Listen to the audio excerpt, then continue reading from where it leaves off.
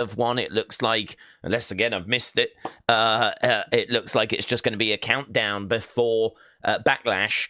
It is weird, isn't it, that we're sat here the day before Backlash. It is strange that we do have a premium live event tomorrow. We do have a John Cena match tomorrow, but we do. And we are obviously doing a go-home show today as a result. So my expectations are not too high for this show, but to be honest with you, they're not like really low either, because I thought Monday was pretty good for Raw.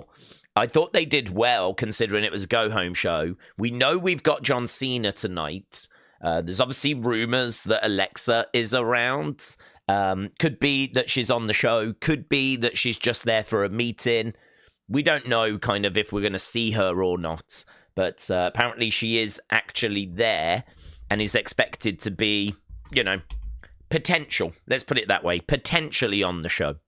So, obviously, a lot of excitement around that. If we get Alexa, of course, and the Wyatts, of course, that would be massive. But, yeah, I mean, look, we're just going to have to wait and see what happens there. There's every chance we don't get them, and she's actually there for a meeting, and she's actually there to kind of get stuff in place for when they do return, maybe next week. Just going through some of the plans for next week, maybe. Or perhaps meeting because she's going to make her presence felt tomorrow.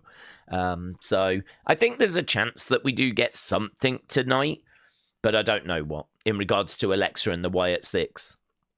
But yeah, my expectations are not like, oh my God, this is going to be a crazy show and everything. I think that it's a go home. I think they do a pretty good job of balancing, putting those finishing touches in place, but also giving us something to get our teeth into. And so we'll see. We'll see what the show has got for us. Let's have a look at the preview, though. John Cena returns to Smackdown en route to Backlash. LA Knight and Damian Priest take on Jacob Fatu and Solo Sikoa. Jade Cargill is going to battle Nia Jax to determine the number one contender for the women's title. And Aleister Black looks to treat Carmelo Hayes to Black Mass. That match getting announced not that long ago, actually. I saw that doing the rounds on social media. So Aleister Black and Carmelo Hayes should be a lot of fun. Right, so there we go. That's the preview. Not drowning in loads of stuff. But as we said, lower expectations, which is good. I mean, honestly, we could go into this show with lower expectations and get a really good show.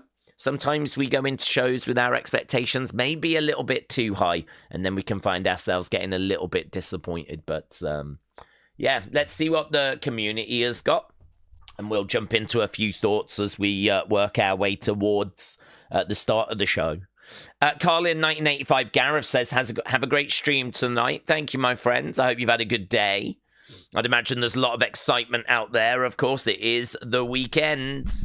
So I would imagine there's quite a bit of excitement, as I always used to get pretty happy when it was like Friday night, Saturday night, weekend ahead. So, yeah, I hope everyone's set up for what should be a pretty fun weekend. Obviously, it's always good when we've got a PLE. So, Liam said, much love as always. Amazing content. Thank you, buds. This microphone is quite annoying. I don't quite like where it's placed, but I'm going to just faff around. There we go. Is that all right? No, I still don't like it. I don't like how it looks. There we go. That'll do. Yeah, Liam, shout out to you, bud. Carlin 1985, shout out to you. And Chris said, sorry about Wednesday. I fell asleep. Well, Chris, don't worry about it. Don't worry about it. Wednesday was a bit of a nightmare anyway, because we didn't even get Evolve. I did catch up with Evolve though, and it was very, very good. It was very good. So yeah, no problems. If ever like tag team faction game or the faction game, the championship thing we do for members, we can always find workarounds. People can go twice. We can get stand-in members. It's no drama. Nathan said, Daze, the new Pope is from my city, Chicago. Yeah, very interesting. Wasn't expecting an American Pope, but yeah, very good.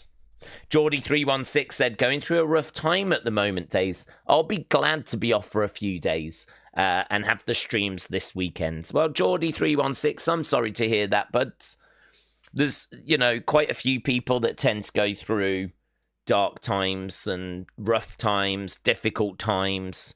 We hear of that, unfortunately, on a fairly consistent basis. So you're certainly not alone.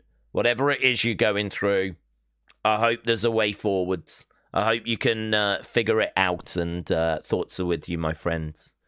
So many people battling so many different things at the moment. Like it feels like every day there's people reaching out saying, like, I'm really struggling at the moment. I think the streams, and more than that, pro wrestling in general provides a really good mental break from some of the stuff that's going on in the world. So thoughts with you, but I hope things pick up this weekend for you. Cringe Wolf said, I saw the Vatican in person once, was never inside it, but it was massive. Soul Blue said, you're not alone in going through hard times. I feel you, bud, said Soul Blue. Mr. B said, Dave's great job on the tariffs deal. I know you worked hard on that for all of the UK. Yeah. In my spare time, I am negotiating tariffs with Donald Trump. And we managed to get it over the line. And some people are saying it's not that big of a deal and all that kind of stuff, but they're just haters. So great that we can bring our two great nations even closer together. And it is kind of cool, to be honest with you, to be one of the first country to get a deal done. That's kind of cool. So, I think that's good for America to show that that a deal has been done. It's good for the UK to be, at the front of that queue. Heard a lot about how, Donald Trump was saying some nice words about the UK. That was nice. So, yeah, all good. We still love you, America. We still love you. We are a little bit upset with the 10% tariff stuff, but, we still love you. Nita Nitro said, I really want to go to the Vatican because I love the religious iconography, but I will burst into flames if I go there. Yes. Yes, that is true. Connor said, Daze, do you see any of these new signings for SmackDown? Jeff Cobb. Well, Jeff Cobb's apparently going to be around this weekend. So I don't know if I would think he would go to NXT first. But I don't know. Triple H is kind of doing a Triple H thing where he just does what he wants. Phoenix and Penta both went to the main roster. Motor City went to the main roster. But I can't think of anyone that is coming from Japan that's gone straight to the main roster. Like Shinsuke went and Finn Balor went through NXT first. Asuka went through NXT. Io went through NXT. Kairi went through NXT. So Jeff Cobb coming over from Japan, not being on consistently on American TV like TNA or AEW, makes me think they might have him go NXT first. But there are rumors that he'll be around actually this weekend. Metal Mama says, I appreciate all we do. The streams are a good break for sure, as are the Unseens. Don't realize all the good they do. Love this crazy fam. Metal Mama, shout out to you, buds. Shout out to you. Do you know, last night genuinely was the first time I think I watched back an Unseen and I was like, no, I don't like this. So it is nice to hear some nice words. I normally watch back Unseen, and even if I don't think that it's laugh out loud funny, a lot of it isn't because it's all news. At least I think the news is quite interesting, but I was looking at Unseen yesterday. I was like, no, I don't, this doesn't feel good. I think I was a bit tired, to be honest with you. I'm just going to be honest. I think I was a bit tired. I think I was a bit run down. I don't think it had the same sort of bounce to it. And I was like, no, I'm not. I wasn't keen. So it's okay to say that not everything we do hits, because I didn't think yesterday's Unseen was... Well, I'm not going to say it wasn't good enough, but it probably wasn't, to be honest. I think it needed a bit more bounce to it, but it was just difficult because we did a members stream. We did Wrestling Escape Pods. I've been doing a lot of stuff kind of behind the scenes, and I think I was just lacking a little bit of energy. So I don't know. Hopefully I can bring that on this stream. Hopefully we'll have that for Backlash weekend. Hopefully we'll have it for Unseen. But yeah, you know, we try. We try. We might not hit the bullseye every time, but I like to think we're at least on the dartboard somewhere, you know? I'd like to think we're at least hitting the dart. Sometimes the dart might go into the grass. We might fall short. But you know what? We gave it a blooming good go. So, yeah, no, I appreciate all the support. I appreciate all the support with the streams and with Unseen. I mean, I keep saying it's not lost to me how competitive it is with, like, people putting out so much content. There's just so much, certainly in the wrestling space as well. It's really exploded since, like, the pandemic. And it's, you know, it's just really cool that we've got people that enjoy hanging out here. I don't watch other YouTubers, like wrestling YouTubers. I don't really have a need. I get all my news from Twitter, so I don't need to watch Cultaholic. I don't need to watch WrestleLamia. I don't need to watch Wrestle Talk. I have nothing against them. I just don't need to get my news from them because I get it from Twitter. I get it from X. I get it from Fightful. I get it from Dave Meltzer. But I know that the wrestling space is so much bigger than that now. So I know there's so many different places people can go to get their news, to hang out, for watch-alongs. It's just, you know, just continues to grow, to be honest. It's honestly, it's getting harder and harder and harder, I would think, to start a YouTube channel. Because if you were starting now, you would really need something that stood out. Because I think since the pandemic, there's been a lot of people that have joined YouTube, because obviously loads of people were stuck at home. So they were like doing YouTube, doing TikTok, doing content creation. And I think we just saw an explosion really at that time. And it's got a lot more competitive as a result. So just a big thank you from me, honestly. People are showing me love. I'm more than happy to show it back, because it's you guys that makes this channel what it is. Without you lot, there would be no channel, you know? So, no, it's... the love is being shown, and I'm showing it right back. I'm reflecting it.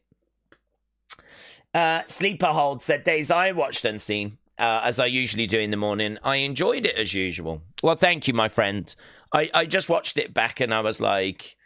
I felt it lacked a bit of bounce. I felt that there wasn't really... I mean, sometimes you are just a bit of a slave to, you know, what's out there.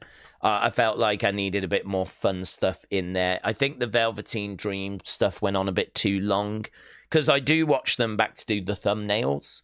So not only do I record them, but I think part of the problem is there's no script. Maybe if I had a script for them, I could make sure, oh no, that goes on a bit too long, and but I literally record them the way I do a live stream, which is just live in the moment. Like, there's very little editing that's done to them.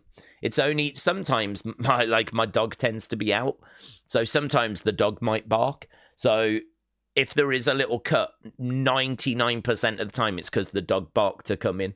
So I have to get up, go and let her in, come back, and so it's because she was outside.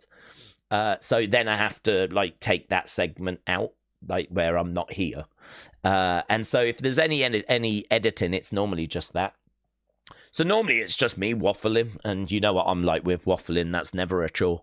So yeah, I felt the balance was a bit wrong with yesterday's, but it's okay. Not everything's gonna hit. I'll try and be better tonight, and we'll see if there's any fun stuff to get our teeth into.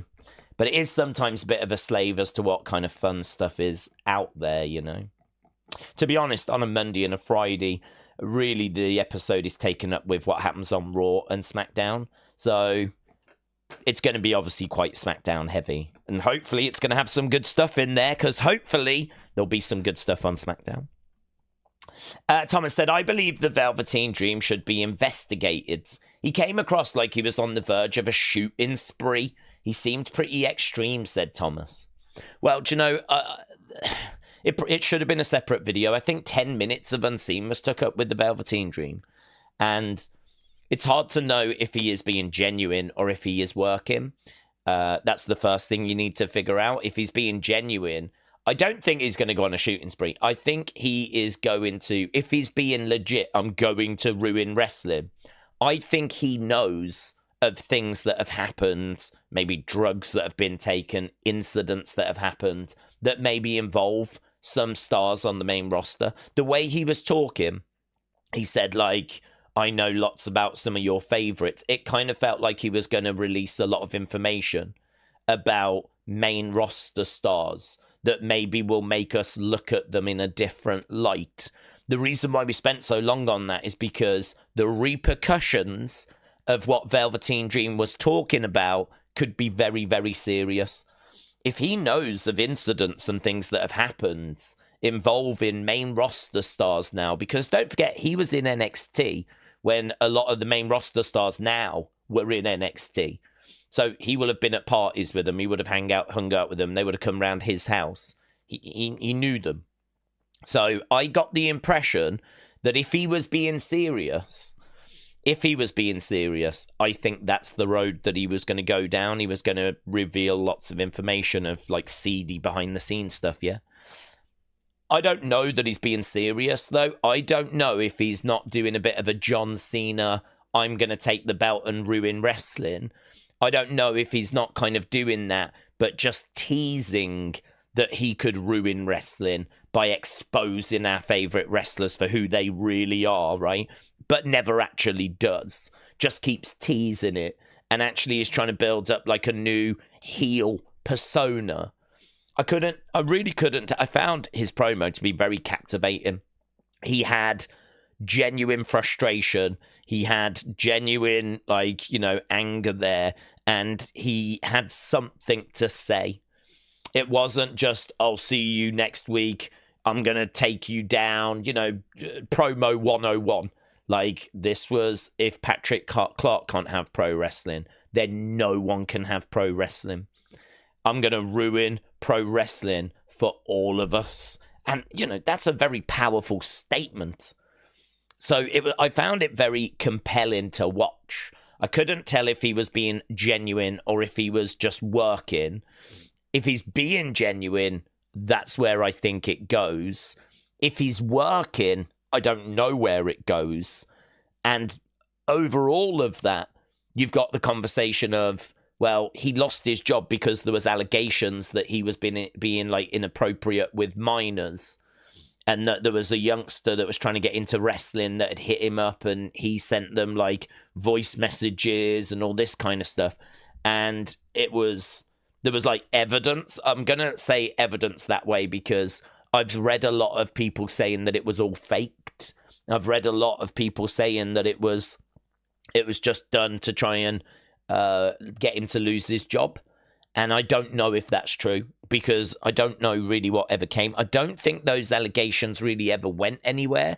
I'm not aware of there ever being any legal action. And so I think they just sort of went away. I think the damage was done. He lost his job, and then I think things went quiet. He's obviously still saying he was innocent, and I don't know the truth of it. I don't know kind of what came of it. I think for me, the bottom line is if he is innocent, if he never did anything, yeah, he should have his job back. He should have his job back. We don't really ever think about that side of it. You know, I think people are very quick to cancel people, but once they lose their job, everyone just seems to move on. Like, that's it. It kind of feels like we've done the right thing. He deserves to lose his job if he's guilty of that. He loses his job, right, good, and then people move on. But, you know, he's still there because he still wants to be a wrestler. He still is protesting his innocence, but proclaiming his innocence. And I think that, like, what do we do now? Do you know? It kind of feels like, well, what do we do? Like, it's weird. I don't know the outcome. I really need. I haven't found the time yet because of Backlash. I really need to sit down and have a read of like everything that happened, because I am not coming to you educated on this. I am not even claiming to be educated on this. I am speaking and saying I don't know what happened after he lost his job. I'm not saying he's innocent. I'm not saying he's guilty. I'm saying I don't know.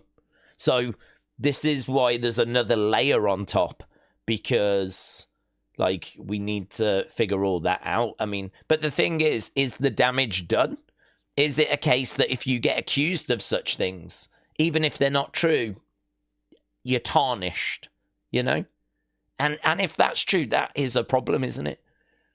I think we can all agree that if you are not, forget Velveteen Dream, right? But if you are alleged to have done something and you did not do it, you shouldn't lose your job. And if you do lose your job, you should get your job back. And like, you know, everyone should feel sorry for you that you had to go through that. So forget Velveteen Dream. But like, I think we can agree. Yeah, I mean, if I was in that situation, someone accused me of something, I lost my job and I hadn't done it. Yeah, at the bare minimum, I would hope I'd get my job back. And it's like, I don't know that we've really been through this. I don't know that this is something I can recall happening, where someone has been alleged to have done something. Turns out they lost their job, but then it turns out they didn't do it. And then we bring them back. I can't give you a name or an example of where that's happened. And again, I have to be crystal on this. I don't know about the situation with Velveteen Dream. So I am not saying that he should get his job back. I am not saying he is innocent. I am not saying any of that. This is a conversation where I'm saying I can't give you an example where that's happened, where someone's lost their job. They've been actually, the allegations were nonsense and they should never have been fired. I don't think we've been in that situation.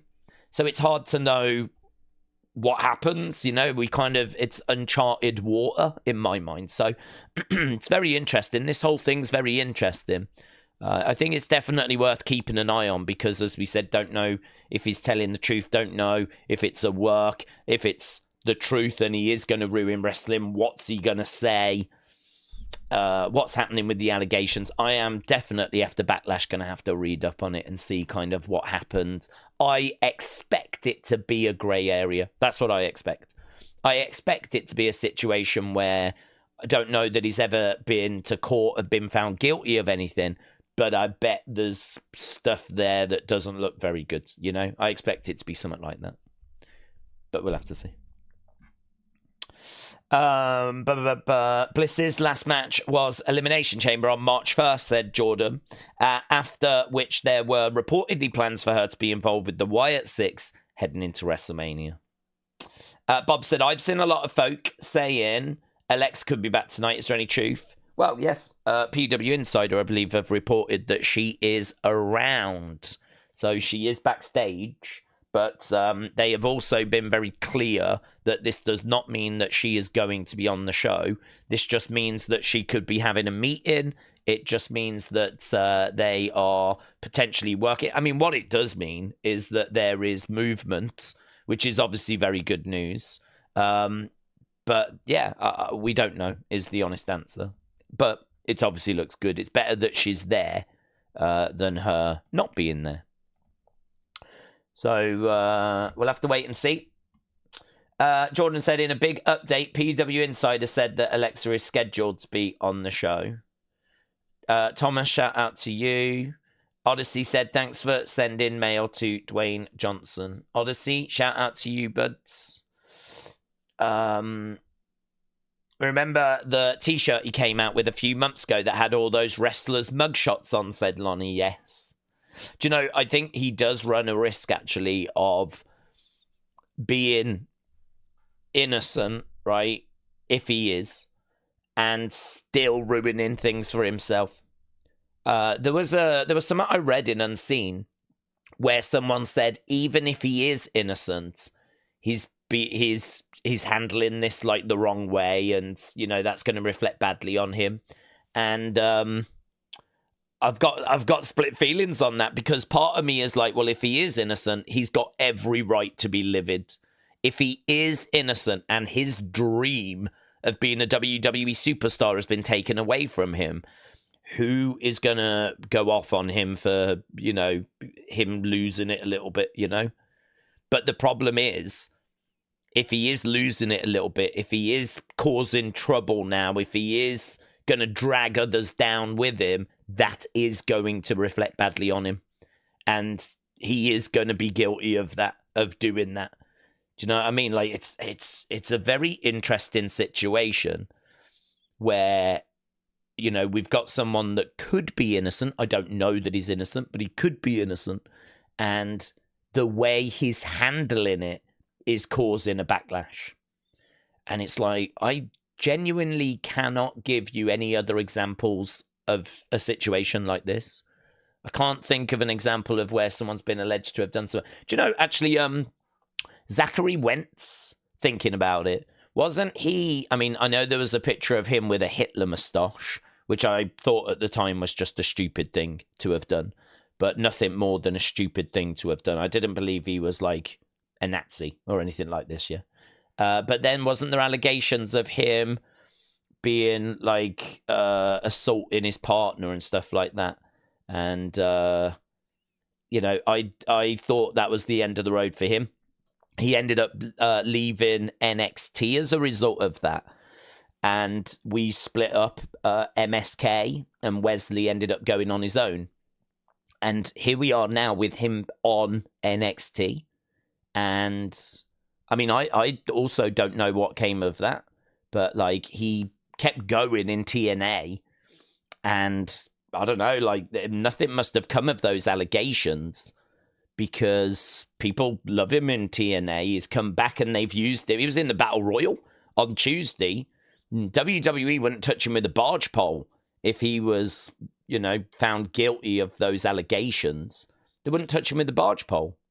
So maybe I can give you a name. Maybe Zachary Wentz is a name that I can give you of someone that was alleged to have done something and then I don't know if it turned out he didn't or what happened there, but he's still around on the scene, isn't he?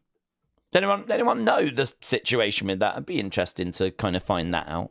This is the seedy side of dirty side, the dark side of wrestling, which it's not what I'm here to talk about, really, but it's unavoidable because we talk about anything and everything when it comes to wrestling. I don't want really things to be off the table because that wouldn't make for a very fun stream, would it? If something happens and it's like, oh, Daze ain't going to talk about that.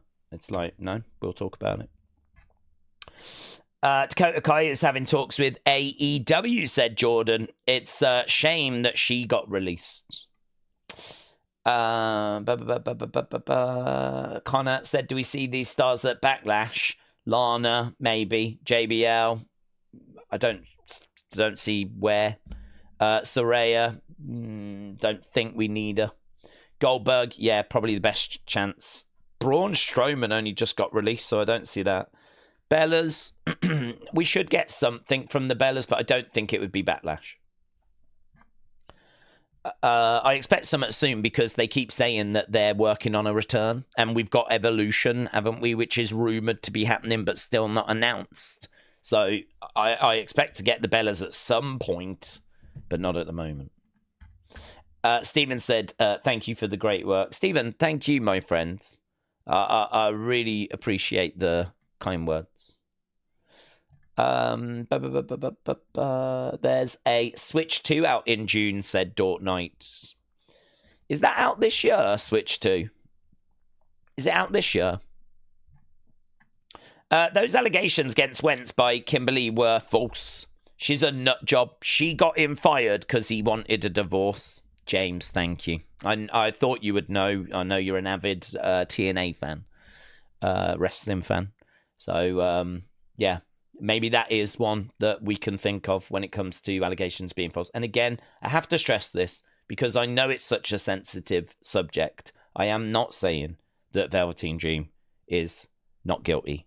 I'm not saying that he is guilty. I keep saying I don't know. And I keep having to stress that because I don't want people going, oh, I can't believe you said the Velveteen Dream was innocent and all that. It's like, I didn't say that. So, but I do find the subject very interesting because he was such a big star in NXT and it was such a public situation that happened with the allegations and everything that seeing where we are now is very sad. And, you know, he's obviously not just gone off quietly. And as we said, not something we've seen a lot of, actually. So it'd be very interesting to see what's next. The fact he put that video out yesterday, teasing that he's going to ruin pro wrestling for everyone, doesn't say to me that we're not going to hear off him again. Like, I fully expect there to be follow-ups. So it is going to be a watch this space type situation. Boomer said Velveteen is going down a slippery slope. If he is telling the truth, I guess he should be screaming his incessance from the mountaintop, says Boomers for Life. The Switch 2 announcement timing was better than the GTA 6 announcement timing, said Soul Blue. Community Mario Kart, said Dort Knight. Hey, apparently there's a Mario Kart ride at that new Epic Universe. That seems cool. I didn't know. I mean, I can't believe, because I'm on YouTube every day. I tend to just have like wrestling podcasts and bits on, right? And I keep up with the news that way. I don't get time to sit down and watch the news on TV. So I've got like, Fox News, CNN, I try BBC. I try to get a balance so that I can get different perspectives. I like to try and be quite central, really. I like to know what everyone's saying and where people are coming from. And in regards to like Epic Universe opening and, actually seeing what it looks like, I haven't seen a single video. I didn't even know it had opened. I knew they were building it.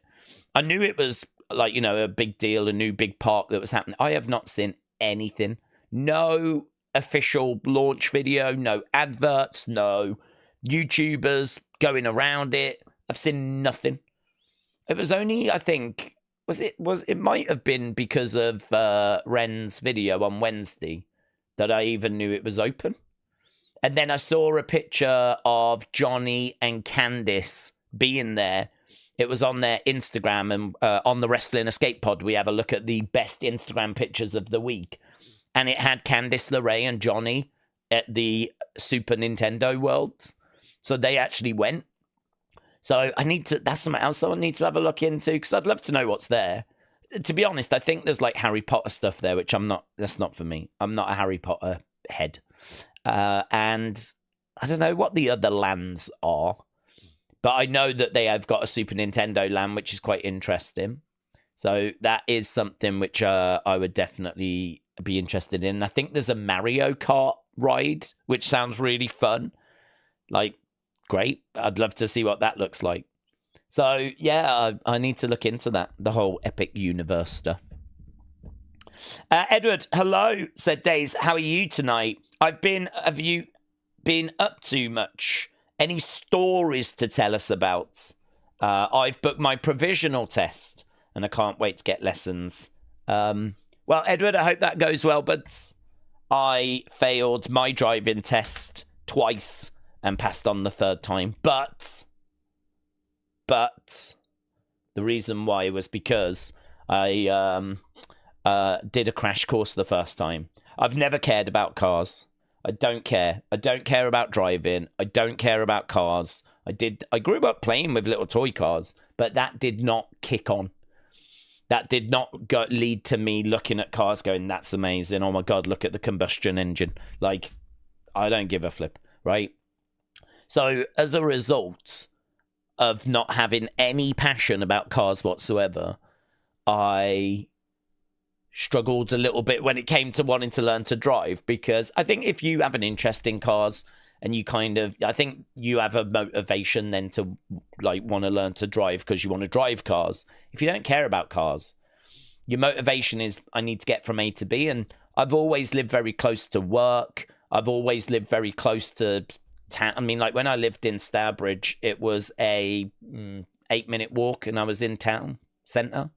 It was about a 10-minute walk. I'd be at the train station. And you get a train, get to Birmingham. You could, do you know what I mean? Like, I just did not really need a vehicle when I was younger. But then I kind of found myself in a bit more need as I got older, of course. It's one of those, it's best to do it when you're 17, 18, even if you don't need it, just to get it done, because you're going to need it probably eventually. It's very different in America. In America, you lot need it because your country's huge. You've got, do you know what I mean? Lots of like roads, your public transport systems.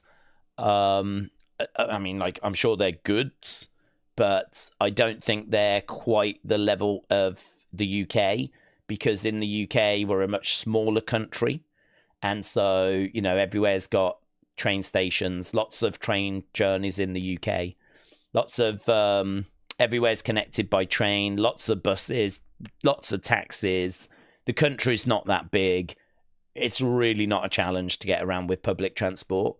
Whereas I don't think I even saw a bus when I was in Florida. I'm sure there are, but didn't see much in the way of taxis, didn't see much in the way of buses. I know I can't judge the whole of America or Florida, but you have got those kind of big open highways, haven't you? You are a big country, learning to drive, having that independence. I feel like you lot need it more in America than what we do over here. But with that being said, I wasn't bothered by it. So I when I got older, I did one of those 2-week crash courses. And so I did that, and it was a nightmare, because if you don't to be honest, what they say is you should have lessons, and then really a 2-week crash course is like finishing things off, polishing stuff up, and then you do your test. I did not do anything. I just took the 2-week crash course, and then at the end you do your test. And I was not ready for the test, and I knew it. And I said to the guy, I'm not ready. And he was like, you never know how it's going to go. You might ace it. And I'm like, I'm not going to just learn how to drive. It's like, I ain't going to ace it. And you know what? I actually did okay on the test, but I did fail. There was, I think there was a moment when I was coming off an island where I changed lanes. I didn't indicate, and that was a major, and that was me done. But the overall drive had been okay, and actually I was quite pleased that I survived and that I hadn't killed the instructor. So yeah, that was a nightmare. Then I was a long break, and then I had proper lessons. And I went in for my test, and I failed on. It was really annoying, actually, because there's this road that's got a bit of a period where you have to just slow down to 30, and then you can pick up your speed again. And I just got done on that. I didn't drop my speed down low enough, and so I failed on that. It was that was annoying, because the rest of the drive had been really good. And so I did my test again and passed it the next time. So yeah, it's one of those where don't be surprised if you don't pass first time. A lot of people do. A lot of people do, but I'll hold my hands up and say I'm just not very good. I'm not a great driver. I don't class myself as a great driver. Never have. Don't care about cars. And had a bit of a nightmare trying to pass my test. So if you struggle, just know you've got to fail a good couple of times before you get to this guy's level. Yeah. Until you're in this league of awful driverness. Right, Mikey Elliott, shout out to you, bud. Appreciate the support. Really good question. I really like this. What's your favorite Mattel figure? Mine is the Mega Power Macho Man. That is a great figure. That is a great figure. There's 3 that come to my mind. I would actually have that up there as well. I think it's a fantastic figure. I think I would go Macho Man WrestleMania 3. It's a very similar type figure, but I just love the robe, and I love the trunks. I mean, WrestleMania 3 as well is such an iconic match that to have a little figure from that just kind of gives it an edge to me. So I do love that figure.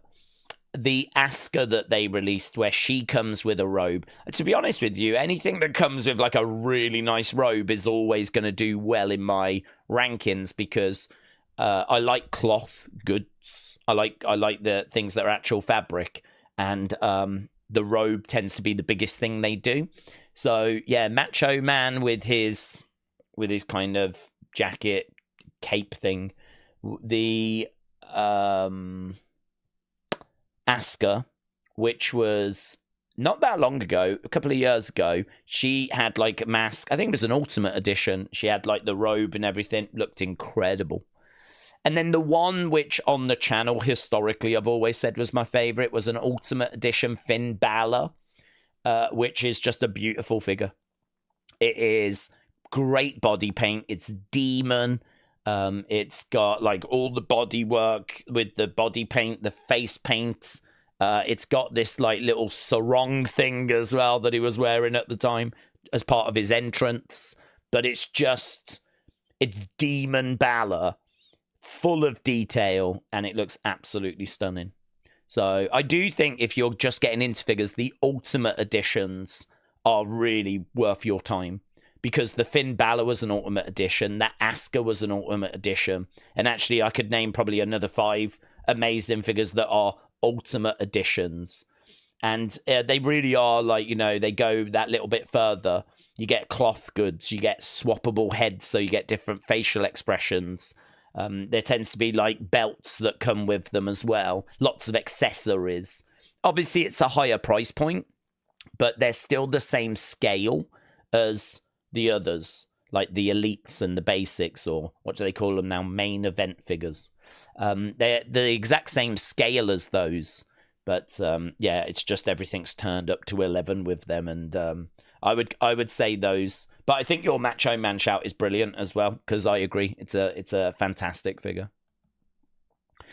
Tony said, Daze, I'm just popping in for a second. I hope you have a great live stream. Tony, shout out to you. Hope life's treating you well, my friends. And shout out to baby Barry as well. Tony, lovely seeing you around, my friends.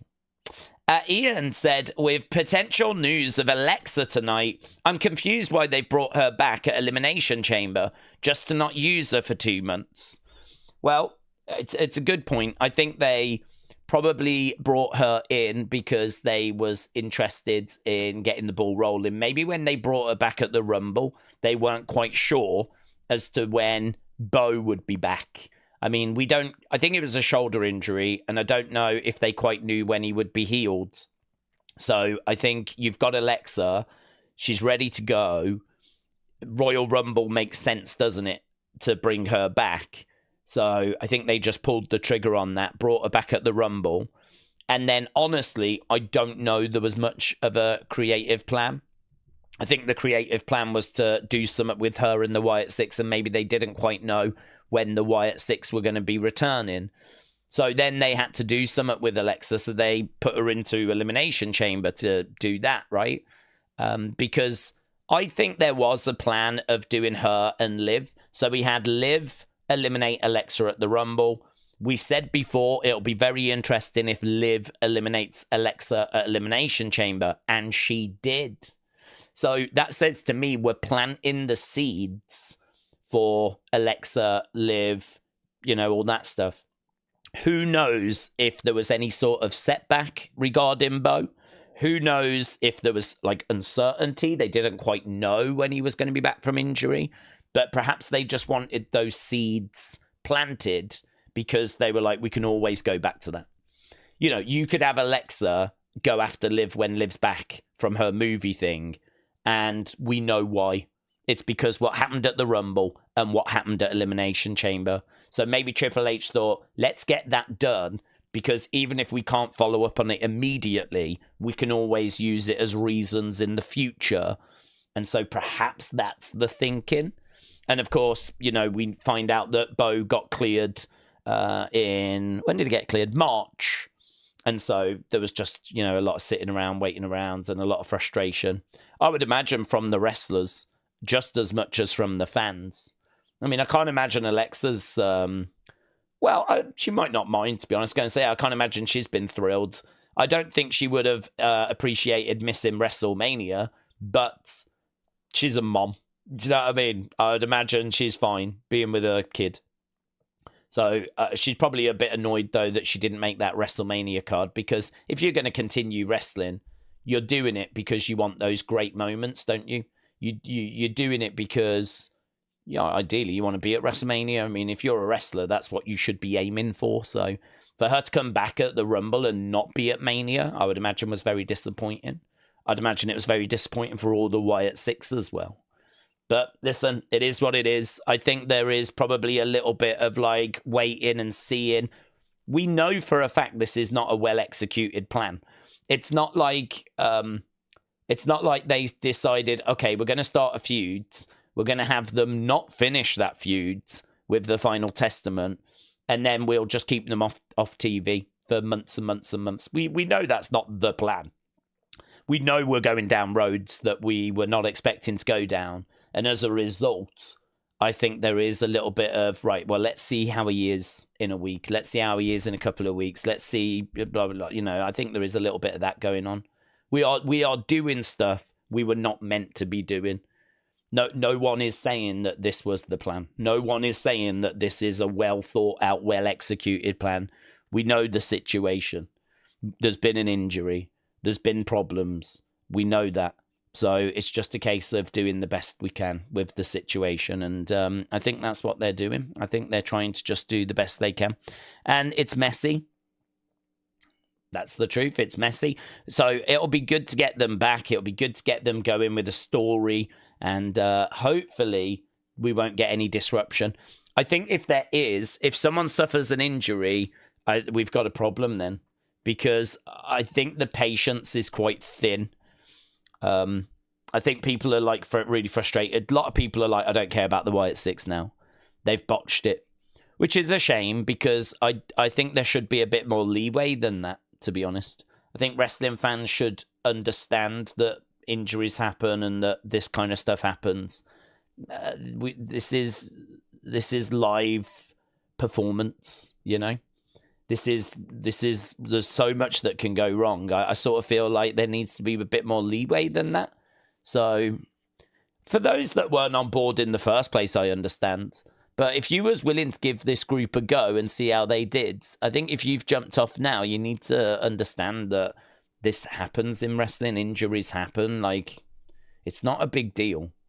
It's disappointing that we've not had like them around, and it's disappointing we couldn't do something, or they couldn't find a better way of like booking them or keeping them going. But this is what they've decided to do. They've made a decision of, let's just not do anything apart from get them back, and then we'll do a proper story. Why half-heart stuff? Why do stuff which is not going to be the full group, or it's not going to be what we're looking for? It's just going to be we're doing it to get them on TV. Let's not do that. Let's not be disrespectful. Let's do it properly. And if that means waiting for Bo to come back from injury, we'll wait for Bo to come back from injury, which he did, unfortunately, during the European tour. And so by that point, we're already locked into WrestleMania.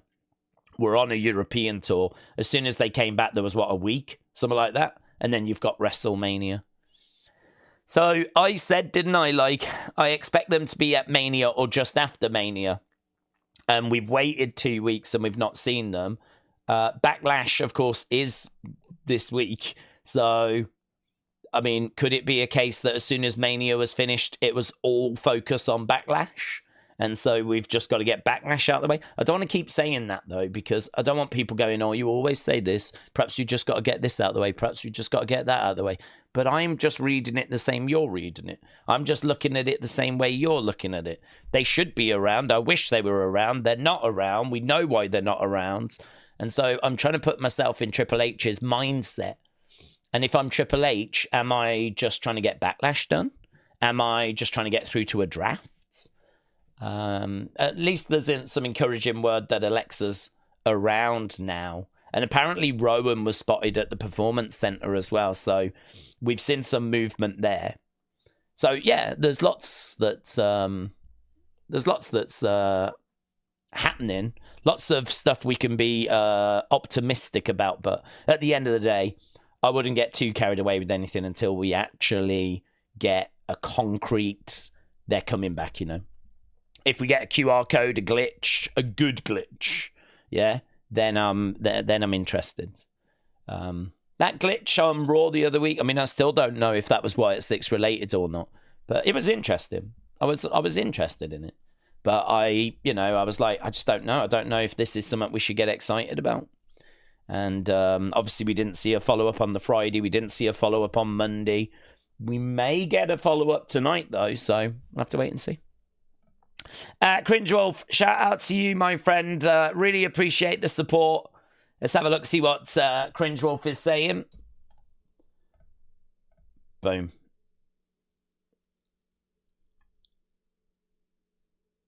Cringe Wolf 2, member, $20 US. Hey there, handsome days. I have always been a perv, but more of a closet one until I met you, and William and James, Irish Rebel and Dave, so now they bring it out of me more, and I love it. I have been corrupted. Shout out to you. So you've been corrupted by William, James, Irish Rebel, and Dave. I think we all have, to be honest. I don't think you're alone in that. I think they've corrupted all of us. So yeah, shout out to you, Cringe Wolf. It is great. I mean, it's great that we've got like a community that enjoy hanging around together and, you know, spending time together. So it's really cool. We're very blessed in that sense. If you are a member, got gifted membership, because I just saw that Chet has gifted 5 memberships. So Chet, thank you, my friends. We do 3 member streams a week now. We do one on a Tuesday, which is like a tag team game, which is its own kind of thing. We do one on a Wednesday, which is like a big faction game. And then we do like a sit-down chat for an hour on a Thursday. So we do 3 streams a week. I would love to see that tag one grow, because I think there's real potential for like a big, fun game where loads of people are playing. So if you are a member or you get a gifted membership, then I would say just have a look at the posts section on the channel. You know, where you got the tabs, home, videos, shorts, lives. I think there's one that says like posts or maybe community. I think it's posts. And if you're a member, you should be able to see there. I think there's one that says members as well. But you should be able to see there like a lot of the communications that we send out and a lot of the member streams that we have and everything. So you'd be able to... There's just a lot of people that get those gifted memberships that I don't think are really experiencing the benefits of that, because that gives you access to streams that we do and games that we play and quizzes that we do and stuff. And I see a lot of the same people around for those streams. I don't see a lot of those kind of new gifted members, so I'm just letting you know there's a load of you that are getting these gifted memberships. I don't think you're getting the full perks of it, you know. Even if you just hang around, join us on a Thursday. That Thursday stream is literally me being like, "What do you want to talk about?" And it's, you know, quieter, and it's, you know, just the members, and it's what do you want to talk about, and you lot bring your questions, bring your theories, we chuck them round, we talk about them, and then we do like a Sporkle quiz at the end, which is pretty fun actually. So we do that on a Thursday, and as we said, we do like a bit of a game thing on a Tuesday, Wednesday, which is really easy to get into. You know, the tag team one on a Tuesday in particular, because you just need to join up with another member, create a team name, join us on that Tuesday stream, and you're done. Do you know what I mean? So it's pretty straightforward stuff. I would say the faction one is a bit harder. You need 4 people for that. I think that's tougher. But yeah, something to look into if you are receiving a gifted membership. Crossface Central, shout out to you, my friend. Big thumbs up. Big thumbs up right back at you. Dean said, I always love being here. I've met some beautiful people in this community. Some good folks around. Some good eggs. Nick the Train Guy said, did you know that Stevie Richards is not related to former Man City and England player Mika Richards? I did not know that, but thank you. Bones said, have you seen or heard anything about the Wyatt 6 action figures? Yeah, they're on the way. I believe that 3 of the figures are going to be in a box set, and I think the others come out individually. So they showed the figures at WrestleMania at the Mattel booth. All of the characters have got figures. There's even a new Bray that's on the way. So Howdy, Ramblin' Rabbit, Mercy, and Sister Abigail, or Abby the Witch, Huskus. I mean, they've all got figures. Uncle Howdy's got a figure coming out, and as I said, a new Bray as well. And I saw something that said that 3 of them, probably, I can't remember if it was like Rowan, Gacy, Nikki, will be in a box. And you get 3, and then you have to just pick up the other figures. So we've not got to the point where I'm seeing a date for them yet. But hopefully we'll get more information. San Diego Comic-Con, which actually I don't know what year that I don't know what date that is. I think is that San Diego Comic-Con, July. Yeah, so it is July 24th, 27th, which is a little bit of a way off, but that is the place. That is where they pretty much tell you what the rest of the year is going to look like for figure releases. So Mattel and WWE always do a panel. There's always wrestlers involved. They always have loads of announcements, and they basically have loads of slides, loads of prototypes. They talk about all the different lines. They give you an idea as to, like, this will be out in Q4, this will be out in Q1 2026. And because they've already shown off the Wyatt 6, I would imagine by the time we're getting to July, we're definitely going to know when they'll be out. And actually, I expect them out in 2025, and there won't be 2026. They already had prototypes made. So I fully expect it to be later this year. Rough guesstimate, September, as a rough guess. August, September. It takes about 12 months to get figures made. So I would imagine they would have started work on them when they debuted. I would imagine they would have started work about June. I don't think they'll be out in June, though, because I haven't seen any dates for them yet. So, but they're on the way, yeah. Not far away at all. Someone said about Epic Universe. Let me have a read of that. Days, all 4 lands at Epic Universe. They are Harry Potter, Nintendo. That's good. I'd go for that. How to Train Your Dragon. I think I saw a bit of the first film. I mean, I wouldn't build a land around that, but okay.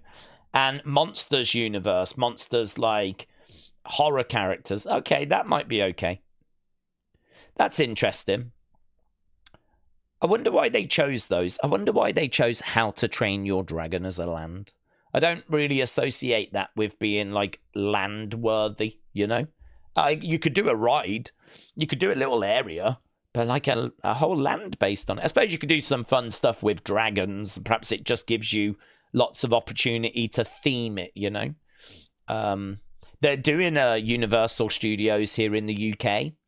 They've announced, hopefully that all still goes ahead and there's no dramas with the tariffs or anything. I mean, that got announced not long ago. It's going to be about the same size as Universal Studios in Orlando.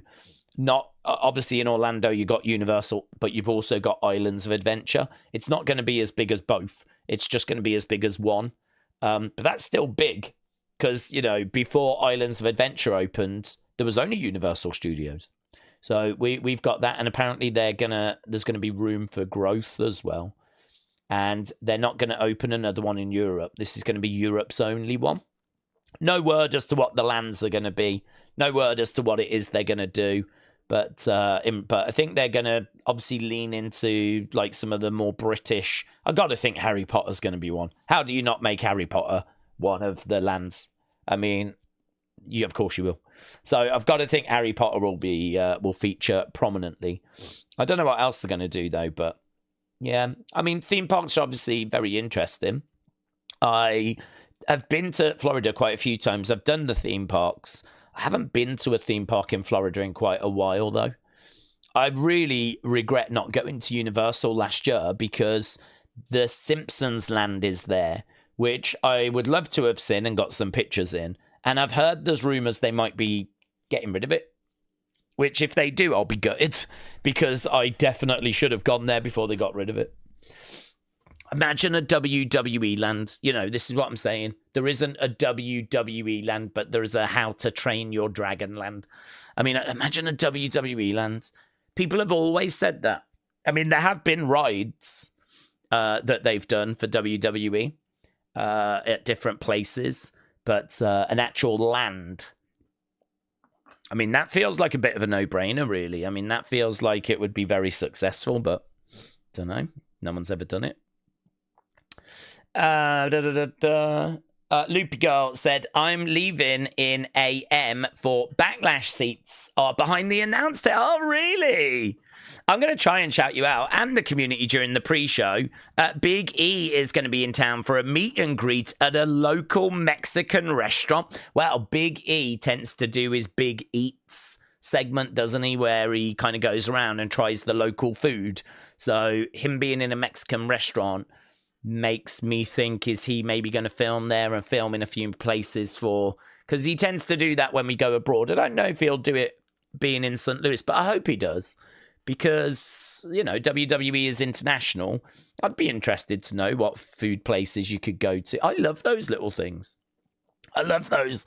I really want to learn a bit more about where we are when we go there. I think it'd be great if they told you a bit about the history of wrestling in St. Louis and just a little video on that. And then, you know, what's the local food like? And then maybe kind of go and catch up with some of the fans and see what the fans are saying. Like, I think do you know what I mean? It just adds a bit more flavor, a bit more color to the whole proceedings. So I really like those kind of videos rather than it just being predicting who's going to win and doing some backstage interviews with wrestlers. Show us a little bit about where we are, the history of wrestling in that area. Talk to some of the fans. Brilliant. Love all that. So, yeah, Loop Girl, oh my God, have just the best time, buds. I hope you have such a fantastic time. And I think you will as well, because honestly, I think WrestleMania brings a lot of pressure because it's such a big show. And I don't think that pressure is there for this show. I feel like the card looks interesting in the sense of Becky Lyra looks really interesting. And I think that, you know, the Jacob Fatal 4-Way should just be bonkers fun. Even though I think Jacob's going to retain, it doesn't matter. It should still be bonkers fun. And of course, the big thing, the main event, John Randy, one last time, one of the greatest rivalries that we've ever seen.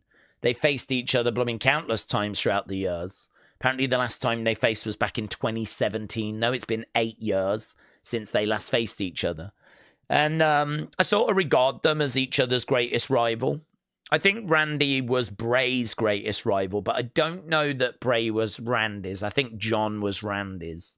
But Bray would be in the conversation as well. But I think for John Cena, I would say Randy was his greatest rival. I sort of feel like those two are synonymous with each other. So the fact it's going to be the final time tomorrow is, yeah, crazy. Should be a lot of fun. And certainly historic. Certainly historic for the fact that they're facing for the final time. So, yeah, oh my God, have just the best time, my friends. Edward Brown, dude, what are you doing? Edwards. God, mates, look at you. Edward said, here's a little something from me just to say thanks from this account and all my accounts that I've been subscribed together for 7 years. 4 on this one, 3 on a previous one. And it's been the best 7 years. Honestly, I love this community to bits. Well, Edward, thank you so much. I really appreciate that. You know it goes back into the channel and keeps things going. So we don't have sponsors. I've been able to keep that wolf away from the door. So we don't go to like ad breaks. We don't have sponsors. It is the kind generosity from the community that keeps things going. And I really appreciate that, Edward. And I know that Edward's actually going to be on one of our new shows that's coming on the Wrestling Escape Pod channel, which is, I think I got told that was launching in June. So Wrestling Escape Pod is like just the little podcast I do on a Thursday. We've been doing it for years. And it's literally just sit down and just chat. We talk wrestling, but we just go wherever for an hour, right? And even I don't know what they're going to... It's literally just an hour of even I don't know what's happening. So sometimes we strike gold. Sometimes we go down some dead ends. But it's certainly always unpredictable. I can guarantee that. We do that on a Thursday, but the person I do it with, Tommy Toy Travels, he was someone that inspired me when I got into YouTube. he is wanting to do a bit more. And so he's going to do like a show with Nick Storm. I don't know much about Nick Storm. I really don't. So, yeah, I'll be very interested to see kind of how that goes. And I wish him all the best. I wish them all the best. I think it's great that's kind of growing and expanding. And Edward's going to be the first guest on that as well. So if you want to hear from Fast Hands... do you know, I really like that, though, because... I think the WEP could do with doing a bit more of that. The WEP was always meant to be kind of like a community sort of podcast. There was lots of visions for the WEP, and there's lots of different things that we've tried with it.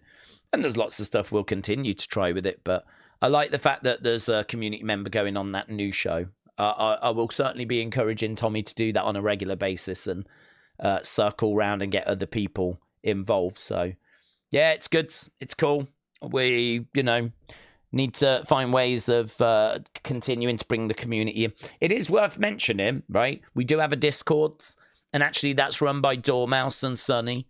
So there's a lot of community love today, which is great.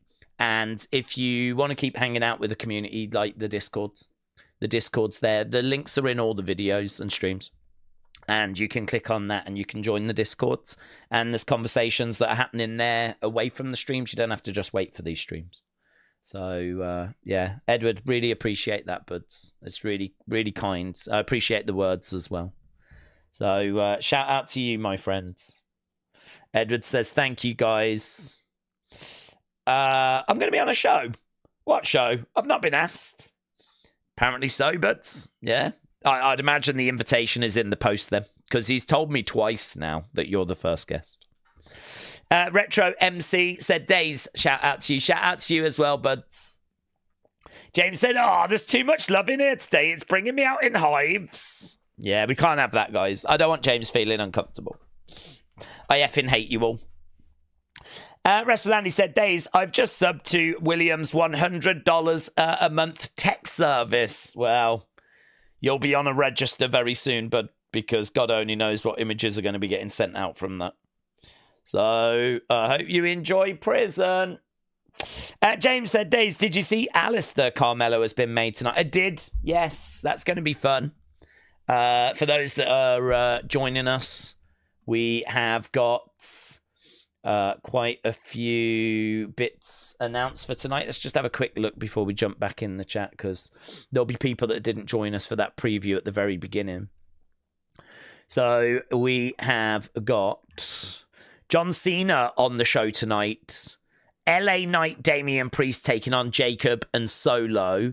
Jade Cargill takes on Nia Jax in a number one contenders women's title match. And Aleister Black is looking to take on Carmelo Hayes and treat him to a black mass. So, yeah, a few bits have been announced for tonight. Show looks okay. John Cena segment's going to be fascinating, of course. And, yeah, looking forward to seeing where we go from here. Right. How to Train Your Dragon is decently big in the US. There's also a live action movie coming soon. So they continue. I know they did about 3 films, but like, I don't know. Is that bigger than Shrek? Is that bigger than, like, I don't know. I was going to say Toy Story, but that's Disney, isn't it? I don't know. Perhaps it is a massive IP. That's one that I do kind of find surprising that they've built a land of. But if you're telling me it's massive, then I believe you. My How to Train Your Dragon knowledge is not the strongest. Cold Edit said it's my girlfriend's birthday today, but it's Smackdown, so I didn't see her. Cold Edits, you made the right choice. Women come and go, but Smackdown also comes and goes, but it is more important, so you've made the correct choice. Kelly the Wise Lady said, nothing wrong with it. I practice self-love every night. Was I meant to read that? What's this? I mean, I'm just picking out random messages. What's this? Kelly the Wise Lady. Remember, Hey, nothing wrong with that. I practice self-love every night. As Chapel Roan says, I have a wand and a rabbit, let's get freaky.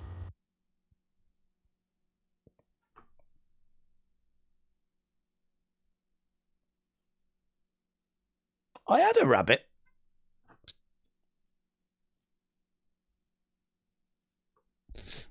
Died.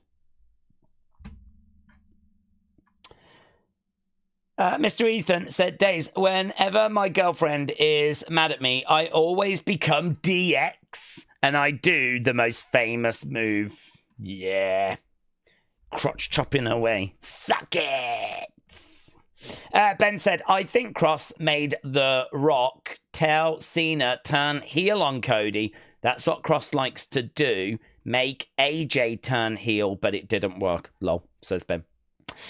Jeremy said, honestly, Cena is going to retain the title and then drop it around SummerSlam. Yeah, I expect him to retain as well. I think he's going in as a massive favourite, you know. Massive favourite. So I expect him to retain. Cringewolf said, I've got a rabbit and suction jelly. Oh, not jelly, Kelly. I thought that said jelly. I was like, what, suction jelly? What's suction and a suction? Let me Google suction. Is that the name of it? Suction toy.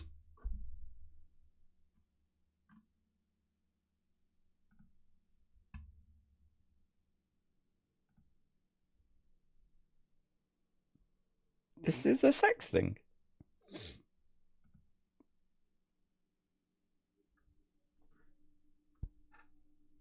that like a nipple thing? Feels like a nipple thing, doesn't it? I think we all know what you do with that, don't we? Hey, that doesn't take much imagination. It's actually...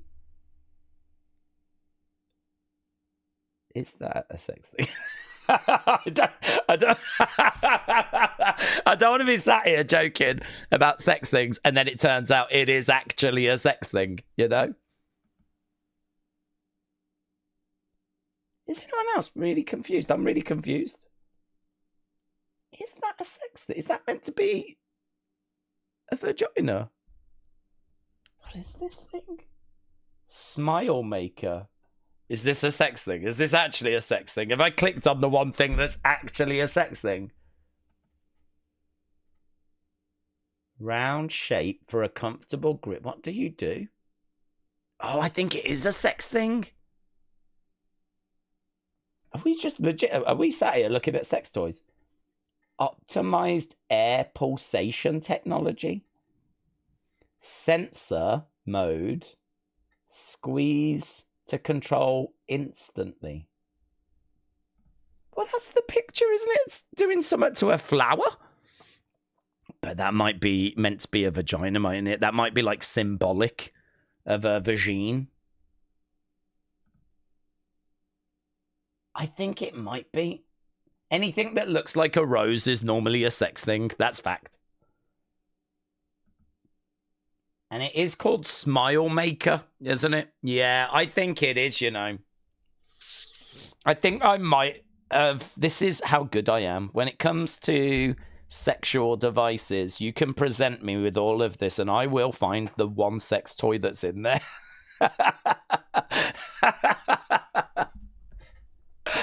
Well, that's massively backfired. So let us never speak of this again. Yeah. We will never speak of this moment again. Hey, Daze, remember when you was joking around and you actually showed an actual sex toy during a wrestling stream? I'll be like, no, don't remember. Don't remember that. Never happened. I mean, I'm still not sure, to be honest, but... Do you know what I mean? The clues are there, aren't they? The clues are there. Anyway, let's move on. Tyler says, Daze, moving on. What if the Wyatt story with Aleister Black carrying Cross and a dark faction? They could do. I mean, I don't know if Aleister and Karrion will get together. They're a bit too similar, and also, who would be the leader there? I can't see Aleister following orders from Karrion, and I can't see Karrion following orders from Aleister. So I don't know. The dynamic of that is a little. I don't know. You could do something, but I can't say that I definitely see it going. I know he's been teasing stuff, but Jesus, wrestlers tease stuff all the time. I'd say 5% of it comes true. So, don't know. I've got a few doubts about it. Let's put it that way. Kelly says, of all the comments. Well, listen, you're the one that flipping wrote it. You know? I'm a guy. Certain things are going to catch my eye, aren't they? Octavia said, Daze, when us women say we want our flowers, that is exactly what we're talking about. Do you know what? I've been buying flowers all this time. I've been buying bunches of flowers. I'm an idiot. I didn't realise I should have been buying a herd of vibrators. I think that's the collective term, isn't it? A herd. I don't know what you call more than one. An obsession.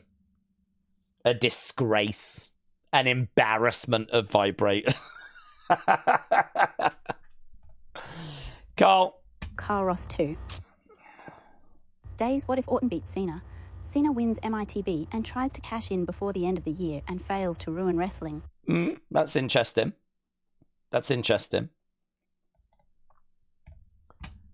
Yeah, he could have that, and I don't think he loses to Orton, but yeah, you could continue the ruin wrestling thing with him winning Money in the Bank, and then threatening to, I'm going to cash it in. Yeah, that's interesting. I hadn't considered that. Edwards? Daze, so with Tommy doing this new show, will there be a new co-host for the web then? No, he's still doing the web. He's just doing extra. I think he genuinely says to me, we don't really talk much before or after. I mean, you know that I do a faction game before. So literally, I send him the invite on Zoom. Hey birds, how you doing? Everything good? Yeah, all good. Okay, sounds good. Pictures coming good. Is that the right microphone? Blah, blah, blah, a few little tweaks. Can you just move over to the left a little bit for me? Because, you're a bit off camera or whatever. That honestly is the conversation, stuff like that. And then, right, if you're good, I'm good, we go live. So we don't have these big conversations outside of the web. Like, everything's kind of recorded and airs. Afterwards, he tends to have to run off to get dinner or do something. He normally mentions that on the web as well. But afterwards, it's normally just a case of us being like, well, oh, really good, really enjoyed that. I thought that was a good segment. I enjoyed that. Maybe we should look a bit more into that next week or whatever. But normally, once in a while, you'll be like, oh, yeah, I really enjoyed this. That was good. And he says that on a pretty consistent basis, where I think he genuinely does enjoy the Wrestling Escape Pods, and he enjoys like chatting with you guys. And, so much so now that I think he's kind of had this idea of, I want to do another show. I want to do something else. I want more. I think he really enjoys it. So, no, he's not looking to leave that. He's just looking to expand. But Days, I think that Cena Orton won't end clean. I think if Cena will get payback on Orton for all the past shenanigans in their matches, I think Orton will win by DQ, said AKF. Okay, yeah, I hear that. Rishi said, I want to see Jade Cargill lift up Nia to beat her for the number one contenders for that women's championship. Katie said, Days, Alexa Bliss is coming back and I'm excited. Well, temper that excitement a little bit, right? Just temper it a little bit, because I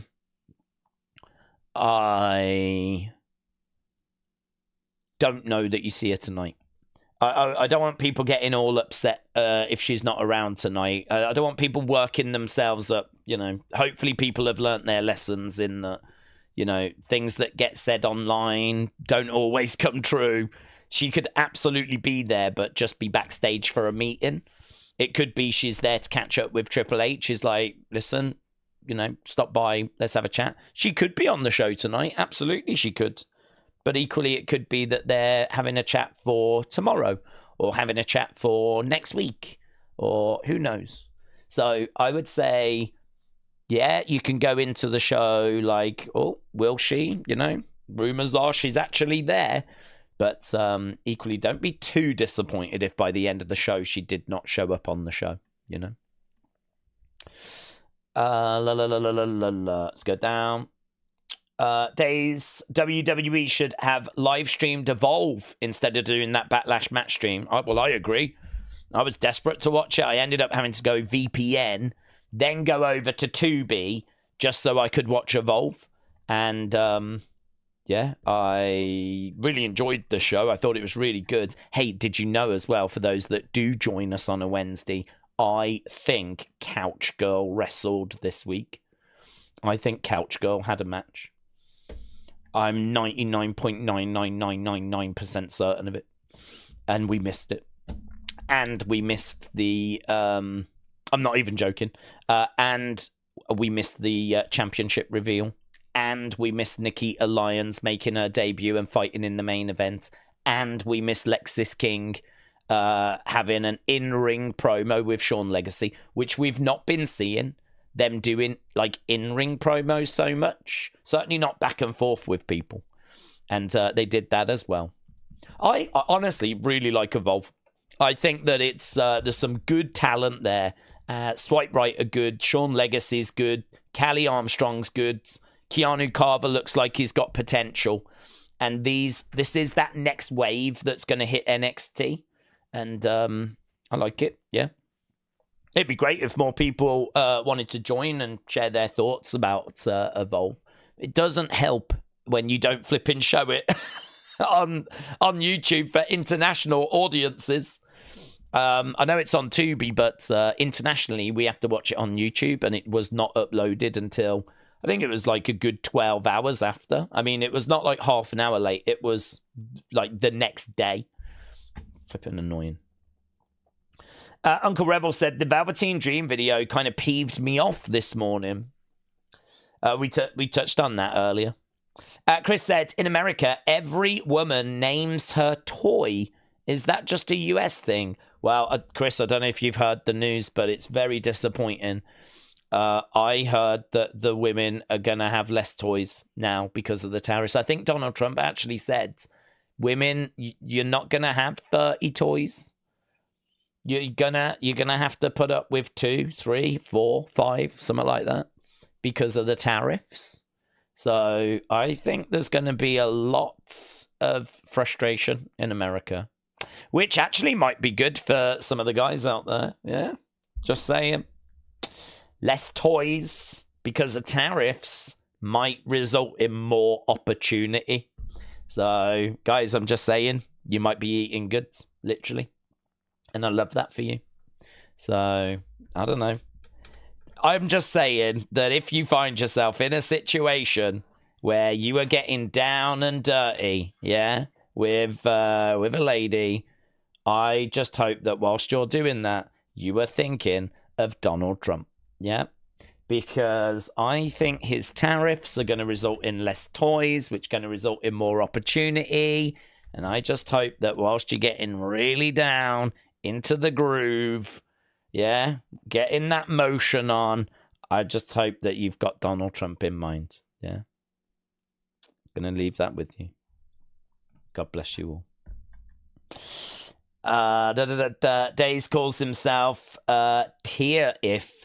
Because that wrestling match will be expensive. Smurfitunes, what are you on about? What are you on about? How long is Smackdown going to be, said MFC. Should be 3 hours. Word on the street is it's going to go back down to 2 on the 6th of June. 6th of June.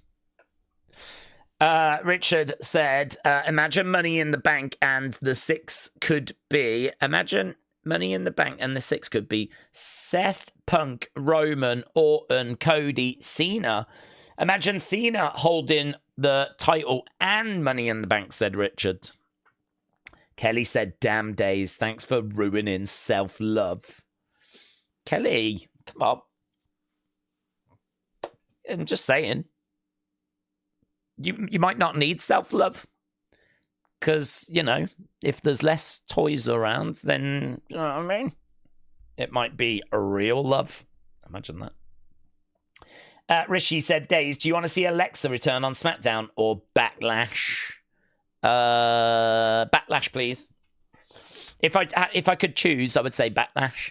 Because I'm all right with tonight being just a go-home show. Do you know what I mean? My expectations are quite low. And, you know, it's how long away? Half an hour. I'm all right. I've got John Cena anyway. So, tomorrow I would like it to be a big bonkers PLE, lots of excitement, you know. It would be great if there was something today that teased tomorrow. That would be great. So, yeah, I'll take tomorrow, please, if I can.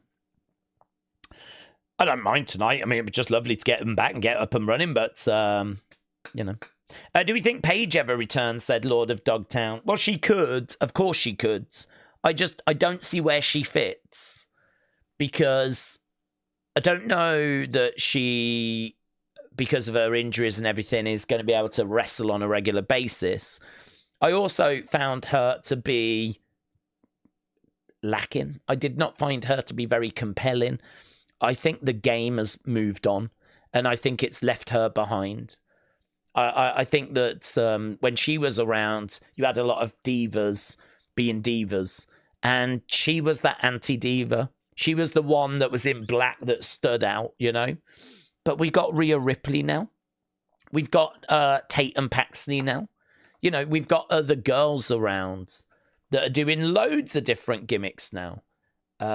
We've seen real growth with the women's division, like incredible growth over the last 10 years. And I think Paige was around right as that growth was starting. She was, you could even say that she was part of the spark. I mean, I think if you want to go back to where things really start changing, it might be setting up a women's championship in NXT and crowning that first champ, which was Paige.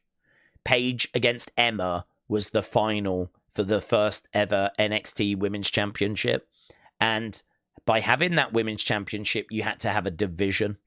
And after Paige is crowned champion, who makes up that division? Sasha, Bayley, Becky, Charlotte, Alexa. You know, this is the division that's around. And we're investing in women. We're investing in that talent. We're not making them just do bra and panty matches or just, you know, quick little segments. They're getting proper matches. They're getting properly trained. And I think that NXT women's division and the start of that would be crowning the first champion. I think all of that then results in that crop of talent hitting the main roster in 2015. And then, of course, you know, we're off then, aren't we? After that, we start doing women's rumbles, women's Money in the Banks, women's Hell in a Cells, women's War Games. Like, they're getting more TV time. They're getting more opportunity. Of course, we get tag belts eventually. Recently, we've now introduced United States and Intercontinental. And this is a conversation we had the other day. Like, it's progress. It's not just click your fingers and everything's, you know, 50-50. It's gradual. It's like, you know, it's climbing a mountain. We're going up. Things are getting better. We're getting to the summit. And it's a journey. And we're on that journey. And I think that you look at where we've been over the last 10 years, we've seen great improvement. So in regards to Paige, I think she was amazing at her time, but I feel like her time has passed.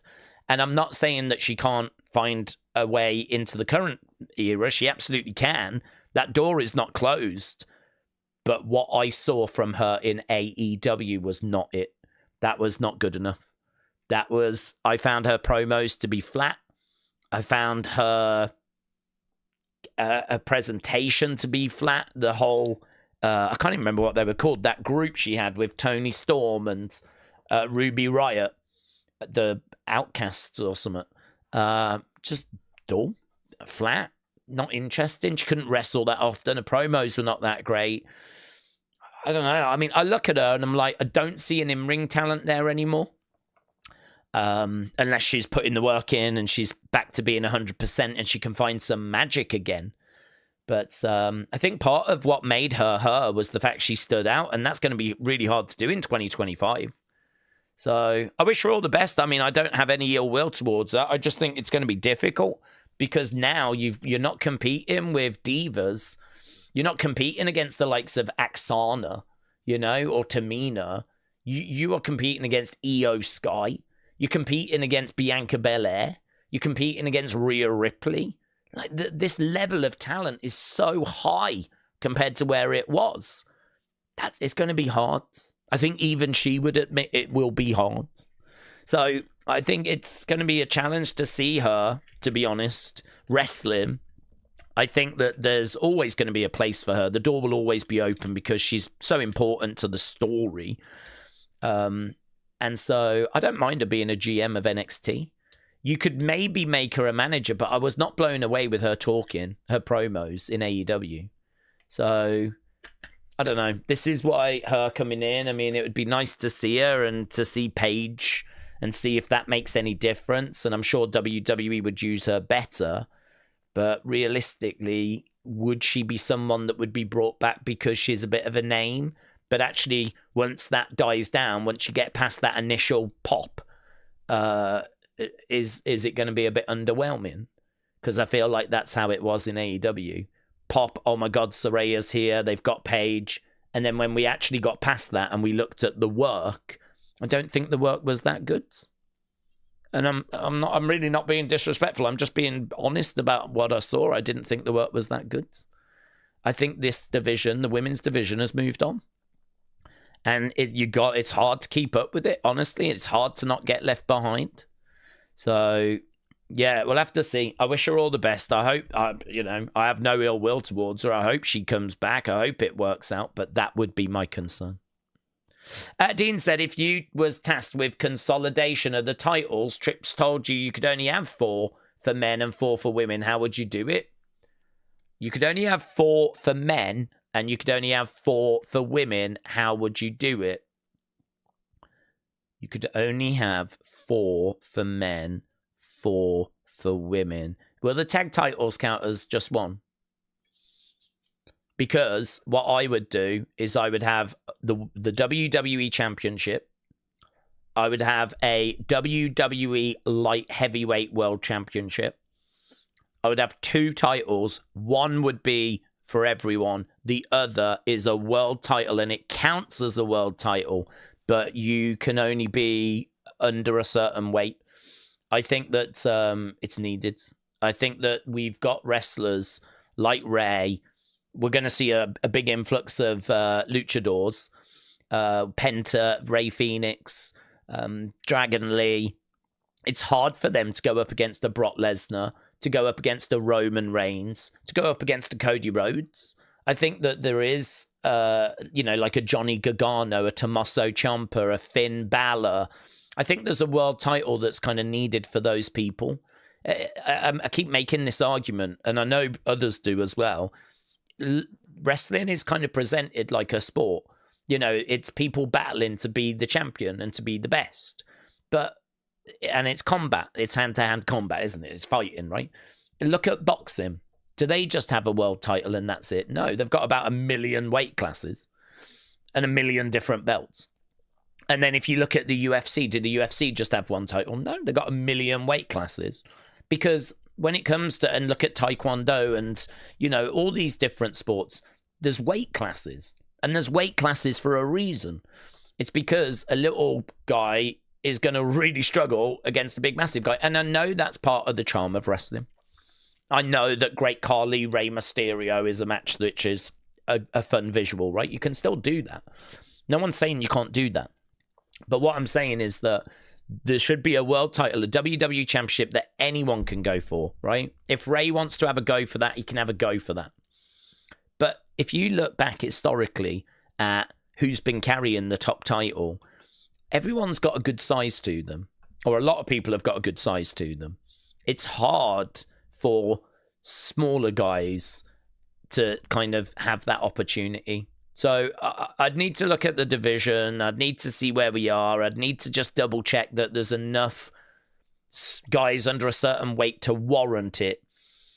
But we are seeing a lot of people that are on this. Look at like Javon Evans. I mean, Javon Evans is not the biggest of guys. You know, you do have a Trick Williams and you do have an Obafemi, but, you know, look at Javon. And I think that you could probably find a really healthy amount of people that you could make an argument, like, you know, if they're under, say, 220, 210, something like that, then they've got a legitimate world championship they can fight for as well. We've tried it in the past. We have had light heavyweight championships before. But I think, imagine Rey Mysterio against Demon Finn Balor for the light heavyweight championship of the world. And it is a world championship. If you've got that belt, you are a world champion. I think that's the piece that's always been missing. You know, it's got to be recognized as a world championship. So I'd have a legit world champion. I'd have a world championship for a lighter weight class. I'd have a mid-card belt, intercontinental. I would have tag titles. So I wouldn't drastically change things, but I would definitely look to find a way of having a legitimate world championship for the smaller guys. Mid-card belts, yeah, I mean, unfortunately, I'm losing one, but I'm okay with it. If this is what I've got to do, this is what I've got to do. I think there is a place for tag team wrestling. I wouldn't get rid of tag teams. We need a mid-card belt. We need a world championship. So 3 of them, you know, are fine. It's just, what do you do with that 4th belt? Do you make it as 2 mid-cards? Or do you have it as 2 world titles? Do you keep it 2 world titles like it is now? Or do you do something a little bit different? I think I'd do something a little bit different. I think I would, you know, make it for the smaller guys. You know, Finn Balor has not had a world championship since 2016 when he won that Universal. And, you know, it's hard, isn't it, when you got Brock Lesnar around and Roman Reigns around. But yeah, you'd have to go through the roster to see if it would work right now, and see where you would set that kind of benchmark, that parameter.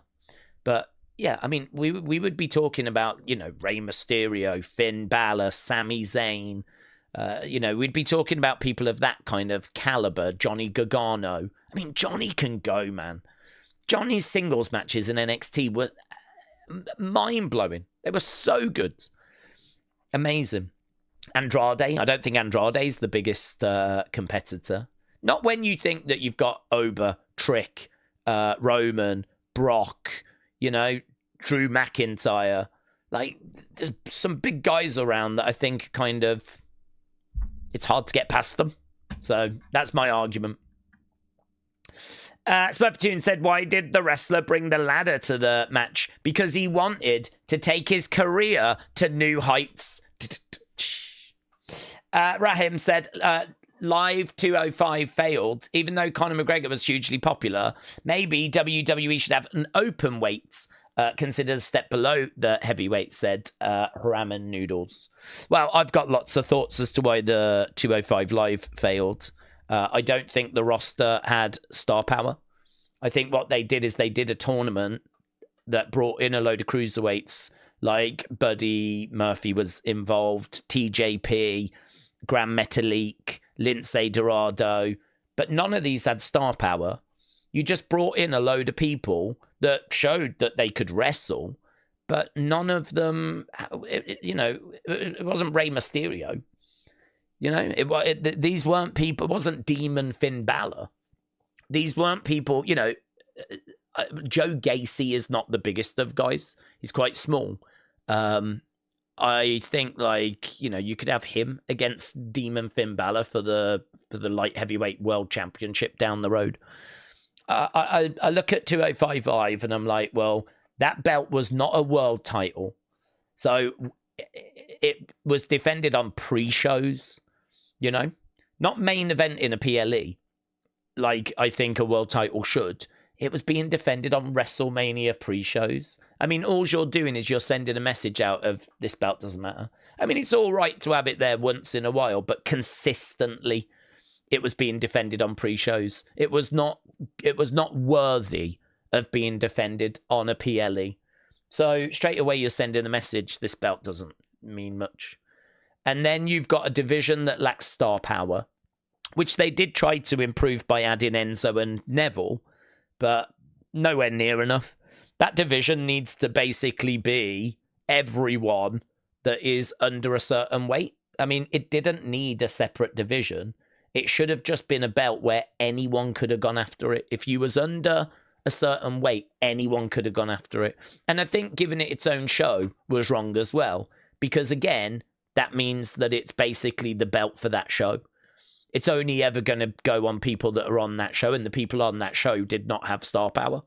You know, Brian Kendrick, Tony Nese, Drew Gulak, Buddy Murphy, Lindsay Dorado, TJP.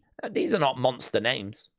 I know Buddy Murphy might have gone on to achieve some good stuff, but do you know what I mean? We ain't talking flipping Rey Mysterio. So I think they got it all wrong. Pretty much every decision they made in regards to 205 Live and in regards to the Cruiserweight Championship, I think they got it completely wrong. But you know what's really interesting is that says to me that the conversation we've just had is a conversation they had. I think someone, maybe Triple H, at WWE, believes what we just said is true and actually believes there should be a belt for the smaller guys. And we did it in 2016. Cruiserweight Classic.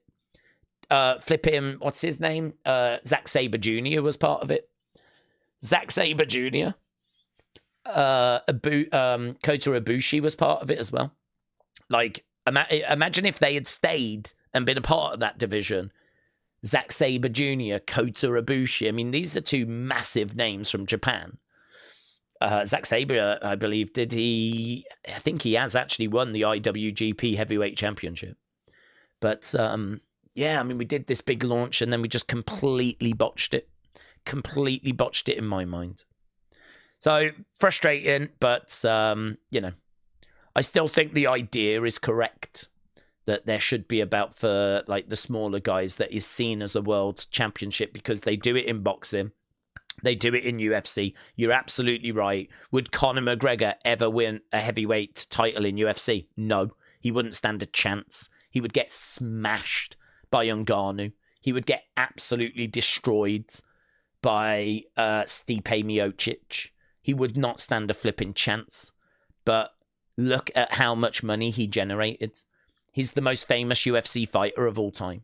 He's broken pay-per-view records, went on to be a worldwide name, and he fought in the lightweight division. He fought at the lightweight division. That is so far down the list. He even fought, I think, in featherweight. He went even further down. The division he fought in was known as featherweight. Lightweight. I mean, are you getting the message? One of the biggest stars in the world would not have stood a chance of going for a heavyweight title. And he went on to be one of the biggest stars in the world. Look at Mayweather. Look at Mayweather. I mean, you can name loads of fighters, middleweight and below, that would have not stood a chance of winning a heavyweight title. But wrestling, for some reason, pro wrestling, it just can't, figure this out. it just can't do it. It just has one world title, basically, or two at the moment, that's just open to anyone, which I get. I mean, I understand. Yeah, I get that.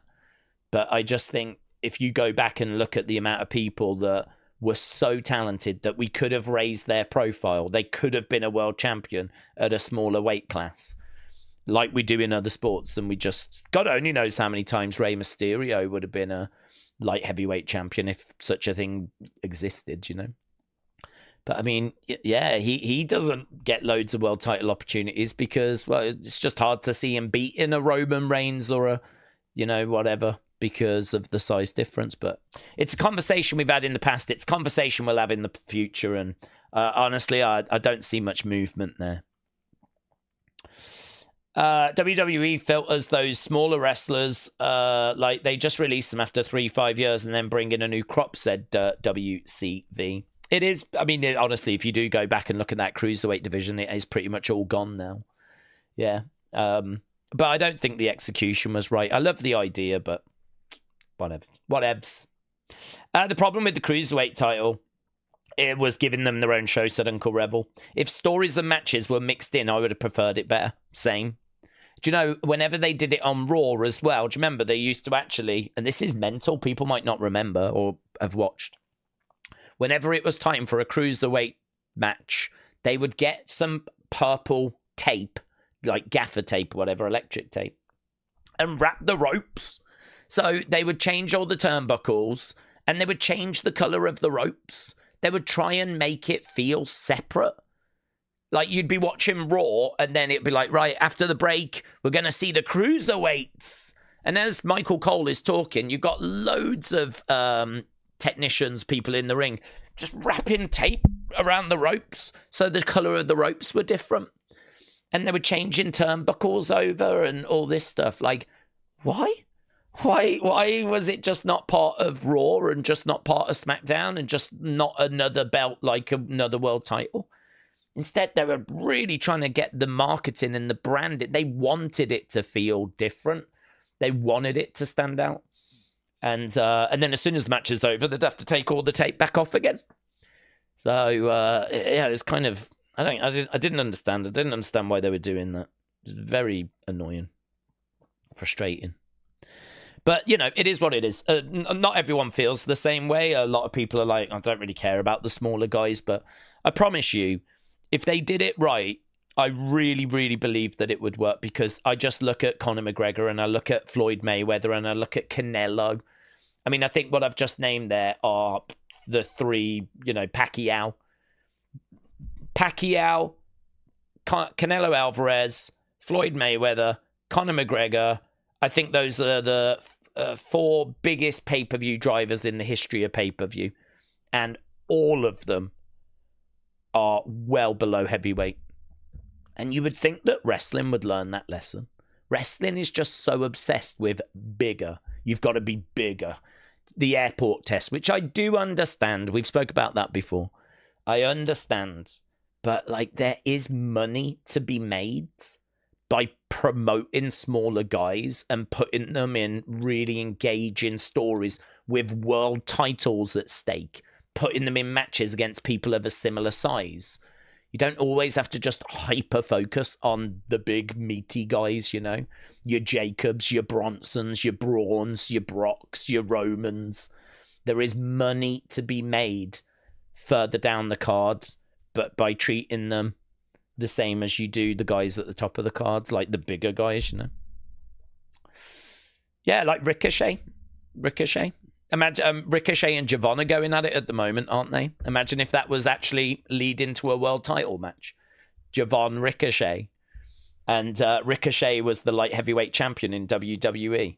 And then you had like Rey Mysterio around, and you had Penta around, and you know, it could be good, but I don't want to keep going on about something that's just never going to happen. Have you guys noticed Wyatt 6 have been added to the shop by superstars on their homepage, said Goblin. That's fun. I think Wyatt 6 merch has been available for quite a while, but it's good if there's like new ways of getting to it. Robert said it's just not the same money to be made with two giants. They look like you could rip your head off. I disagree. I think I've proven that with what I've just said in regards to boxing and UFC. Both of them, you would say the exact same thing. If both of them had one heavyweight championship and no other belts, people would say the exact same thing. There's no money to be made in the smaller guys. People want to see the bigger guys ripping heads off and punching heads off and destroying each other. No one's interested in the smaller guys. Yet here we are, pay-per-view records being broken by smaller guys. Look at the most viewed pay-per-views of all time. I think number one ever is Mayweather Pacquiao. And go down the top 10, you'll see plenty of Conor McGregor. And that's the truth. The numbers don't lie. It's not so much about the size of people. It's about their star power, and it's about the story. I mean, I think the most viewed UFC event ever, including all the heavyweights ever, is Mayweather against Khabib. Mayweather against Khabib, that is the most viewed UFC show. And that was done at lightweight. So it's like the argument just doesn't stand for me. Not if I look at other sports and I look at pay-per-view numbers. I can see that the smaller guys consistently outdo the heavyweights because it's not about size. It's about character, star power, story. If you're a smaller guy, look at Eddie Guerrero. Eddie Guerrero was not a big guy. Eddie Guerrero was a small guy. Eddie Guerrero did not have the world title. I mean, granted, he passed away. I understand. But, you know, Eddie Guerrero was someone that could have had multiple light heavyweight championship reigns. And again, I'd say the same with Rey Mysterio as well. And I think that you could really go through and find lots of people that could have been competing. It's really not about the size of people.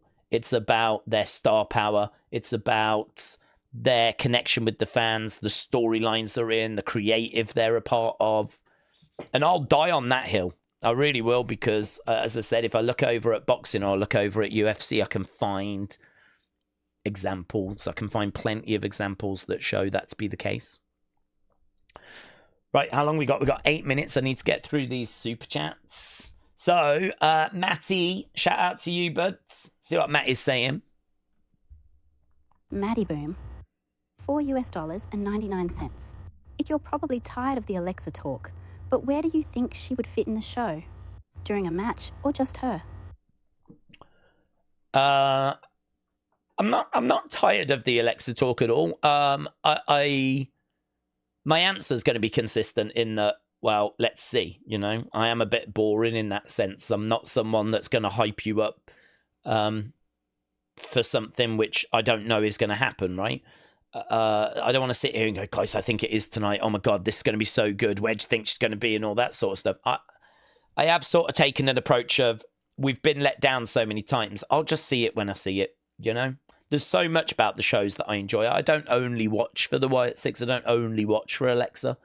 I like them, and I hope to get them back soon. But I watch for lots of reasons. So where could she fit in if she's on the show? Well, that is a tricky one, because you would think it would be Liv and Raquel, but Liv's away at the moment. So unless we're going to do something else first, and I do wonder about Candice and DIY, because obviously they've got a backstory in regards to Dexter. There's no backstory for Joe Gacy. He was down in NXT. So there's no real backstory unless we make something up. A backstory for Bo, we kind of touched on, was The Miz. There's maybe some other stuff we could dig into, but honestly, there's not much there, I think, for Bo. In regards to Rowan, there's probably a few bits, but again, not loads. He's been away for ages, and there's been a lot of change on the roster. So I don't even know who would really have been around when we had, like, say, the Bludgeon Brothers and stuff like that. Really, there's not loads. I think you have to kind of manufacture stuff, really. I think the Wyatt Six need to go after people that wrong their families. And so I wonder if we're going to see something like that. But to be honest, there's not even really a group on SmackDown, is there? I mean, maybe Legado, but there's no women involved in that. I do think this is part of the problem.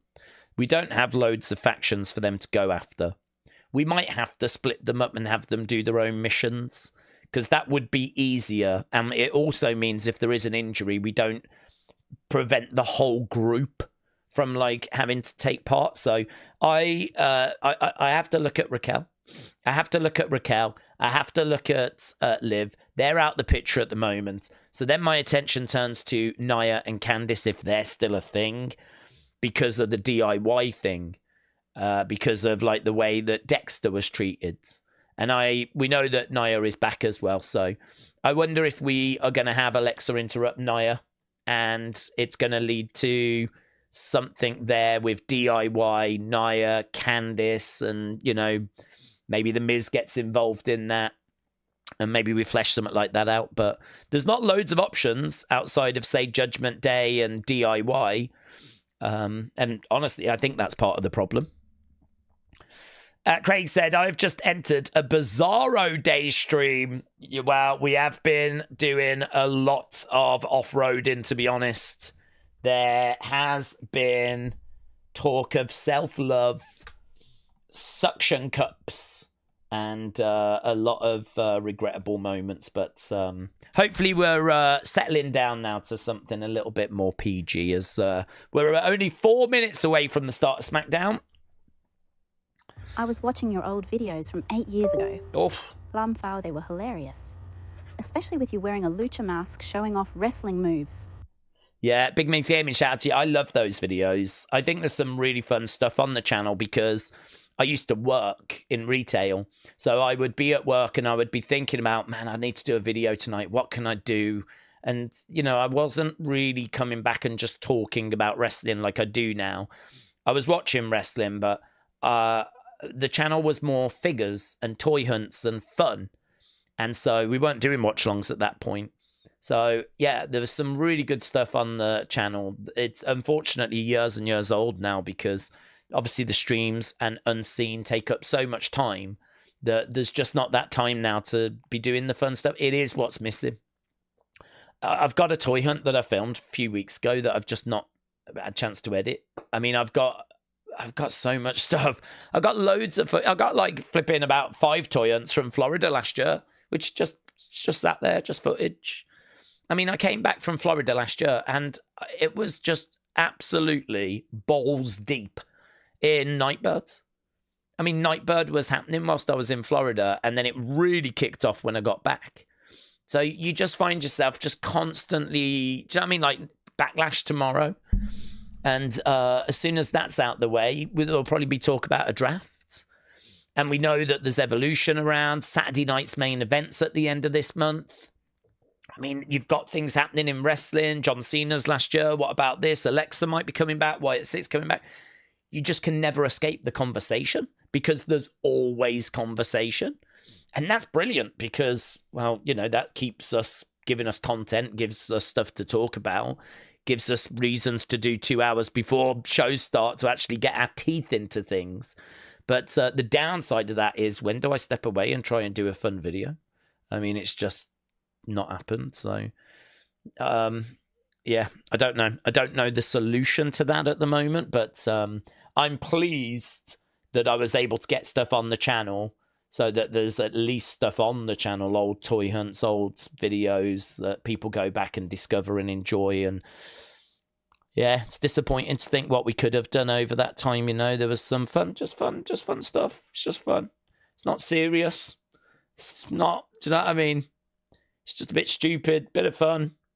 And I kind of know that the channel needs more of that. But I don't know. I don't know how to fix that. Leave it with me. David said, booking TV Orton, have him hit 7 RKOs on a PLE and then lose. Well, I mean, I don't know what he's going to do tomorrow. I don't expect him to win the title, but actually how we play that out, I'm not sure. Some people are thinking he's just going to straight up lose the match. Some people are thinking he might win by DQ. I don't think anyone's massively thinking he's going to win the title. I don't think he'll win the title. That would be a massive shock. Huge shock. I think that John's talking about ruining wrestling, and I think that's going to be the message. And I think we're going to count that down. I think he's going to keep, you know, surviving with that belt. I think it's going to be really close at times, but I think he'll keep surviving. David said, Granny Panty match to start after SummerSlam. Let's go. I'm definitely down for streaming that. Octavia said, Daze, what's your zodiac sign? I'm a Taurus. It's actually my birthday quite soon. But let me stress this. I don't give a flip about my birthday. I genuinely do not. I'm not someone that's like, oh, guys, it's my birthday. I don't care. I honestly don't. The only fact I even remembered was because it got my brother mentioned it to me the other day. It's like, it's your birthday soon. I was like, oh, yeah. Otherwise, I wouldn't even have remembered. It doesn't mean anything to me. I have never, ever cared about it. I have never cared about it. So it's Taurus, because I believe that is the zodiac sign at the moment. Here's Damien. Oh, There is. So Damien was making his way to the ring. Here's Byron. I thought we would start with John, but we're not. How are you feeling? I like his shirt. His shirt looks good.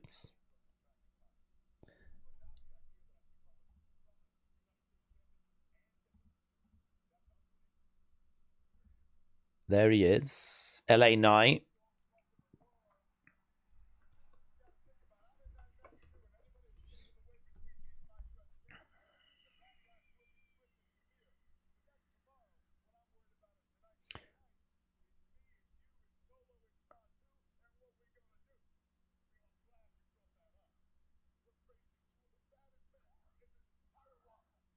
We're facing two of the baddest men on this entire roster.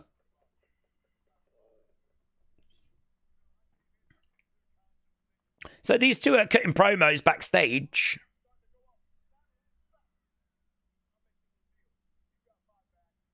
If you've got my back, I've got yours.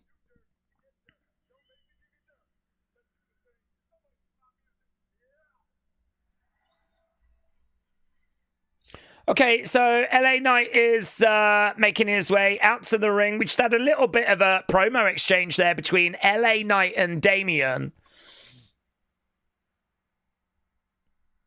These guys are quite important because this is your bread and butter, really. The hell's all that in the entranceway? Looks like loads of, like, pyro stuff. Lots of stuff on the floor in the entranceway. Look messy, but it must be for, like, some big pyro display. So, yeah, the LA Knight, Damien, they're really important. They're your bread and butter. They're the people that you're going to lean on for, you know, a lot of TV time. And LA Knight going over and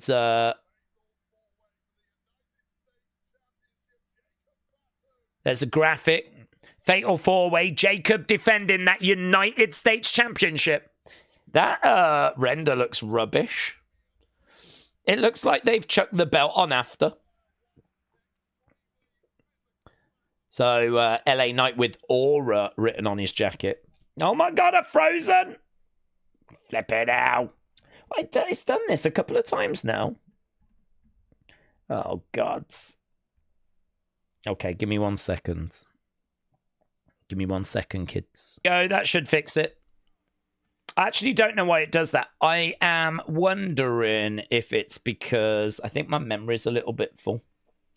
And I wonder if it's something to do with memory. Let me have a look, see what my... It says I've got 14 gig free, but perhaps it needs a bit more than that. It doesn't normally do that. It might just... I wonder if it is memory. Well, I don't even know if there's anything I can delete, to be honest, whilst Damien is making his way down to the ring. All right.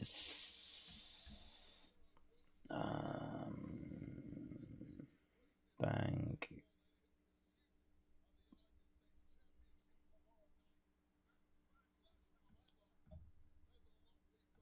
Let's try and move these over.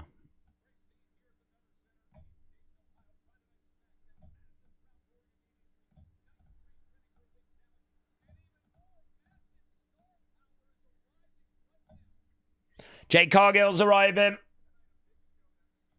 There we go. Yeah, that I mean.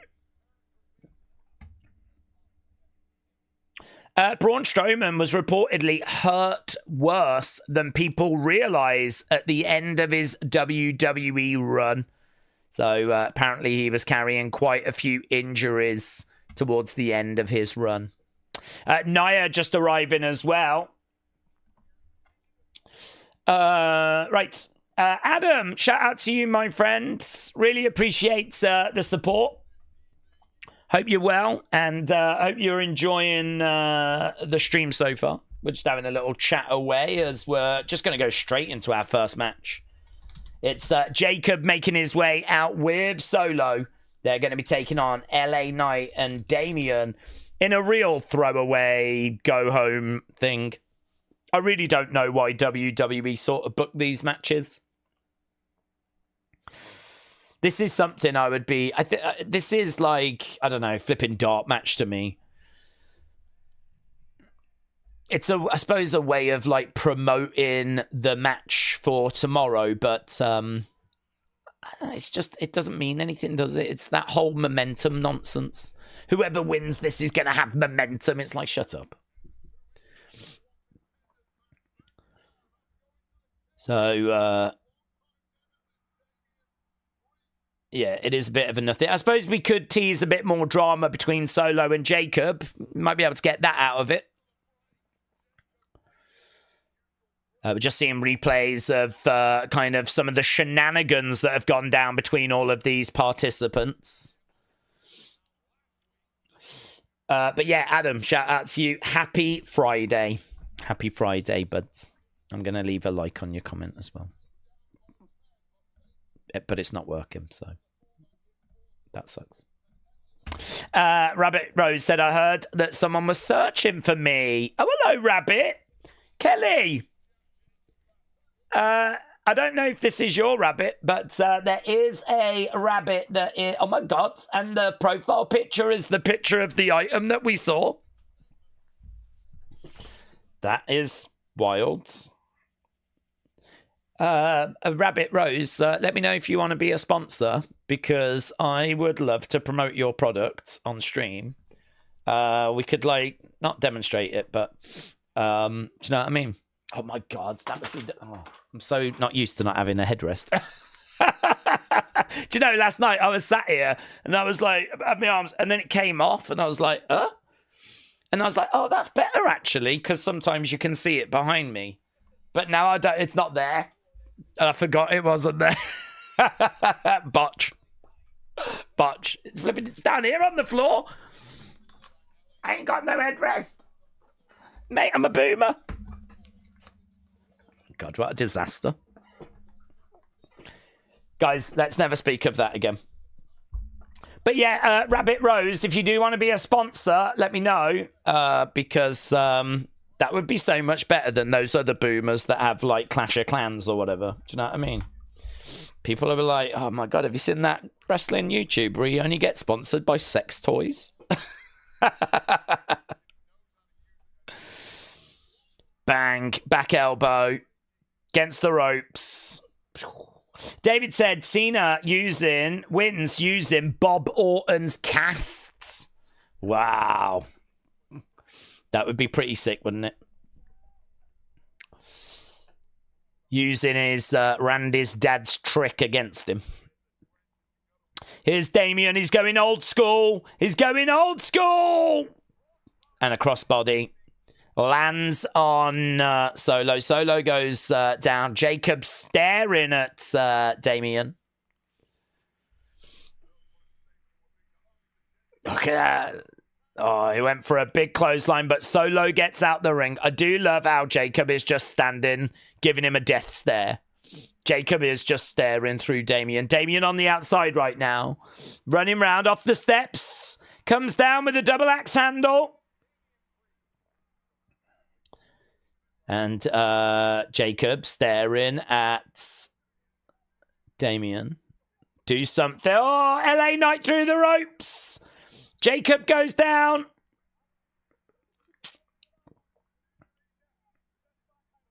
That's my title tomorrow, says LA Knight. As we go to commercial break. These two are arguing away as we go to commercial. Okay.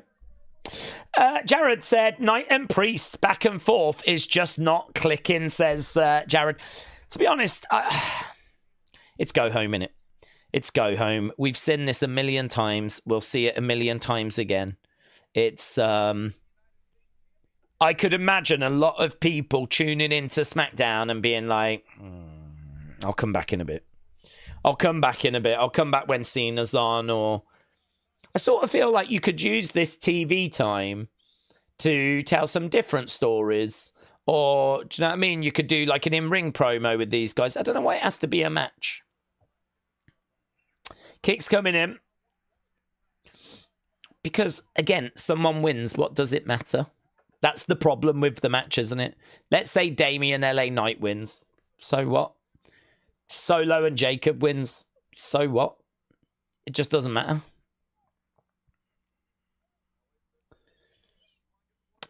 Over the other side. But again, we could still do some stuff. We could still do some Solo Jacob issues. Clothesline over the top to the outsides. Back elbow. I wouldn't even say that we're doing this because it's a 3-hour show. We would probably still do this if it was a 2-hour show. It's a way of promoting the match tomorrow, isn't it? Fatu chants by the crowds. Who's the missing person? Drew. Oh, that was a lovely little upcut there. Drew, I would imagine we will get to see at some point here. Right now, Damien into the barricades. Rob said, Daze, in your opinion, is Wyatt 6 dead? No. No.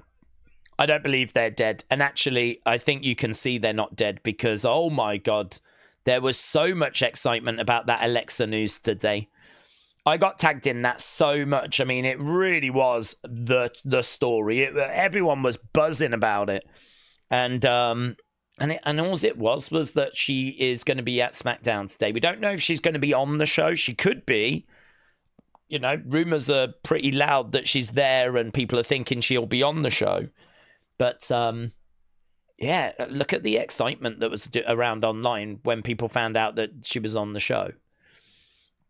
It's one of those where people live in the moment, and if they're not around, they're disappointed. If they come back, you watch the reaction online. It'll obviously depend what they do, but you know, people will soon have Firefly lights out and all that stuff, you know.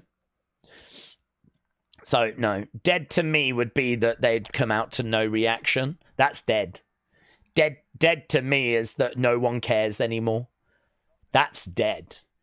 So the fact we talk about them so much, the fact that people want to know when they're coming back, the fact there was such a big reaction when Alexa was mentioned online says to me they're nowhere near dead. Camden, shout out to you, my friend. Thank you, my friends. Adam being like, so many people being so supportive today. I really do appreciate it.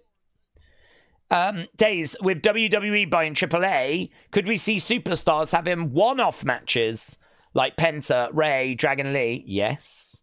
Could we see someone from WWE winning the Triple A title? Yeah. For like a month to give it more credibility. I struggle to see Triple A stars come into Raw SmackDown. You could maybe do it as a one-off for Vikingo as a way to promote Triple A. But I struggle to see, like, you know, people skipping NXT. I see Triple A as being NXT Mexico, which is rumored to be a name they're considering for it. And it's a feeder for NXT. It's a way of like developing talent. And then, you know, that talent goes to NXT. So for them to skip NXT and go straight to the main roster, it's not impossible. I'm sure that there'll be someone that does it, but yeah, the setup is quite clear. It's going to be talent comes through Mexico, through AAA. Once they're, you know, established, bring them into NXT. And I could see them doing that for Mexico, for Japan, for Europe, for all these different places. Build that talent up, get it into NXT. But to promote it, will we see main roster stars go to AAA? Yeah. Yeah, already we're hearing rumors that Berto and Angel are going to be at Triple Mania. I would imagine Rey Mysterio will be at Triple Mania. That's like their WrestleMania. Triple A's WrestleMania is called Triple Mania. So that's in June, I believe. And I expect to see a lot of main roster stars there. So, yeah, I think we will. I think we will see a lot of main roster stars go in there. I don't know that you'll see loads come into the main roster, but there'll be some, certainly as they're trying to promote it.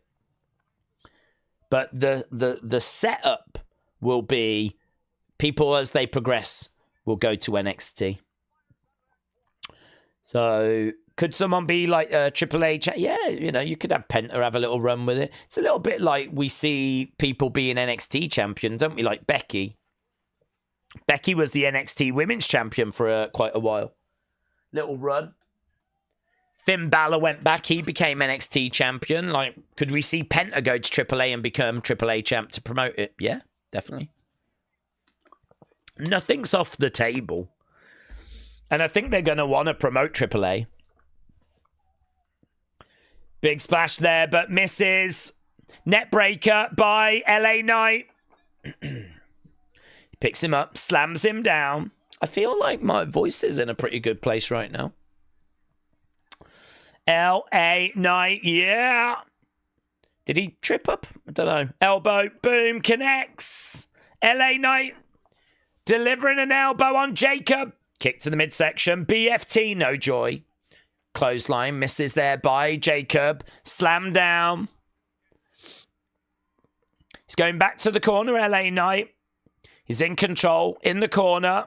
LA Knight. And here's Damien with a backslap tag. So, Camden, yeah, good. I can see crossover.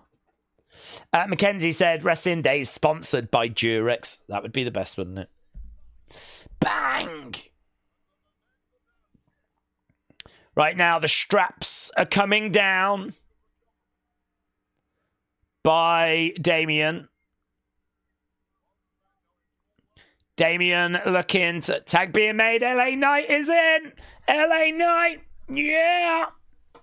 Wrestling Russ said, Daze, I sent a super chat about 45 minutes ago. I didn't think it was recognized. Did you get it?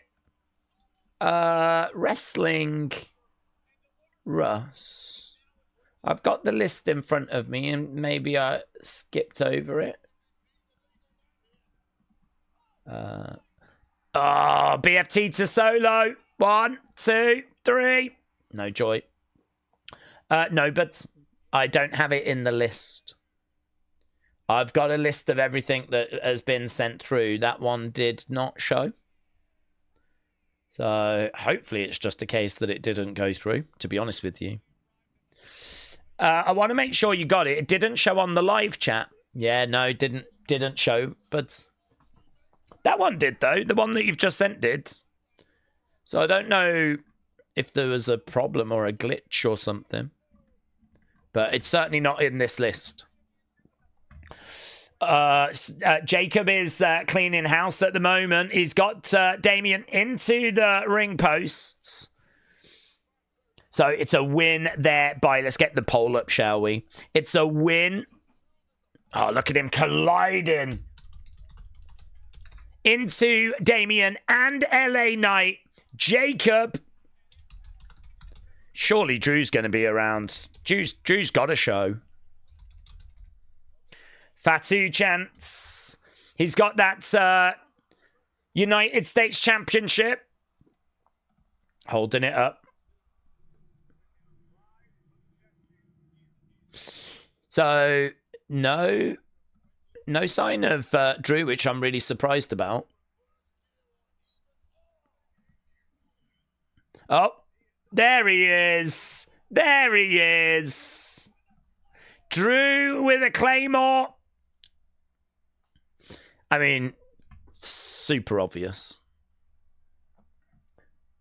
There's only 4 in this match. One of them was missing. So, Drew Claymores Jacob at the end of that opening contest holds up that United States Championship. 3 guys in the front row are wearing shirts that collectively say John Cena sucks. Let's go. Let's flippin' go.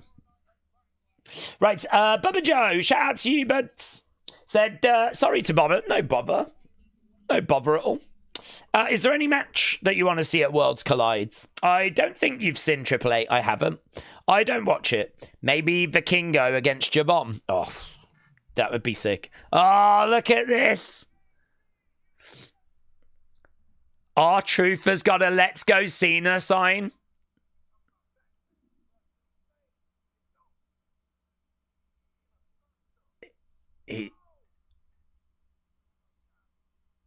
Yeah, his childhood hero.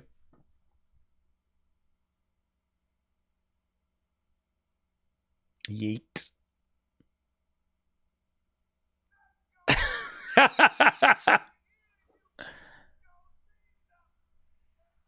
So he's got his own chant. Let's go, Cena. We can't hear you. Let's go, Cena. Rather than let's go, Cena. Cena sucks. R-Truth has got his own chant. Mate, the beatdown that R-Truth's going to get from the hands of John, it's going to be brutal. It's going to be brutal. It probably won't be today, but it's coming. It's flipping coming. Let's go, Cena. We can't hear you. So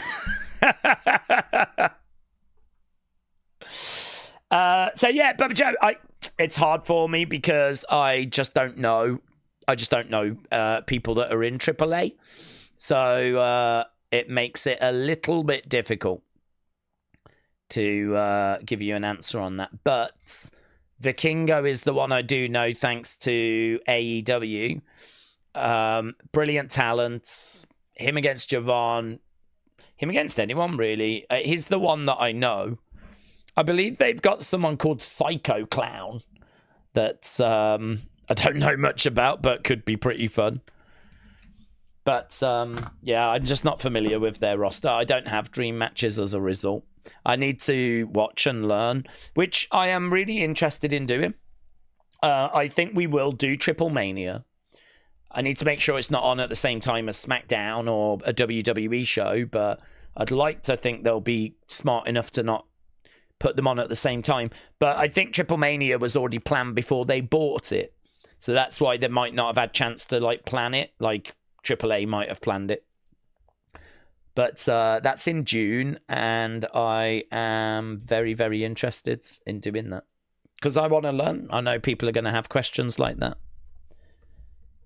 Who do we need to keep an eye out for and all that stuff? Like, I can sit here and talk to you about Evolve, but I can't sit and talk to you about AAA. Because I've never watched it. It's never been part of my viewing. To be honest with you, if I was going to watch any Mexican promotion, it probably would have been CMLL as well. That would probably be the one I would have gone to first.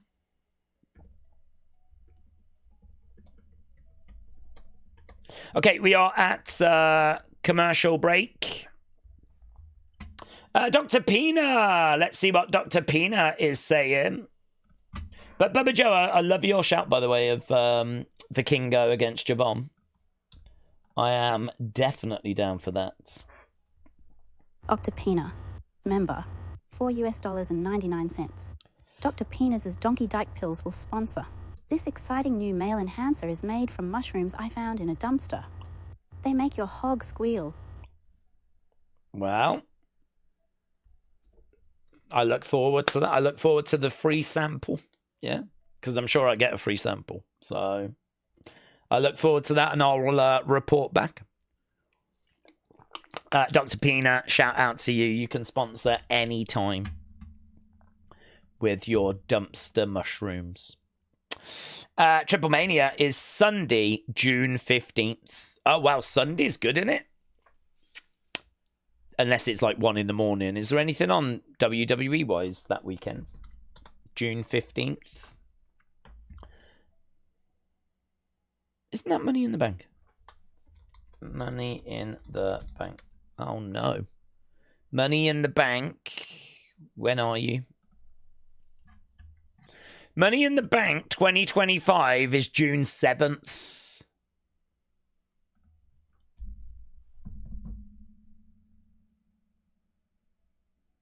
When's Worlds Collide?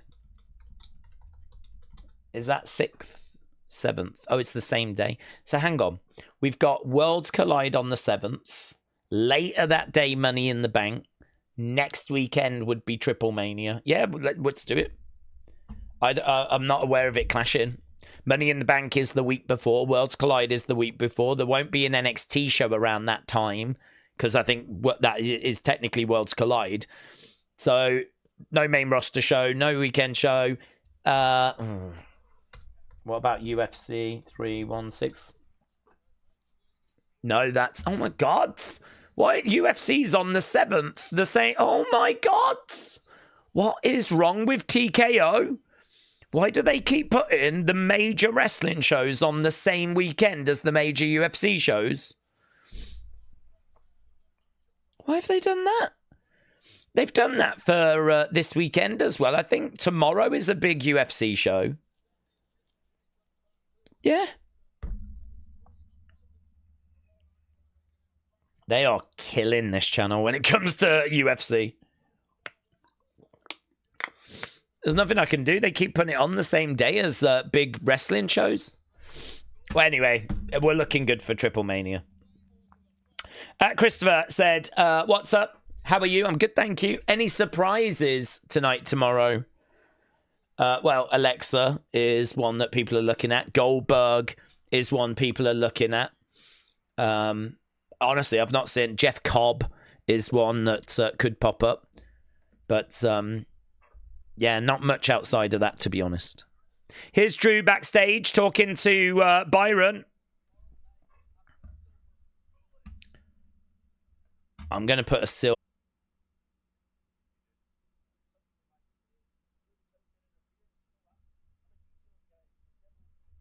The devil is in the detail.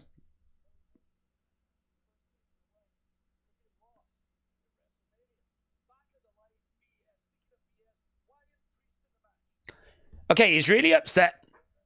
He wants to know why LA Knight and Damian Priest have been added to this match.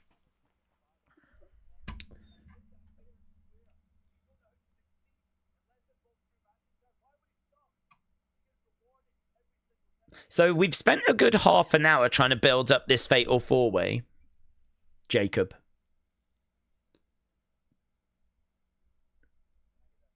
You're the baddest dog in the yard. That's why I want to fight you.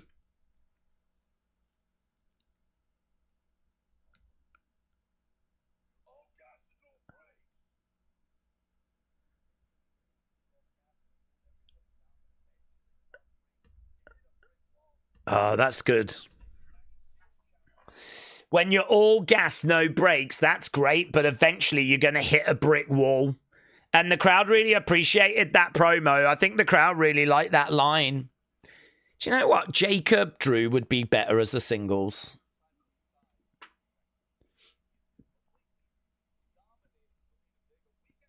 Okay, we're talking about Zelina Vega now.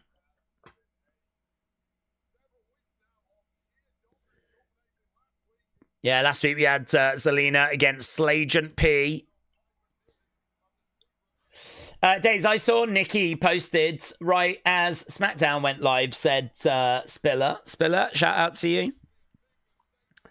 Blue World Sonic said McIntyre looks great.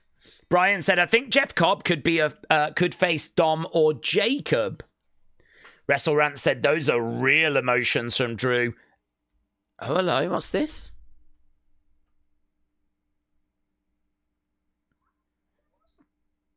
There's like a seance going on.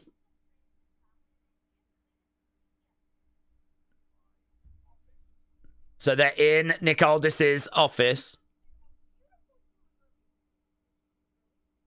Eula Gurley.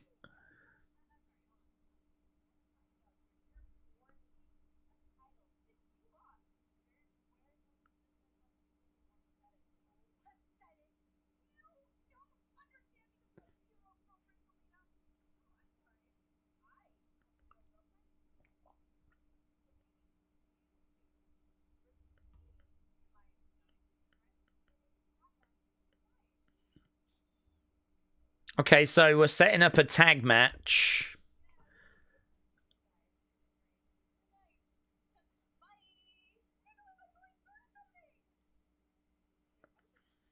Chelsea is going through something at the moment. The booking is weird, isn't it? Why have we got the women's mid-card champion being in a tag match?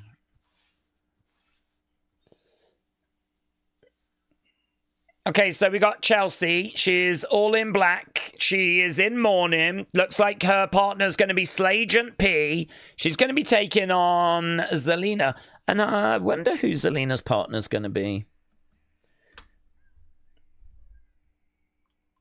So, Chelsea and Slagent P versus Zelina and... I mean, I don't know I don't know that this is going to be a major shock because it's all a bit quick, innit? They haven't like hyped it up or anything. But Alexa said, Steve, oh, maybe. But that would be a bit weird if it was Alexa because what's she got to do with Chelsea? Does it just get her back on TV? I don't see where we get to any Wyatt 6 stuff. Do you know? If this is going to be Alexa, which is a good shout, it doesn't really indicate where we're going with the Wyatt 6. So, have to see. Probably Michin. Yeah, Michin's a good shout. Michin would make more sense, I think. I don't think this is going to be a big name just because they have not told us about this a week ago to get us hyped. It's literally just been moments ago, and now we go to commercial break, and it's just maybe a bit of a way to get you to come back after the commercial. Rather than saying, let's do Michin and Zelina, rather than just announcing that, let's do a mystery partner, you know, get you to come back after the break, and then it turns out to be Michin. I think Michin's my front runner. I'll be surprised if it's Alexa. I don't see where we go with her and the Wyatt 6 if it's Alexa. But she is rumoured to be there. So, and this is a place that she could be, you know, involved. It could be they just want to get her back on TV. You know, they don't want to just sat at home. Don't know. It's going to work, isn't it? It's going to work. We're all going to come back after the break to see who it is. It's going to be Aja Kong, said Wrestle with Andy. It could be B-Fab, said Bubba Joe. It's going to be Nails, said Wrestle with Andy. It's going to be Lash Legend. Oh, that would be good, actually. That would be good. That would be good. Did you see the report saying that Jay Logan's going to happen on Saturday night? Yeah, I did, thank you. I did. That is interesting because, to be honest with you, I didn't even remember that Saturday night's main event was soon. God, there's so many shows, which should be a good thing, but I wonder if it's also hurting the booking a little bit because we've just got to quickly get to the next show, you know? But I like the way they've booked this because they're taking their time with Logan Jay, and they're, you know what I mean? They're not rushing it. A lot of us thought it was going to be at Backlash, but actually they're building something that's going to pay off at Saturday night's main event. So I'm going to give them credit for that. That there is some forethought, and it's not just, oh my God, let's get to Backlash. Oh my God, let's get to Saturday night's main event. They're actually starting stuff early and then, you know, taking it to, but I didn't even know, or I'd forgotten that it was Saturday night's main event at the end of this month. But that's good. It's another stream in it for us. My God, they're racking up. We're going to be doing that. We're going to be doing Triple Mania. We're going to be doing Money in the Bank. We're going to be doing Worlds Collide. It's busy. So much going on. Right, here's Alistair Black. Let's see what he's got to say.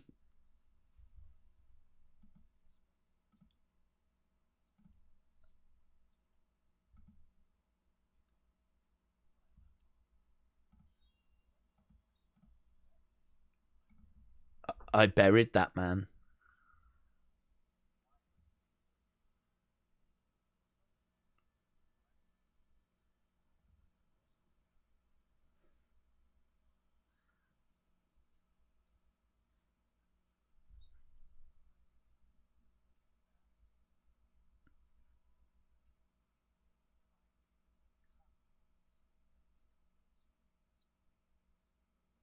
This is great.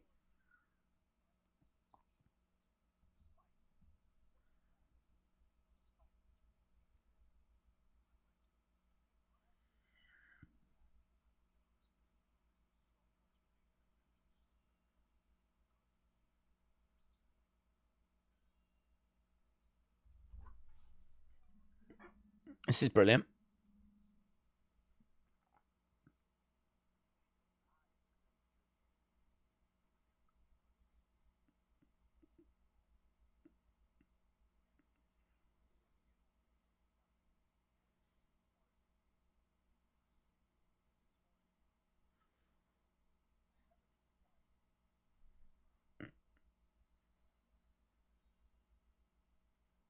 I haven't quite figured you out, Carmelo. Or have I? He said, he's talking about how I'm not going to talk in riddles. I'm not going to do what you would expect me to do. I buried that guy before. I didn't find death 6 feet down. I found the truth.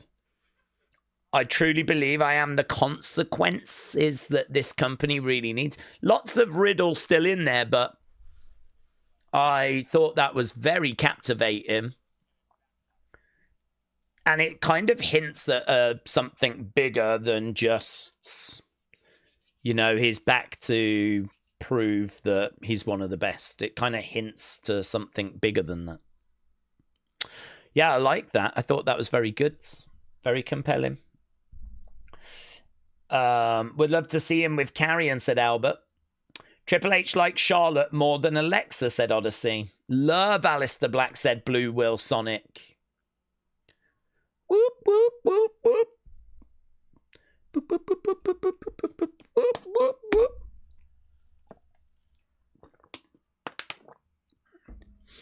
Here is Zelina. Okay, we need to end the poll. Who's her partner, though?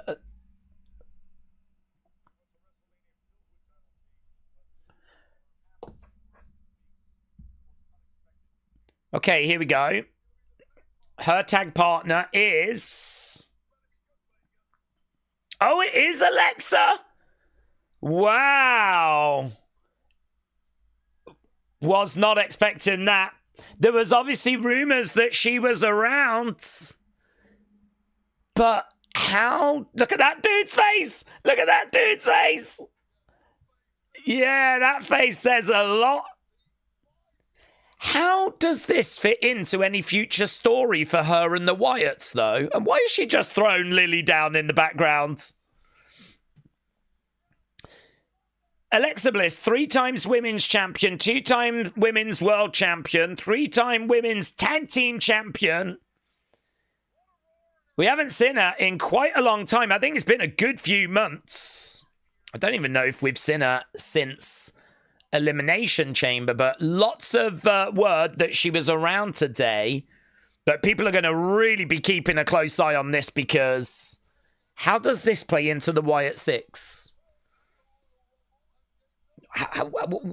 What do we do from here? Maybe she just has this match.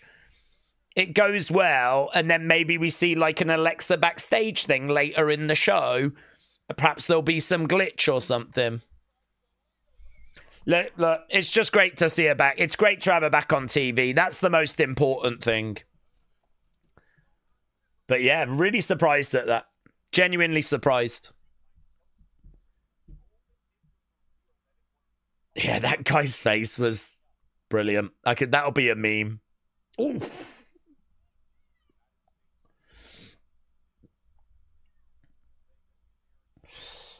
But Daze, it's probably just a one-off. I don't think it's a big deal. Why? What would this affect her and the Wyatts? Said Wrestle Rants. Yeah, no, I'm just a bit confused because, like, obviously there's lots of rumor going around about the fact that she is meant to be joining up with the Wyatts, and she was meant to be in a tag match, and she's meant to be partnering with Nikki and all that sort of stuff. So obviously, you know, it's felt like we were keeping her off TV because we were waiting for the right creative. We were waiting for the right story. So I think it's logical to now look at this and go, okay, you've chose to bring her back here. Why would you do that?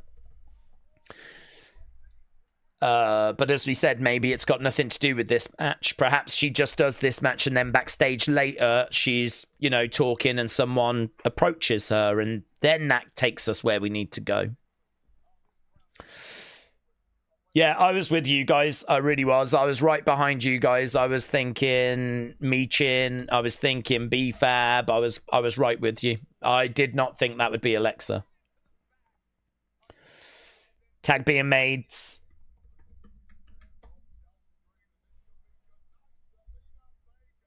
She's sort of reacting normal on the outside as well. Like, there was an elbow drop there, and Alexa was like, ooh, like she... There's a little bit of a stare there from Alexa, though. A little bit of a glare as we go to commercial break. But, yeah, she was, like, reacting on the outside. It's not like she's just stood there staring like, say, a Wendy Chu would. No, now she's looking to get in the ring as referee goes over and tells her to back away.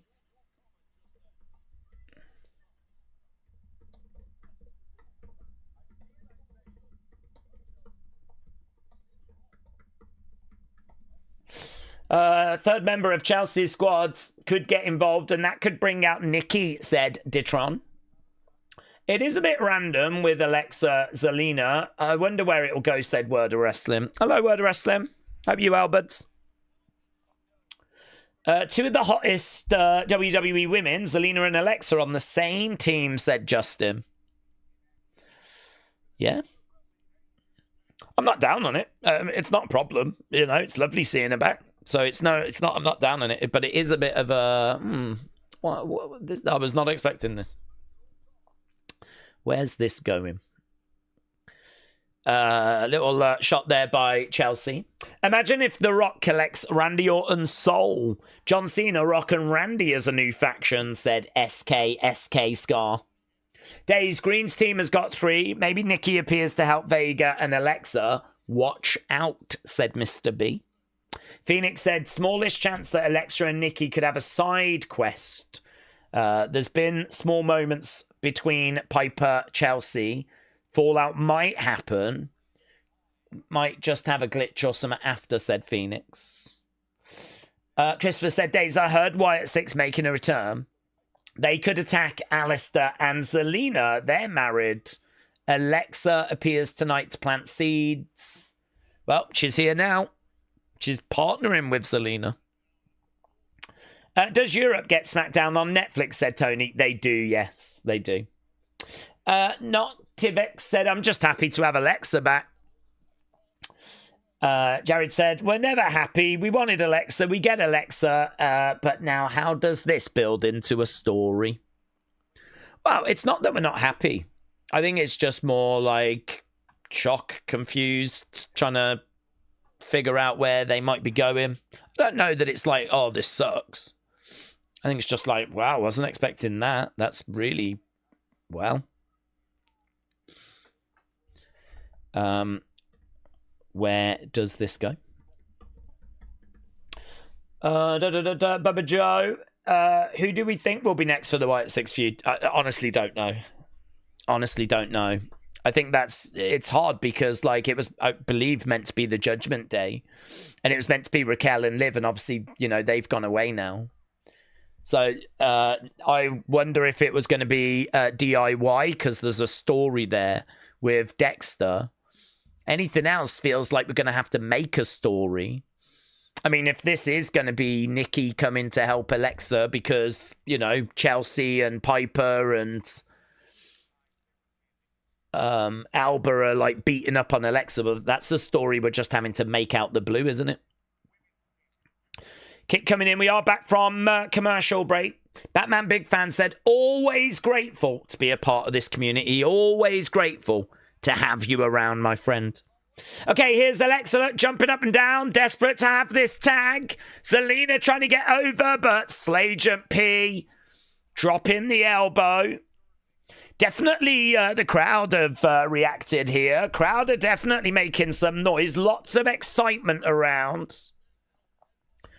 Up in the air is Zelina. Counter, nice counter. Slagent P is down. Alexa still jumping up and down, trying to make the, got her arm outstretched.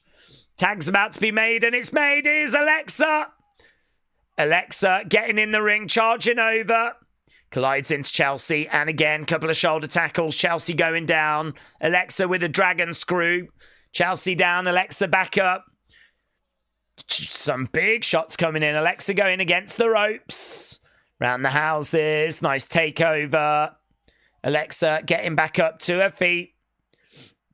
Circling round, looking to charge over with double knees. And coming in with, oh, lovely. 1, 2. Kick out there by Chelsea. Kick out by Chelsea. Alexa looking over at Chelsea. She's looking to grab her. Is she going to do like a Sister Abigail? Chelsea is not thrilled at being in there right now. She goes hard into the corner. Back elbow there by Chelsea. Chelsea climbing up.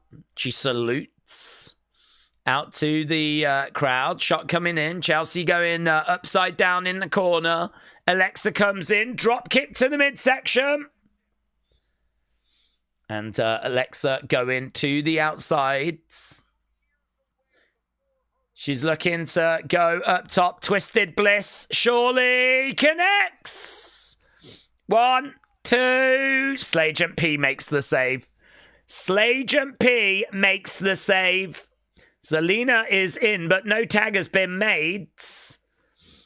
Yeah, no joy. Kick coming in. Oh, some lovely teamwork there. That was good by Alexa and Zelina. Double knees. Down goes Slagent P. Right now we've got Unpretty Her, but no, she ain't going to get that. Into Sister Abigail. Sister Abigail. Bah! 1, 2, 3. Alexa gets it. Gets the pin on Chelsea. Gets the win. And there we go. A successful return for Alexa Bliss.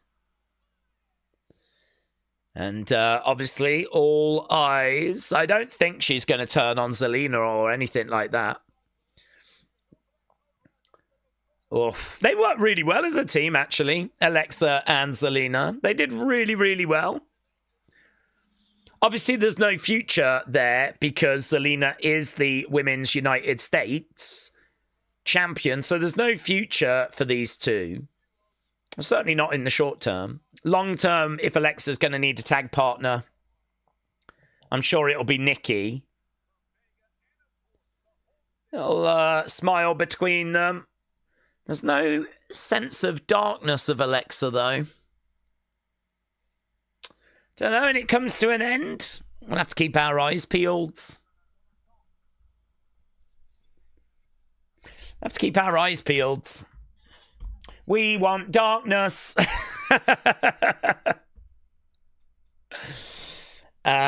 She is going to turn on her, says Metal Mama. Well, it'll have to be something backstage. Smurfy shout out to you. Oh, what's going on? Oh, look at this. Kicks coming in there by Berto and Angel. Phoenix down. Here's Andrade. He is come over. Okay, we've got a vehicle arriving. Is this going to be John Cena? No. Charlotte? It's Charlotte. Charlotte Flair has arrived. We're going to hear from Charlotte Flair. Oh my God. People are going to love that. People are going to love that. People are going to be tuning in their droves to see what Charlotte has got to say. Charlotte did say that she wanted to have a little bit more Ashley in her presentation. So this could be interesting. We might see a bit of evolution to her character here.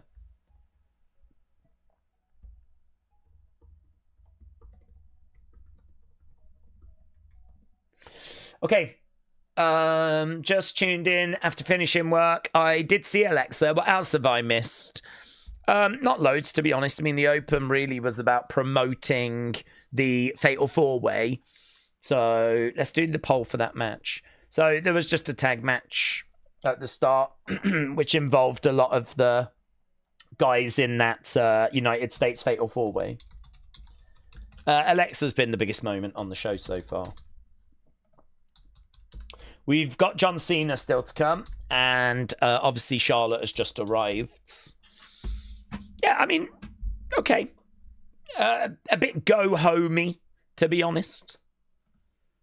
A little bit go-homey, but yeah, okay. How do we feel about Cena ever since he turned? What about Randy being the first guy he faces, says Batman Big Fan. Well, I wasn't a fan of the Cena turning heel. The moment was shocking, and then it was a case of let's see how it goes.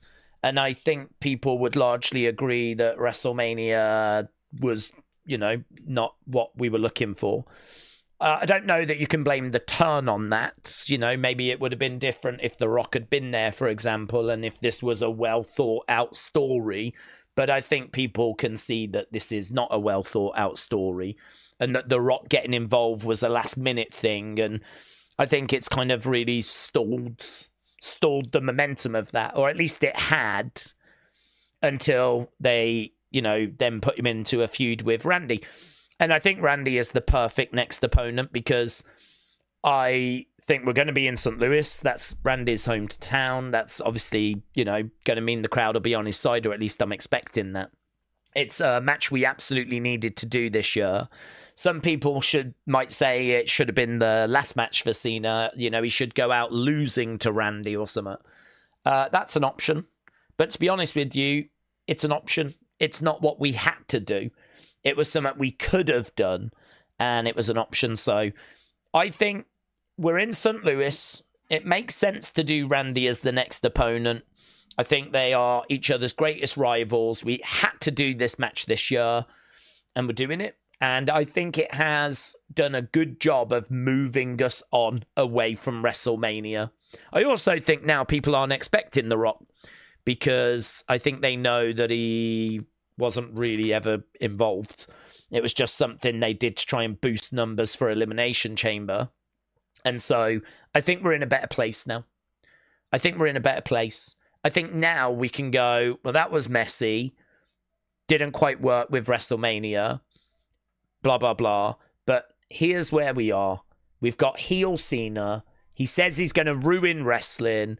We're now going to have loads of baby faces going up against him, trying to get that belt from him. We're, I think, going to count down towards the end of the year. I think he'll keep that belt for quite a while. I think Randy's a good opponent, the right opponent for St. Louis. And, yeah, I expect Cena to retain, but I think it'll be a good match. And obviously it's going to be history because it'll be the last time they face each other. They have said one last time on the poster. I don't think there'll be a rematch. So, yeah, it's going to be quite historic, isn't it?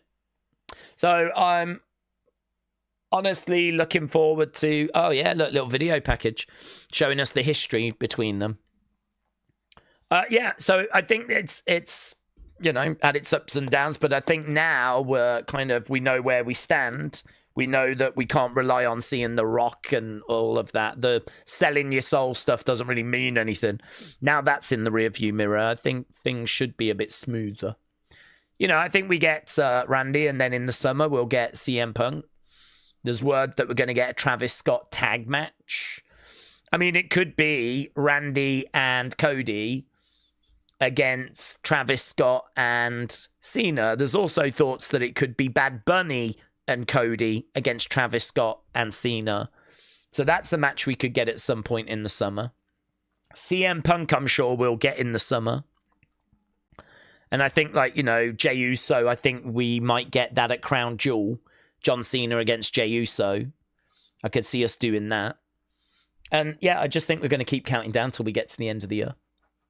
I don't know that it'll keep it right to the very last match, but I do think we'll run it quite late. Alexa finished using Sister Abigail, said Blue Wheel Sonic. Charlotte is going to say that she's going to be champ again and beat Rick's record, said Cleveland Brown.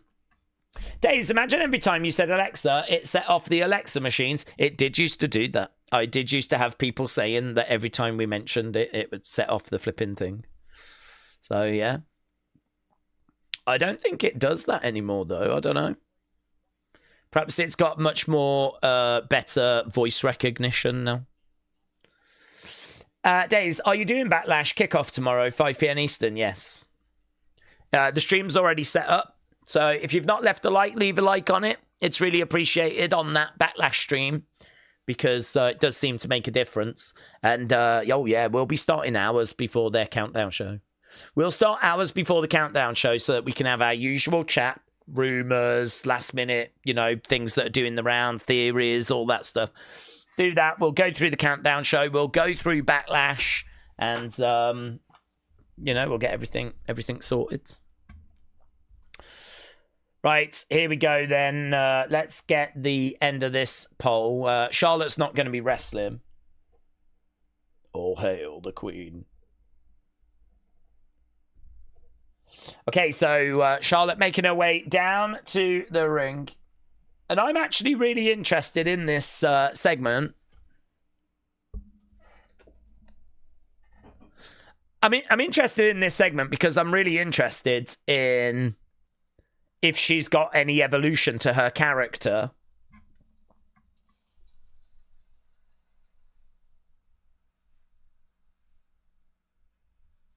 Bow down to the Queen. I've got no commentators.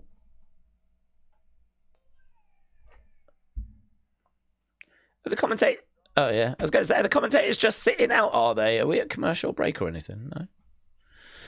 They were quite quiet for a while there. Rabbit Rose said, I'm not meant to be a vagine. I help them out. Oh, Rabbit Rose, thank you. I think we all try to help out the vagines. So, you know, I have certainly played my part in the past. But you're doing God's work. Well, maybe not God's work. I don't know if that's God's work, but you're doing good things, my friend. Shout out to you, Rabbit Rose. Right. Talking of vagines, here's Charlotte. Woo!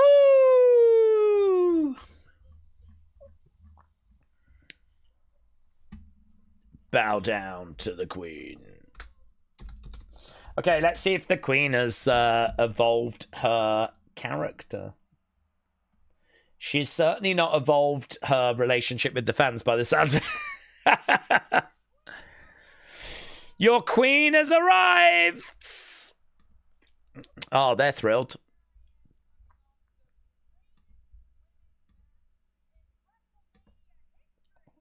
You know that's not true. The greatest women's match in WrestleMania history.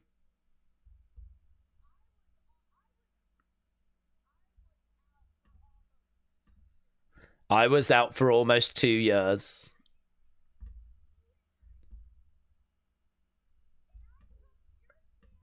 I took your champion to her limit.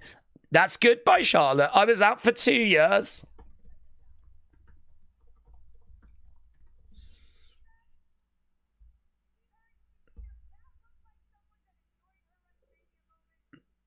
Does that look like someone that enjoyed a WrestleMania moment? She's showing a picture of Tiffany beaten up.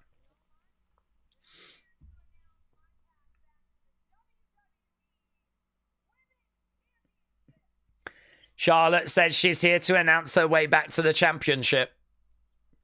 Mate, this is trolling on such a... This is such a great level trolling.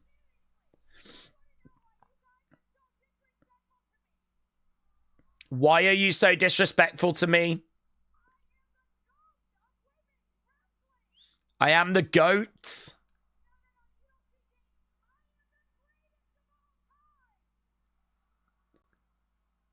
She's confused.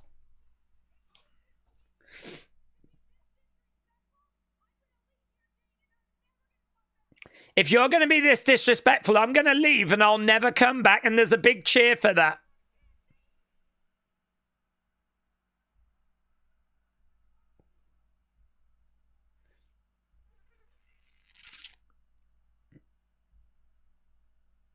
Yeah, I like this. She's playing with them a lot more. She throws the microphone down, storms out the ring. I'm going to leave and I'm going to never come back. Charlotte gets out the ring and she walks away. Who's coming out? Oh, is this Jade's? Oh, well, Jade's going to be in action, isn't she? So I don't know that this has got anything to do with Charlotte. It might be Jade going, all right, Boomer, if you've decided your time's up, well, my time's now. Hey, look at this. We got flipping Cowboy Carter arriving. Jade is in the entranceway with a cowboy girl hat, cow person hat. And I think she's just going to have a little look at Charlotte and then probably just head to the ring because she's going to be in action tonight. Yeah, she has a little look there at Charlotte. Little nods. And they do walk past each other. Yeah, I like that Charlotte segment. She's playing with the crowds a little bit there. Why are you disrespecting me so much? If you... Oh, here we go, here we go. Oh, yeah.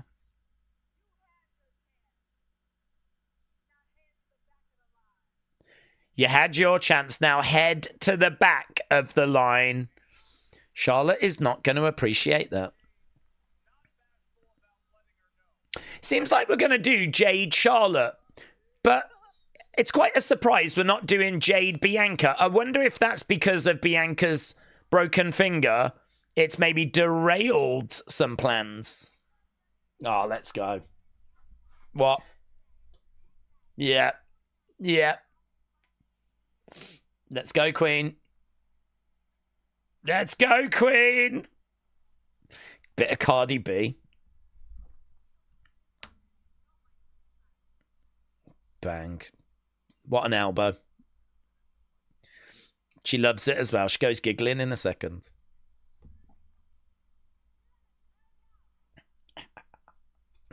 I've watched that advert too many times. Too many times. Right. Triple H keeps doing these Jade Cargill teases and stare downs. I don't think we really care as she's not that good in the ring, said JB. Not going to lie, Charlotte looking fine AF, says Brony. Just get the scissors already, said Gregory. I think they're saving Bianca for Jade at Mania 42, said George. WCV LA said Charlotte's going to attack Jade tonight. Cornette will be peeved at the Charlotte disrespect, said Cleveland. I stand corrected. I thought Charlotte was looking pretty good, but then Jade walked in, said LB. Octavia said, Daze, I've sent you some on DM. It's something very interesting. It's something that Shotzi said about Carrion. Is it that he's been funding his own promos?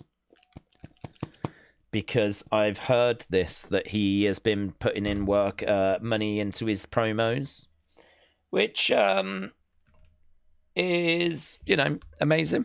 Very good.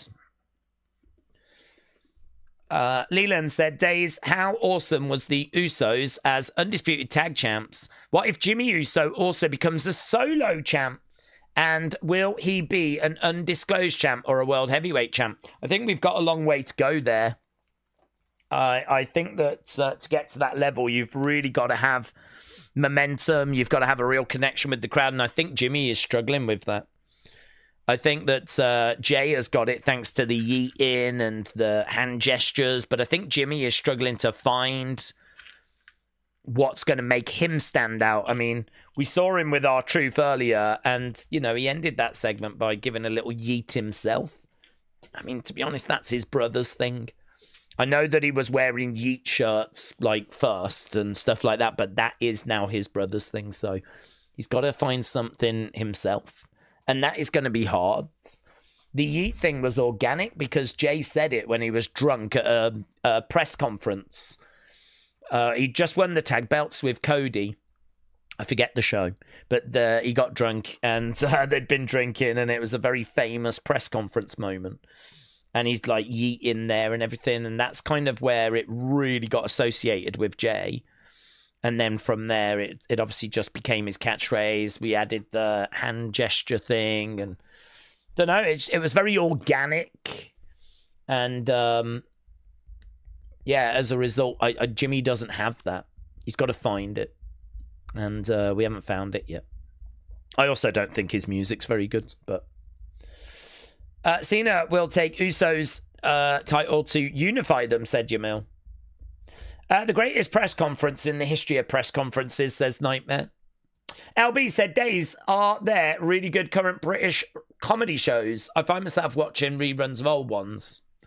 I honestly don't know. I don't watch TV, to be honest, but I'm not aware of any amazingly good sitcoms. I mean, I think sitcoms in general are struggling, aren't they? I mean, I don't even know what sitcoms are on TV at the moment. I mean, if someone was to say, tell me about like some really good, I'd be like, Frasier, Friends, Only Fools and Horses from the UK is amazing, but it's from the 80s and the 90s. So there's a lot of things like Taskmaster, isn't there, and panel shows. They've kind of took over more. Okay, here's Alexa. Let's chat. Huh? Why does Alexa Bliss want to chat to Charlotte?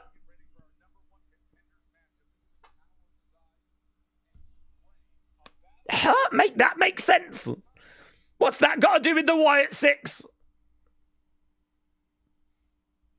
The door slammed. I thought someone was in the car, but it was actually Alexa that had kind of pushed the door. And she was like, let's chat. You couldn't quite hear it. It was really quiet. But she slammed the door. She's like, got her arms folded. She's like, let's chat. What the hell's that about? Guys, is Charlotte going to join the Wyatt 6? Because if that happens, that's going to be the greatest moment in the history of wrestling. Perhaps Rowan's going to have a love interest and it's going to be Charlotte. Oh my God. Let's go. Let's go. Yes. I am having no shade about that. Keep your shade to yourself. I'm not bothered. We're going to create another character for Charlotte. She's going to be called Lady Nightshade. Lady Nightshade, and she is going to be the love interest of Rowan. She's going to live in a swamp. Oh my God. Yes.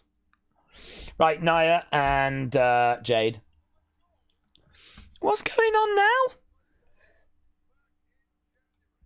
It's Tiffy time. Yeah, it probably is best to keep her away from Charlotte, in all fairness. I thought the champ might have some words to say when Charlotte was showing her image on screen, but the champ's like, I don't want anything to do with her. Here's Tiffany. Lady Fiend. We're going Lady Fiend. Charlotte Flair, Lady Fiend.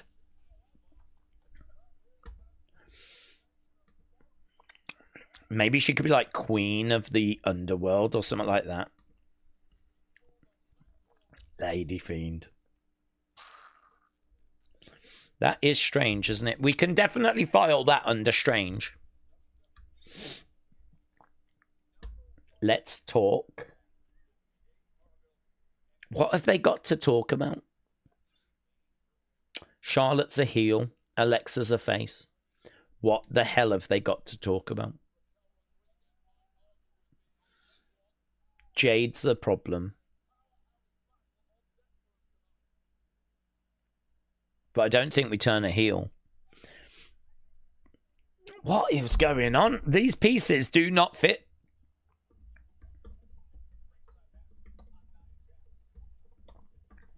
Can anyone make these pieces fit? Tiffany is dressed to wrestle, said Raheem. Charlotte is the one that destroyed Lily, says Kelly. Are they going to talk about that? Do you remember when you destroyed Lily? Yeah.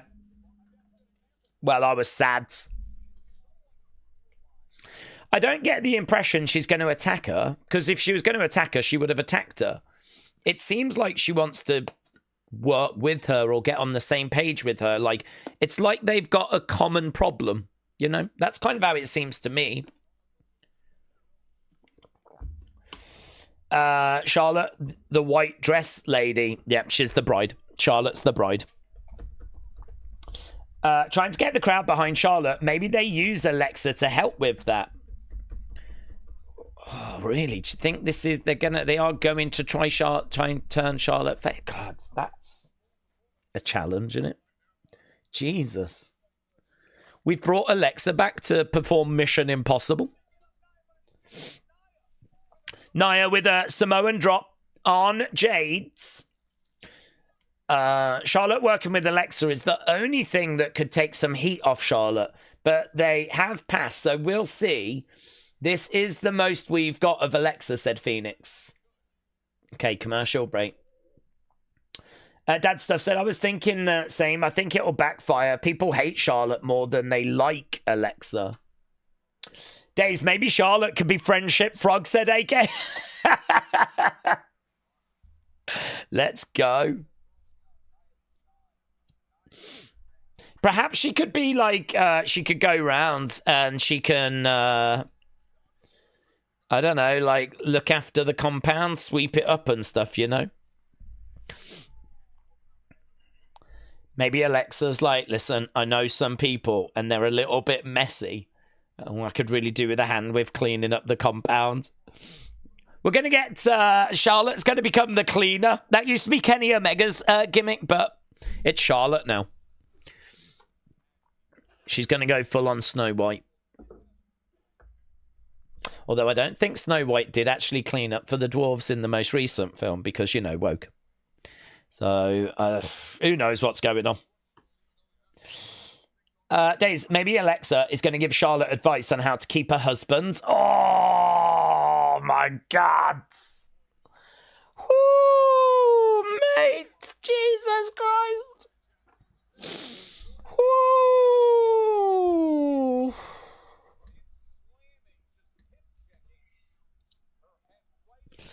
Wow.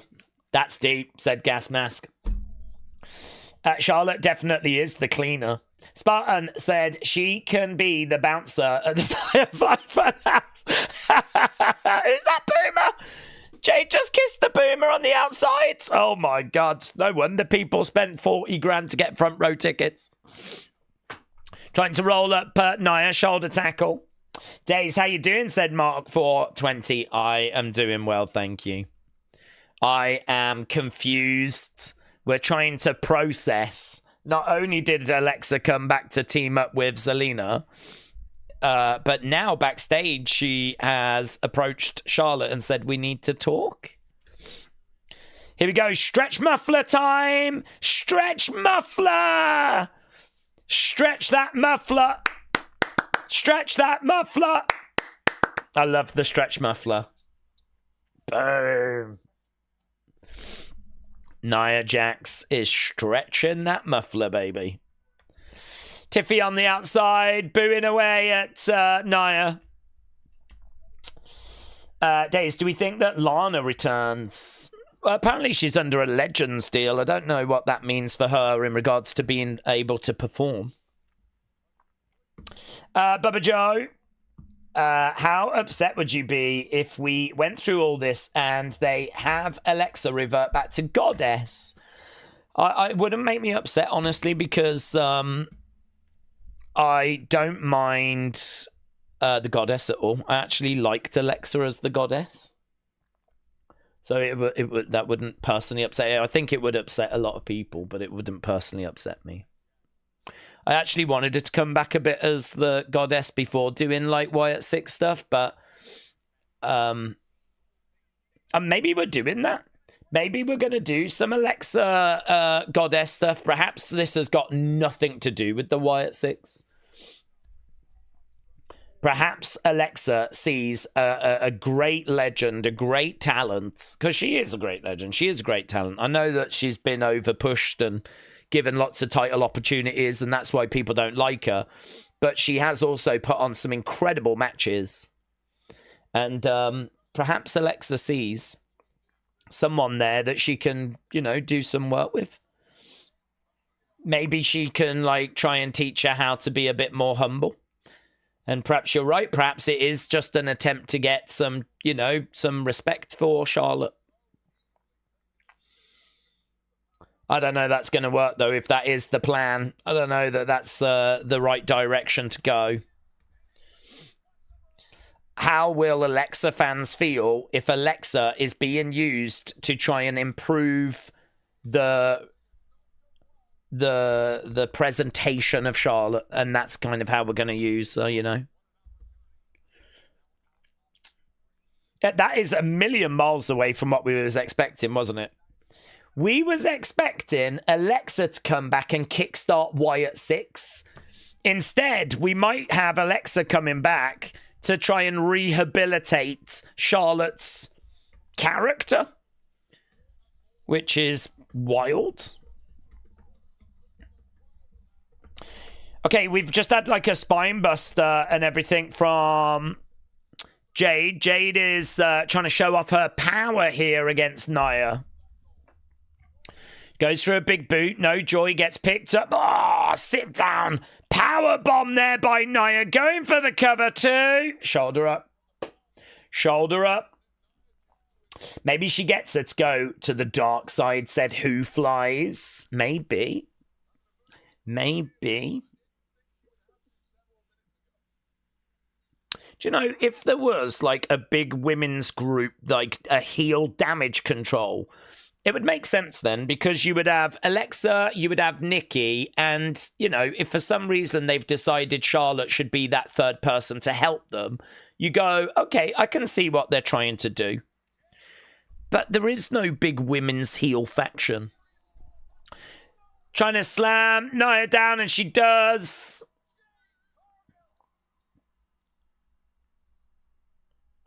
Right now, we've got Jade on the outside. I don't think that's that impressive. Her grabbing her and just kind of slamming her down. I mean, it's a lot more impressive when they've got them in the air. 1, 2, shoulder up there by Nia. It's got a lovely energy to it, though, at the moment. Smackdown is just the worst these days. Oh, you're not feeling it? I think it's okay. I think this show's all right. It's going by pretty quick. It's a go home, but the Alexa stuff is very interesting. Jade is squashing her, said Zoom Station. Nia throwing Jade across the ring, colliding him, collides into Jade's. Nia goes back the other side, looking to come in. Big boot there by Jade. 1, 2, shoulder up by Nia. Shoulder up by Nia.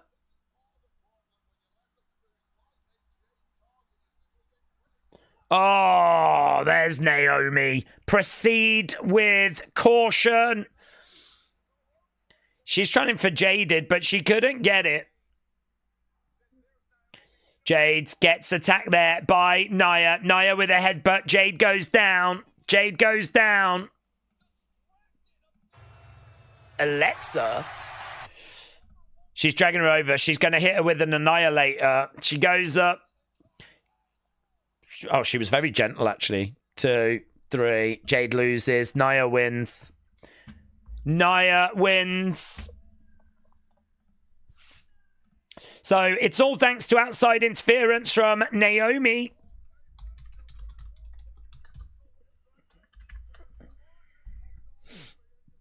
Naomi helping Nia.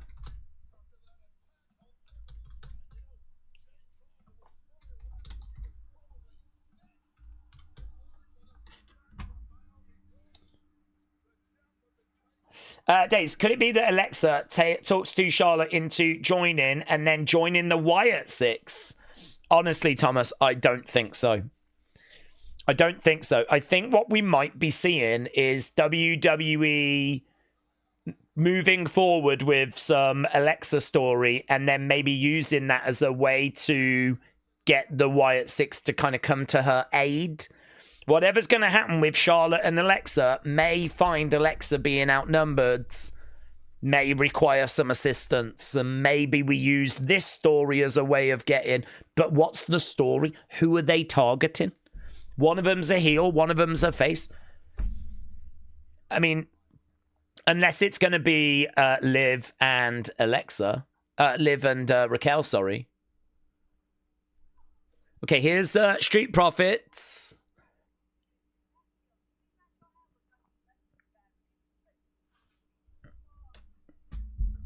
I'm going to put a thing up on... I'm really interested to know what people think. I know we're getting a few thoughts here, but I'm just going to put a thing up on Twitter. What do you think Alexa wants with Charlotte Flair? We might have a look at this in some video somewhere. I don't know that it'll be its own video, but it's going to be difficult. We haven't got loads of time, have we? But we'll have a look.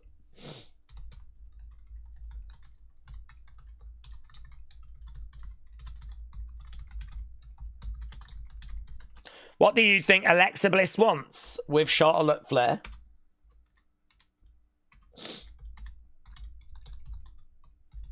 Okay, commercial break. Boom, boom. Alexa's coming. These WWE games haven't really come on in the past 20 years. Can't really comment on that. I don't play them. I mean, I think there are changes, GM mode coming in, stuff like that, but let's chat. Alexa and Charlotte are forming the Alexa 2, said Wrestle with Andy. Is this the first time BFAB has spoke to the Street Profits since they got back? Yeah, maybe, actually. Maybe. I forgot they were all like together. What's your feeling on Alberto Del Rio getting re-signed? I think they should stay clear. Apparently he is not re-signed. So the situation is that I believe WWE have taken over Triple A, and there's a lot of confusion about whether any new contracts have actually been presented or not, or if they're just continuing with the old contracts. I suppose the news is WWE have took over control of Triple A about a week ago, and they have not fired Del Rio. That's the news. And if he does get signed to a new contract, it's only a contract to keep him in Triple A. So that was a story that massively got out of control. That was a story that massively got blown out of proportion. This has got nothing to do with Raw, nothing to do with SmackDown, nothing to do with the main roster. It's all to do with the fact he's the AAA champion. And, you know, WWE have took over and they haven't immediately fired him. I even heard Conan, who's like the booker for AAA, saying no one has signed any new contracts. And that's come from the head booker of AAA. So even he's saying that all of that's a load of nonsense. So the story is there's no real story. So yeah, I don't know. I don't think that there's really much there. It'll be interesting to see what happens. I don't know what you should do with him. I certainly don't think he should be coming back to the main roster or anything like that. But in Mexico, you know, he's got a good look. He's got a good work ethic. I tell you what Conan said in his podcast. Conan is the guy that does the booking for AAA. He says in Mexico, people do not care. If you are not been found guilty of anything, then who are we to find you guilty of something? If we wasn't there, we don't know, like, you know, what he is meant to have done. Like, if you're telling me that you're not guilty and you've not been found guilty of anything, who am I to convict you? So he says, you know, in Mexico, that's the attitudes. So it's just not a drama. It's not a problem in AAA. And part of me is like, if that is their attitude, then that's their attitude. Do you know what I mean? I can see where they're coming from. So it's like, it doesn't really affect me. I don't watch AAA. I don't watch Del Rio, and we've bought them. So it's like, I don't know what you do now that you've bought it. All eyes are going to be on, do they keep him around? What do they do? I certainly don't expect him to come into WWE though. But do you keep him around as someone that you can still use in AAA? Don't know. It's an interesting one. Jared said, Nia and Tiffany again. We've already done this.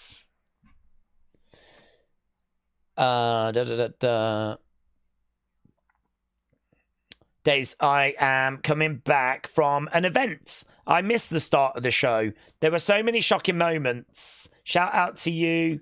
Hannah, shout out to you. I hope you're well. Welcome. It's been okay. We're about halfway through the show. We still have not had John Cena.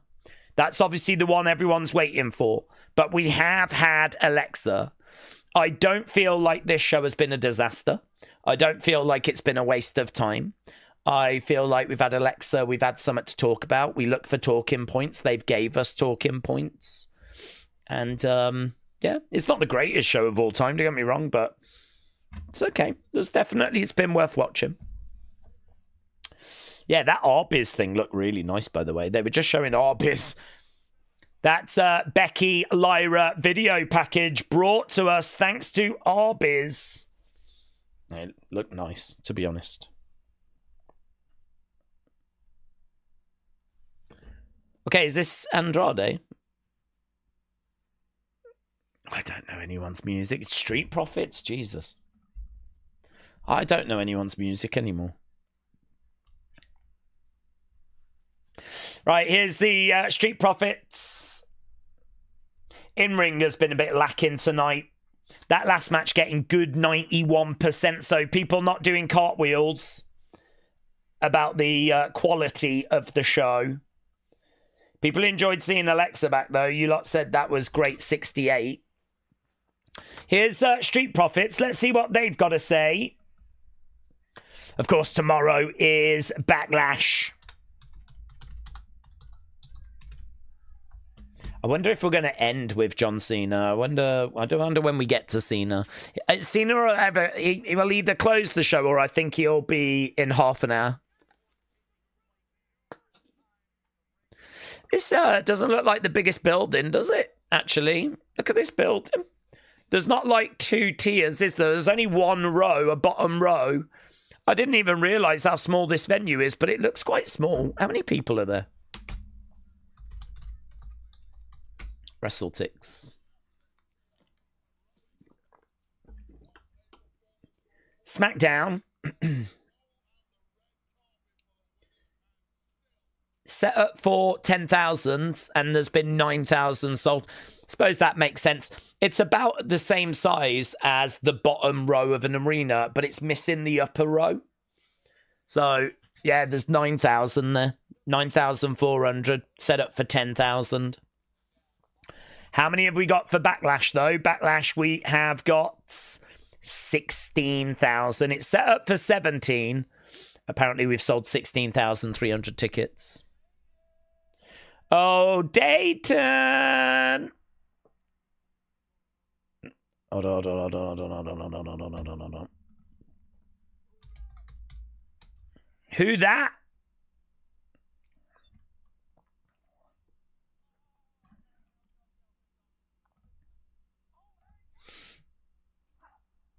I don't know what they're on about. They are, I think, doing chants for maybe like sports teams. Cut that noise.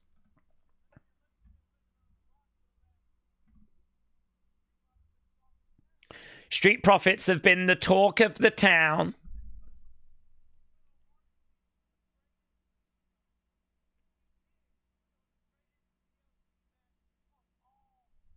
So they said they put on the greatest TLC match of all time.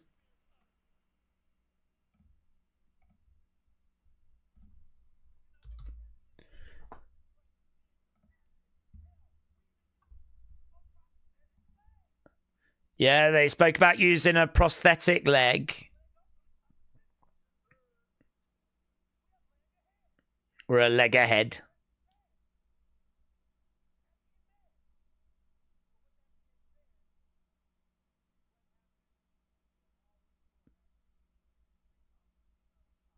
Street Profits came out on top. Okay. I don't even know who this is. It's Fraxium. Here's Fraxium. Great team.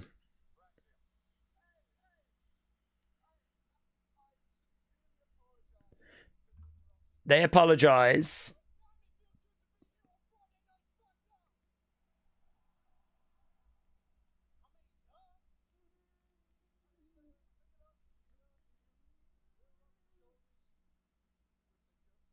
We're rubbing shoulders with the WWE Tag Team Champions.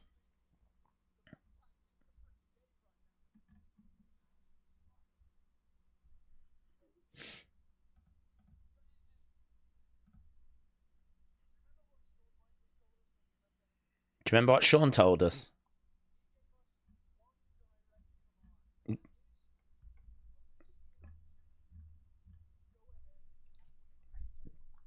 If you see an opportunity, take it. I'm down for Fraxium getting some time here, you know. This is good.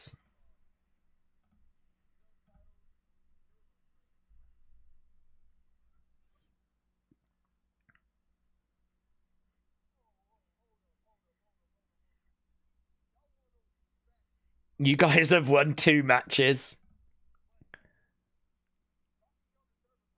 Anyone else think the pace of this is a little bit slow? I'm just finding that it needs a bit more energy to it.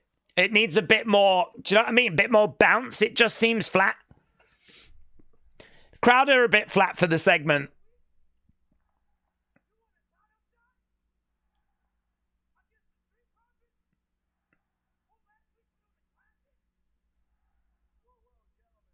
Okay, here is Nick Aldis. Is this going to be a tag match, is it? This feels like an after-show segment set out. It's weird, isn't it? It's a real shame, though, because I do like both of these teams.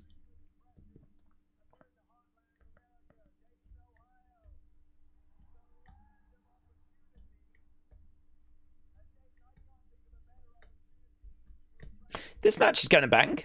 This match is going to be so good. Right now! Let's do it right now! Let's go.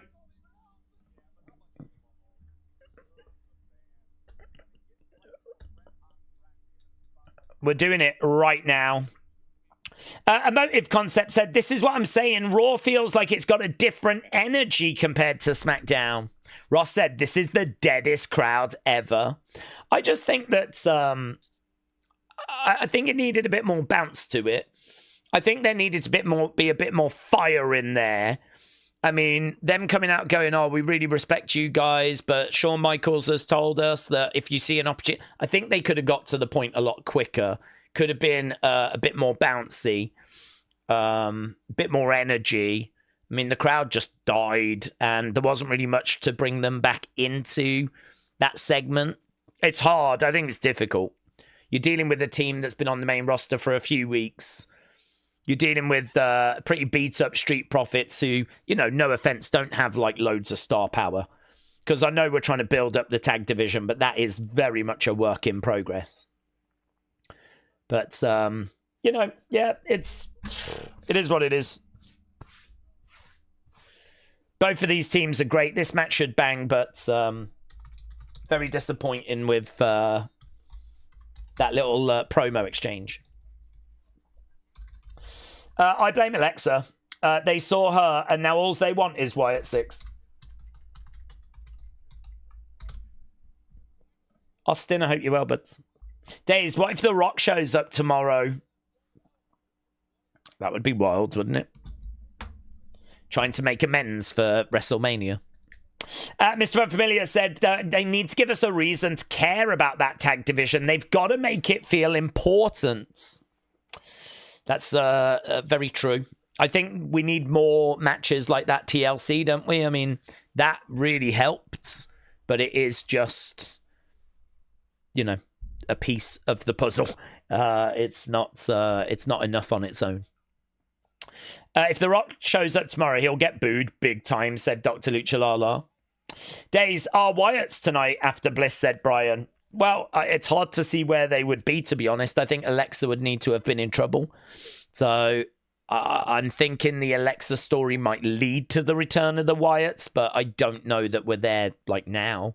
Obviously, the big talking point is, why does she want to talk to Charlotte? Maybe we revisit that before the end of the show, you know? Or perhaps we're just going to leave that as the cliffhanger for this week. James said, did you see that Carl Anderson commented on being released? He basically said he was waiting for it to happen and he wanted it to happen. I didn't actually. I didn't see his comments on that. I think that I think it never quite worked, did it? So hopefully they can, hopefully they made some money. Hopefully they've raised their profiles. Hopefully they can take the positives out of it. And, I would imagine now start to look towards, wrapping their career up somewhere in New Japan maybe, or New Japan Strong, or I don't know. They're good talents. You just got to use them right, I think they're good in a faction. They were in Bullet Club and they were great. David said Rock will show up at UFC, not WWE. Imagine that. Imagine if The Rock did show up at UFC tomorrow in the big UFC show, shunning WWE. That would upset wrestling fans even more, wouldn't it? Have you got any idea about the post of the tree with a red circle? No, nothing. Nothing than what we had already spoke about in Unseen. That is the problem with these personal accounts, is they will put up images and things like that. People will have a little look at it, but to be honest with you, there's so many times where that does not go anywhere. There's been so many times we've seen images in the past and that, it's not led to the return of the Wyatts, or it's not led to anything, that people just don't. People don't give it the same energy, the same time, myself included, as, say, a Nightbird. So, yeah, I don't know. I mean, maybe it was a little foreshadowing of Alexa's return, but I've got no connection, I wait for something to come from the official account. I feel like the official account is run by WWE. It's run by Rob Fee. Anything from their personal accounts is, I suppose, just keeping them on the radar. That's how I look at it. If you was in the Wyatt 6 and there was nothing going on for you on TV, wouldn't you put out a few little things on social media? I know I would. Because you don't want to get forgotten about. You want to kind of feed the Wyatt 6 fans. You want to give them something, but equally, you're not in charge of when you come back on TV. So it's hard, isn't it? It's hard. You don't want to get people excited for nothing, but then equally, you don't want people to just forget about you. Like, what do you do?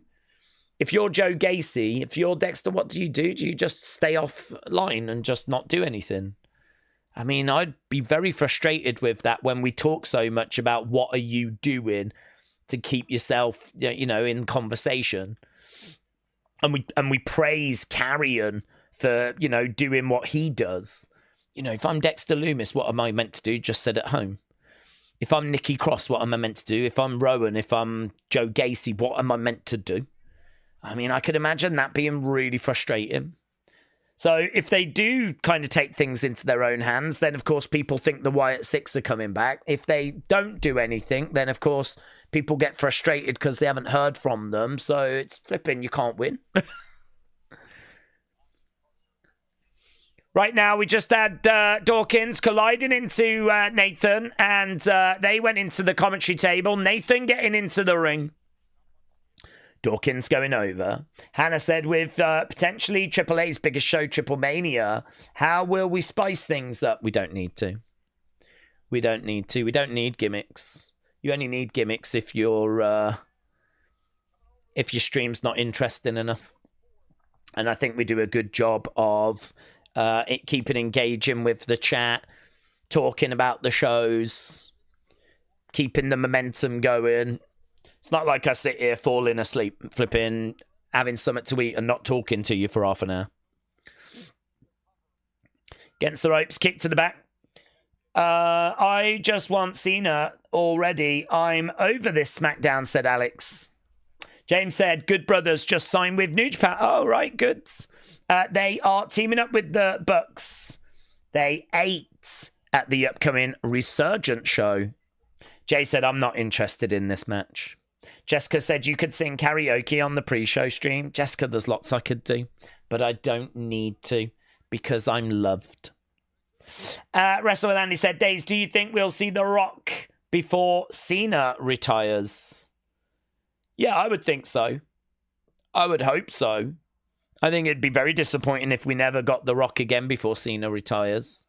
I'm all right with, you know, not getting him at Backlash, not getting him at SummerSlam, but I think to not have a moment of Rock and Cena when it was the whole selling of the soul thing, I mean, for that story to now just play out and never see The Rock again, I think that would be very, very disappointing.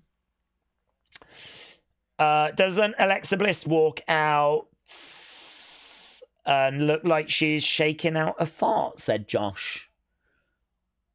That has never crossed my mind. I will have a look next time. Emotive Concept says, I'm pumped for Backlash. Every match has got classic potential. K-Pop said, Smackdown's a wet fart. Through the ropes goes Axiom. Through the ropes goes Nathan. Fraxium is 10 billion% winning. Cena never even said why you joined The Rock, said Austin. Through the ropes goes Nathan. Montez into the barricades. Those guys in the front row still with their John Cena suck shirts on. Fraxium doing a little bit of cooking. Daze, do you think, therefore you are? Oh, that's deep. That's deep, isn't it? Who said that? That's philosophy, isn't it? I think, therefore I am. Going for the cover 1, 2, kick out already. Days, since Natalia is going to be at the NWA event, would you stream the Crockett Cup as a interesting surprise? No, I don't think so. I think that's too limited, to be honest. We didn't do... I was kind of interested in Bloodsport because there was a lot of presence on there. But one-off match, unless it's going to be like a major match. Major deal. I mean, I don't really class that as a major match. So, no, not for me. Obviously, if she wins that title, it's going to be very interesting. But it's just a little bit too on the peripheral. The periphery. Right now, we've got Dawkins getting up. I thought, therefore, I'm not, said Trini. Trini, Hall of Famer. Trini, did you send me a little thing, actually? I was going to read some out, wasn't I? Which I said I would do, and I'm a man of my words. If you've got a little... Did you send one? I would read that. Nathan said, Days, people are all in black ring gear. Do you remember last year when the Wyatts on the show, that was the gear everyone wore? I thought I'd point this out, said Nathan. Nathan, shout out to you. Jay said, head of the table, Roman from 2021, early 2024 was peak. I've lost interest in him since the OTC thing, though. Days, do you remember Zach Gowen? He was in the crowd on Collision. He got beat up by Ricochet. Now they're having a match. Wow. That'll put asses in seats. That's random, innit? That's random. Soul Blue said Roman was originally shoved down our throats and we hated it. But then he was shoved even deeper and we started loving it. Fraxium getting in the ring, going over. Kicks there to Dawkins. Kick there to Montez. Standing. 1, 2. Oh, shoulder up. I find the commentary are sitting out quite a bit as well.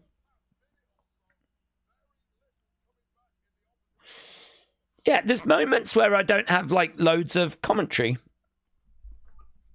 It just seems like it's all really flat. I don't know what's happened. Where's the show gone?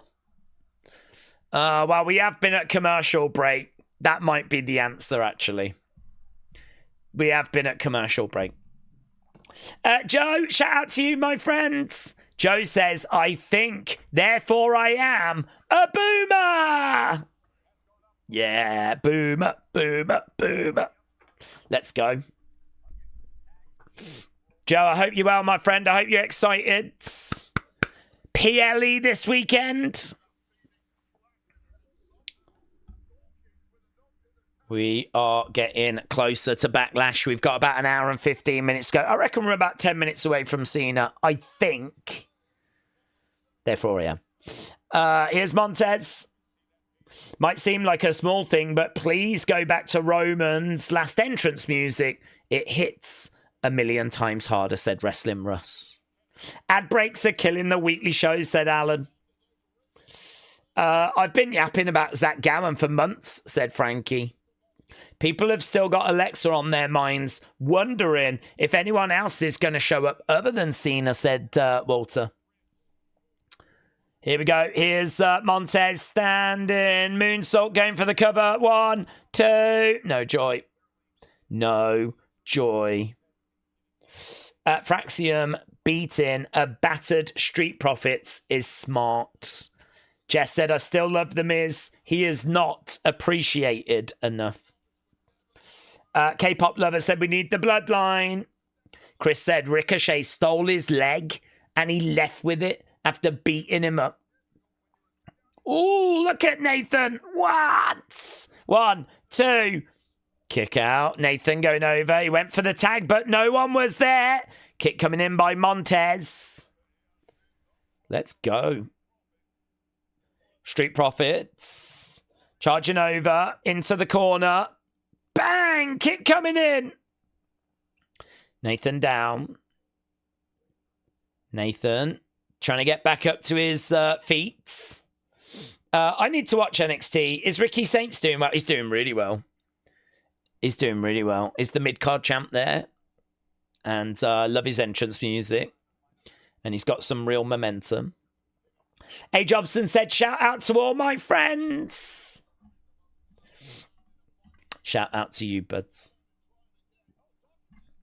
Right now, Dawkins is in. What if Charlotte is joining the Wyatt 6, said Ian. Blockbuster. Super doomsday blockbuster. Axiom makes the save. I mean, this match has definitely got moments. We can't say it's not got moments. It has got moments. Trini said, Daze, I'm always overwhelmed by the love I've found in this community. Being added to the Hall of Fame is meaningful because the community is amazing. I'm grateful to be considered a part of the Daze family. Well, Trini, not only are you a part of the Daze family, I would say that you are the great-grandmother. I would say you are the great-grandmother of this community. I think we all look to you for guidance. I think you are a foremother. Not a forefather, a foremother. You are amongst the best of us. The rest of us are just, you know, down with the Williams and the Jameses. Just trying to survive. But you're up there with your wisdom. We love you, Trini, says Kelly. Oh, look at that. Spanish fly. Big splash. Here we go. 1, 2. Back elbow. Yeah, this is pretty good. We're getting somewhere. We're cooking. We're cooking. Boom. Look at this. What a save. Me and William are in the gutter. Yeah. And we're just trying to stay out of it. I love you all back except for Days calling a woman a granny. It's why I said it. And I wondered if you was going to respond. I know what I'm doing. I know how this game works.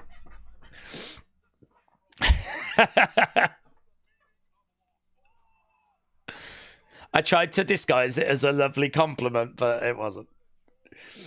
You're a great, great, great grandmother to all of us. You're so wise and loving and...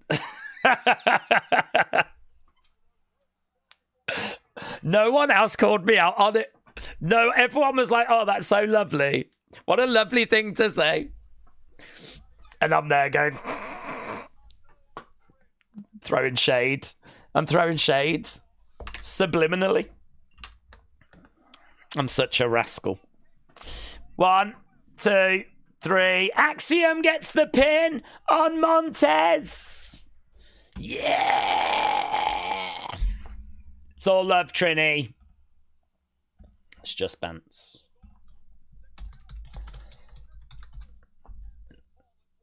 The what?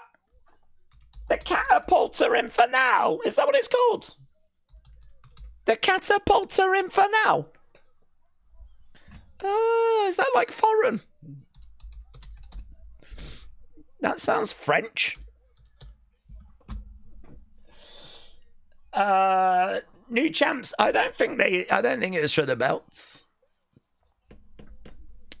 This community needs to evolve, says K-pop lover.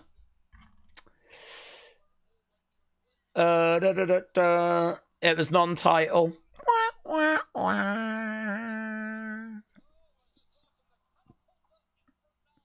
The Catapulta Infernal.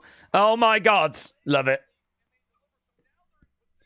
Then now, guys, they've just beat the champs, which means they can now fight for the titles. Love that for them.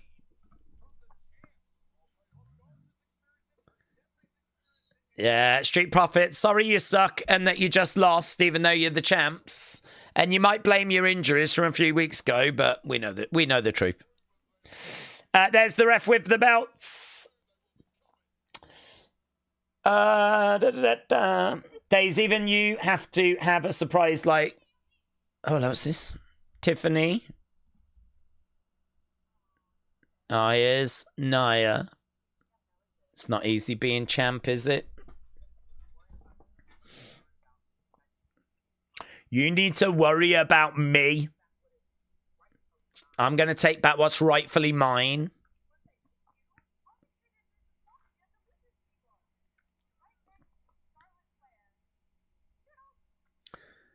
Once I beat you, I'll make sure there's a spot at the losers table right next to Charlotte Flair. 5, 6, 7, 8. Let them know we on the way. Some kids are waving. Let's wave back. That one's jumping up in there. Look at her. She's... Jesus Christ. How much soft drink have we given to that one?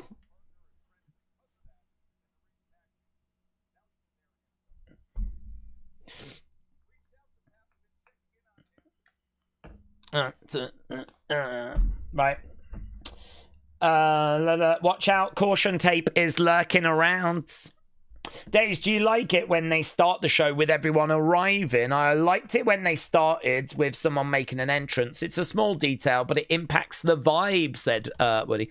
I don't mind it. I mean, I'm not crazy about it. I don't need it. It's fine. I don't know that I need it for every show, though. I don't know. We see them arriving, and it's like, not much happens, does it?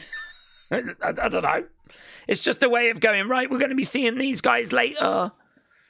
I think mix it up. Don't need to do it at the start of every show, but yeah, it's good. So I don't mind it.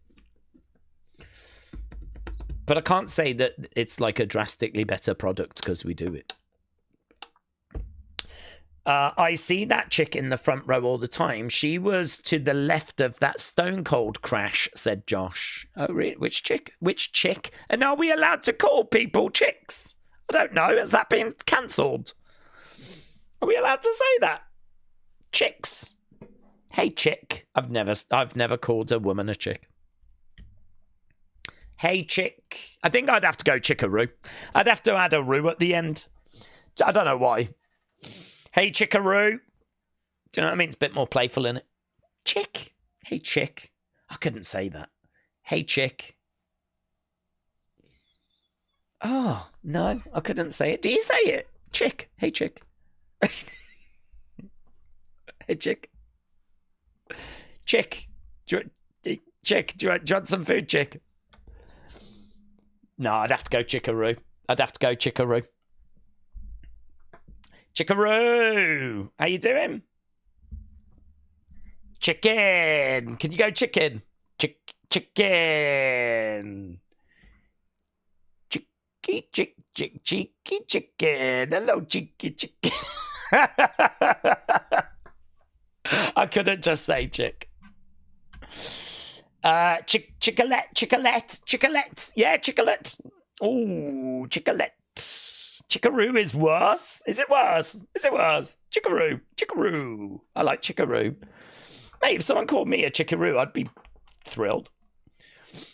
Chicklet. Hello, chicklet. Yeah, chickaroo. I couldn't do chick. Daze, I found your channel because of the Wyatt 6, and I watch each week. May have a sign made next week to shout out from Smackdown. Oh, you're going to Smackdown, buds. Have a great time. If you do, send me the picture. Send me pictures anyway. I'm sure they'll find their way into Unseen. Have a good time, chick.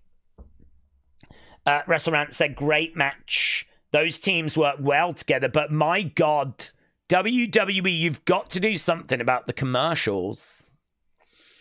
Side piece. Oh, what is that what you say? Side piece. Me and my chick. Chicklet. Crazy chick. Wyatt chicks.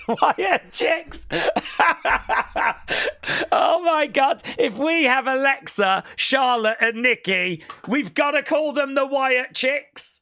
Oh. Emotive concept. Oh, that is just, I don't ever do it. But I'm doing it. Oh, look at it.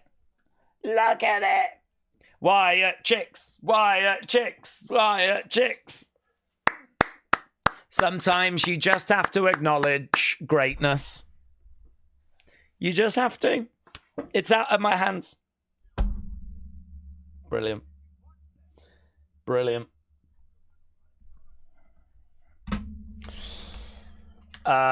Very good. Very, very good.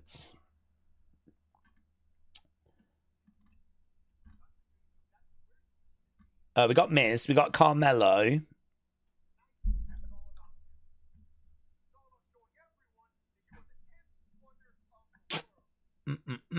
Daze is a chick magnet. Trey. I like Wyatt chick. It's very good. The Dixie Chicks. Awesome.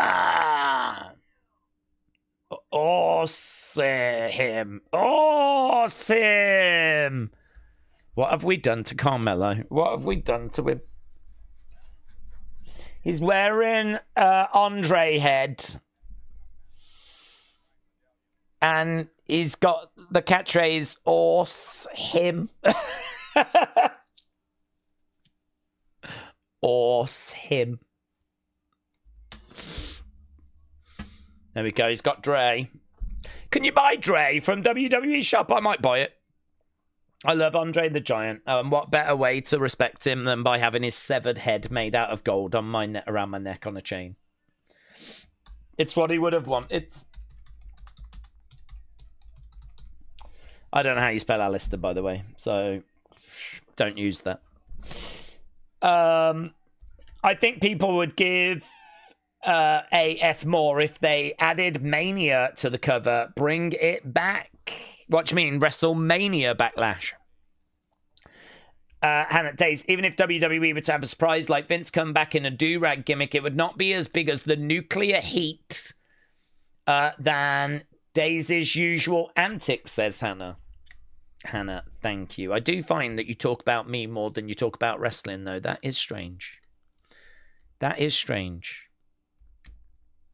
I should not be your focus. I am just background noise. I am not the focus. I'm just an innocent little cherub. Am I super cute? Yeah, of course I am. But I'm just, you know what I mean? Irrelevant. I want to have a look, see if they do sell those, by the way.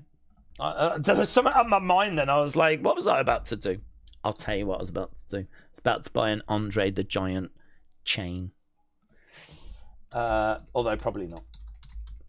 But I'm interested if they sell them.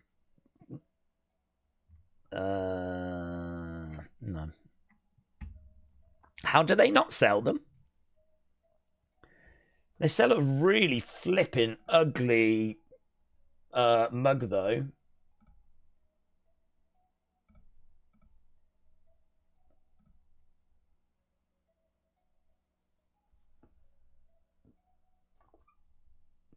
Am I missing something here? Why is this? Is this meant to be like in some sort of style?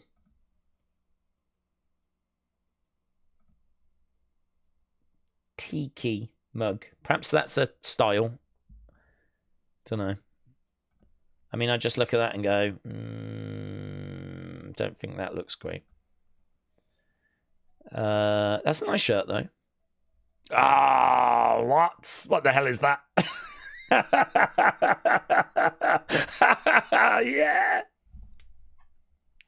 Maybe it's time to retire the beanie. Perhaps it's time to retire the beanie. And look at that. If ever I am writing, like, you know, match scores down, you just get a little surprise on the top, don't you? Like that. Oh, let's go.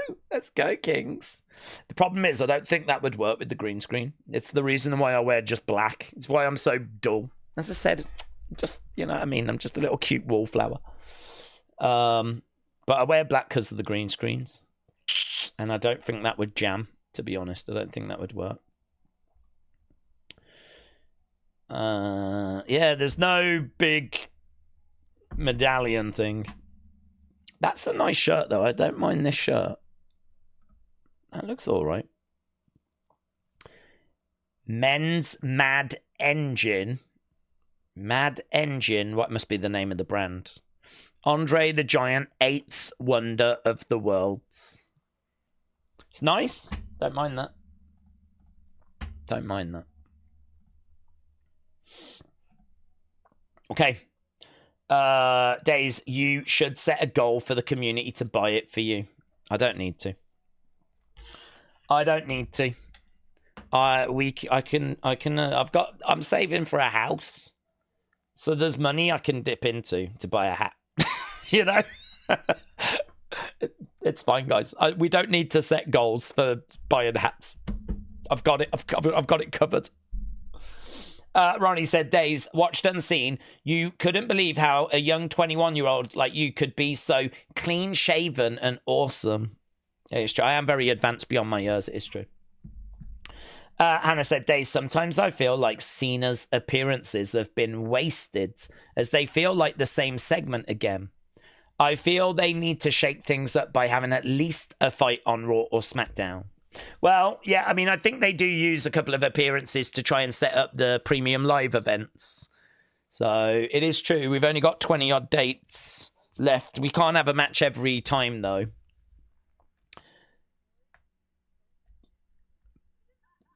Oh, Bianca is sitting down with... This will be quite good. What's your story? Bianca sitting down, having a chat with Stephanie. Daze, check Temu. They might have that chain. Oh, do you know, I never go on Temu.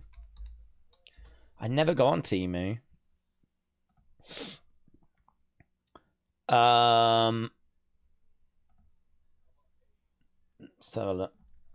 Andre the Giant.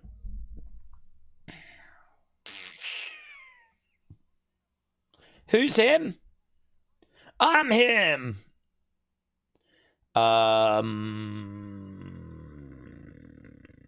Here's Alistair Black.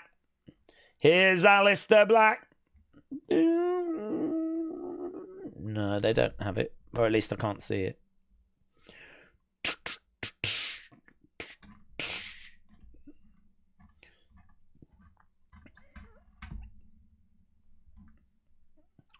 It all looks pretty low quality nonsense, doesn't it? I mean, which is what Temu's all about. Here he is, having a little nap. Oh, yeah. Oh, mate, I used to love this song. I think I still do. Yeah, this is my jam. I'm going to have this at my funeral. Things are never done. And we will never be equal. Yeah, this is a gem. This is a gem. We need to have a conversation about this being one of the best, most recent themes. Let's have that conversation. I think this is one of the best, most recent themes. Yeah, I love how he walks and the name appears as well. So good.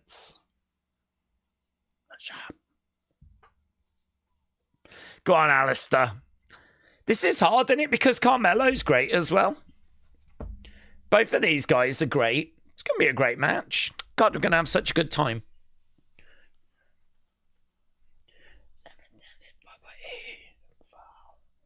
Do some things you've never done, and we will never be equal. Wow, you gave that last match great score.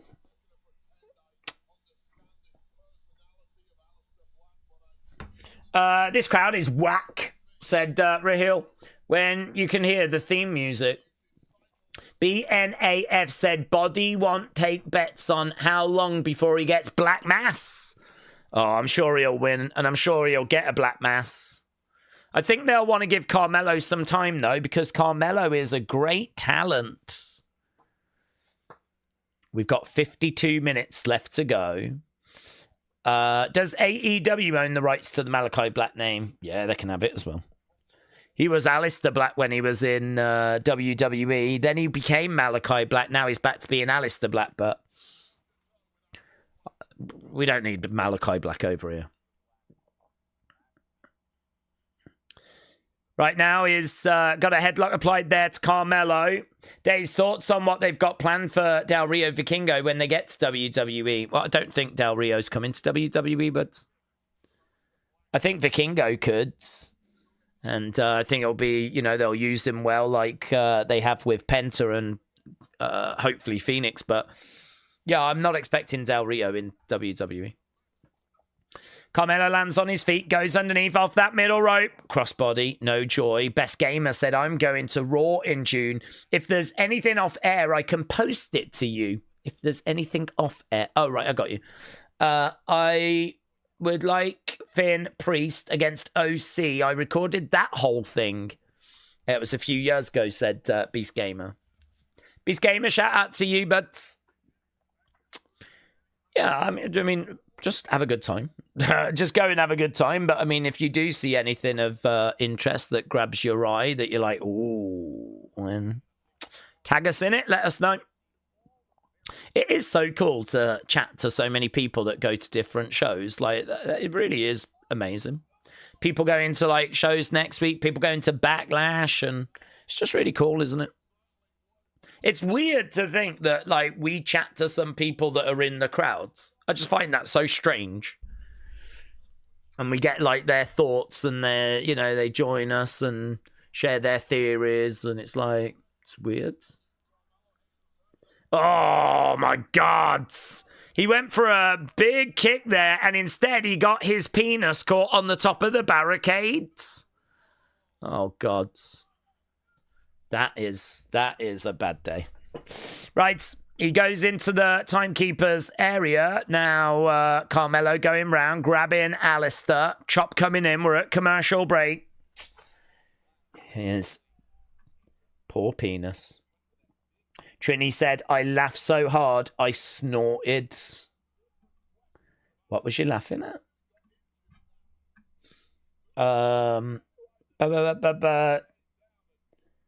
No, not in a million years would Del Rio be in WWE, said FNAF. His what? His penis. Averted vision. His Malachi.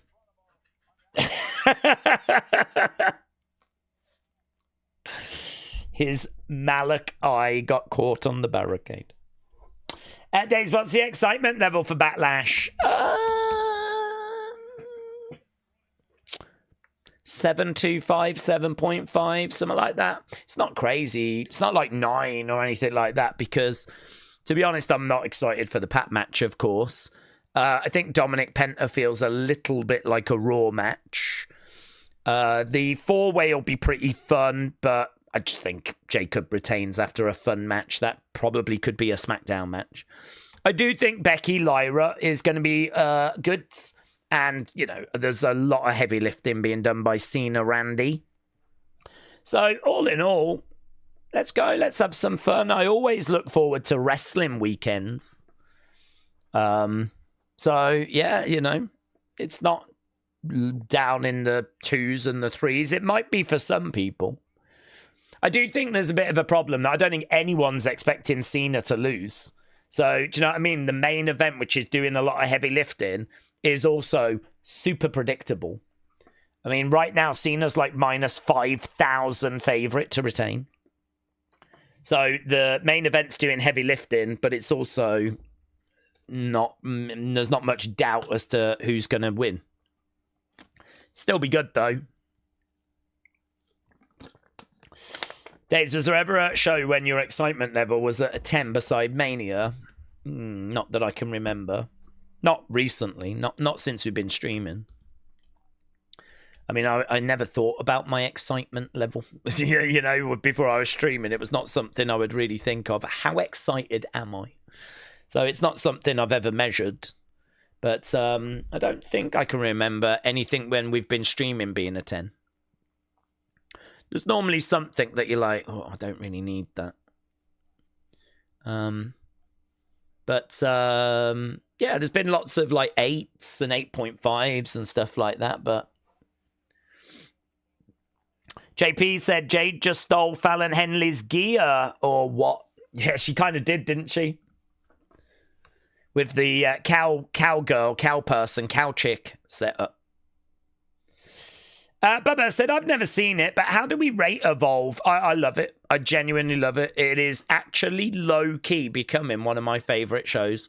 And I know what people are going to think. You're going to think I am only saying that so that I encourage more people to watch it and then join us. How about this? Don't join us. Don't join us on the watch-along. Yeah? Don't bother. Just watch it. I genuinely think it's one of the best shows. Because I watched this week's. It started with championship belts being unveiled. That's always exciting. There's a girl that we've been talking about for weeks that's been annoying because she's been like in the VIP area. Well, she finally had a match. And so that was obviously of interest to me. Then I think, what did we have after that? I think we had Lexis King, who's from NXT. He got into a promo with Sean Legacy. And Sean Legacy's great. And he was on NXT this week as well. So he's a talent that's really coming through. So seeing them two going at it in the ring was interesting. I think we had Wendy Chu in action as well. I forget who she was facing. But she was in action. So, and then Kaylee Ray came down. Then we had Nikita Lyons in the main event against Kendall Gray. I really like Kendall Gray. So that was our main event. Legitimately, all of that in like 44 minutes. It's like, great. It's great. I really enjoy it. You know, I think with SmackDown and maybe even NXT at times, there's elements you would take out. But that doesn't really happen so much with Evolve because it's only 44 minutes anyway. The more you watch it, the more you invest in it, the more you'll get out of it. If you watch it and go, I don't know who these people are, this isn't for me, you ain't going to get anywhere. But if you stick with it and watch it week after week and get to know the people, you'll get more out of it, wouldn't you? You know, you'll start to see how good Sean Legacy is or Callie Armstrong or Swipe Right, and you'll start getting more out of it. It's like its own little brand. And, you know, not many people watch it as well. So that means that it's officially WWE. It's people that could go on to the main roster eventually. You're watching them at the lowest level possible. And it's like there's not really many people that watch it. It's like you're part of like a secret WWE club. Oh, shoulder up there by Carmelo. If WWE did members-only content, Evolve would be like a members-only show. That's how far down it is. It only gets like 100,000 views a week internationally on YouTube. Tubi, no idea what it gets. No idea. but I bet it's less than 100,000. Or maybe 100,000. So you are dealing with a show really down the ladder. But it is still official WWE. You could be watching the next Roman Reigns in his very first matches, you know. You could be seeing the next Bianca. So yeah, I do genuinely really like it. Oh, Carmelo collides into The Miz. Looking to roll at 1, 2, 3, and he gets him. There we go, he gets him. Ah, Black Mass. Oh, that's good by Joe. Did you hear him getting animated there? He laid him out. That was good. He laid him out.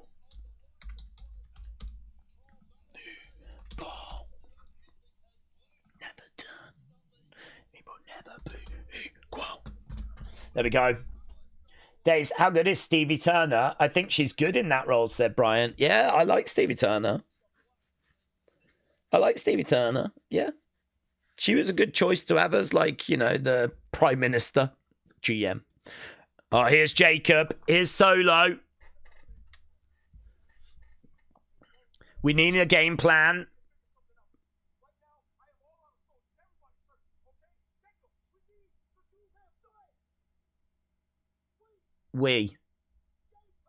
Game plan.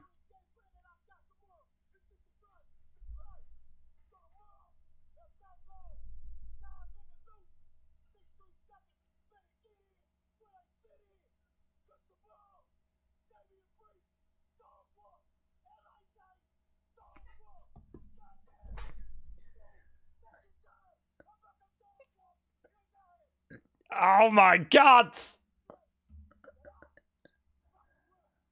That's the only play I'm about to run. I'm going to dog walk them all. LA Knight, dog walk. You know what I mean? You know what I mean? LA Knight, dog walk. Drew McIntyre, dog walk. It's the only play I have. You know what I mean? Watching Jacob makes me feel cooler. Sometimes people are like, why do you watch wrestling? It's fake. And I just think, well, Jacob does it, and then I feel better about it. Because Jacob's cool. And he could probably kill your favourite entertainers. Oh, what? You don't watch wrestling? What do you watch? Great British Bake Off. Well, guess what? Jacob could murk Paul Hollywood. And that woman, whatever her name is, Beryl. Mess her up as well. Yeah? What else do you watch? The Voice. What, you think Whoopi Goldberg would stand a chance against Jacob Fatu? What else do you watch? White Lotus. I don't even know who's in that. But Jacob would dog walk them all.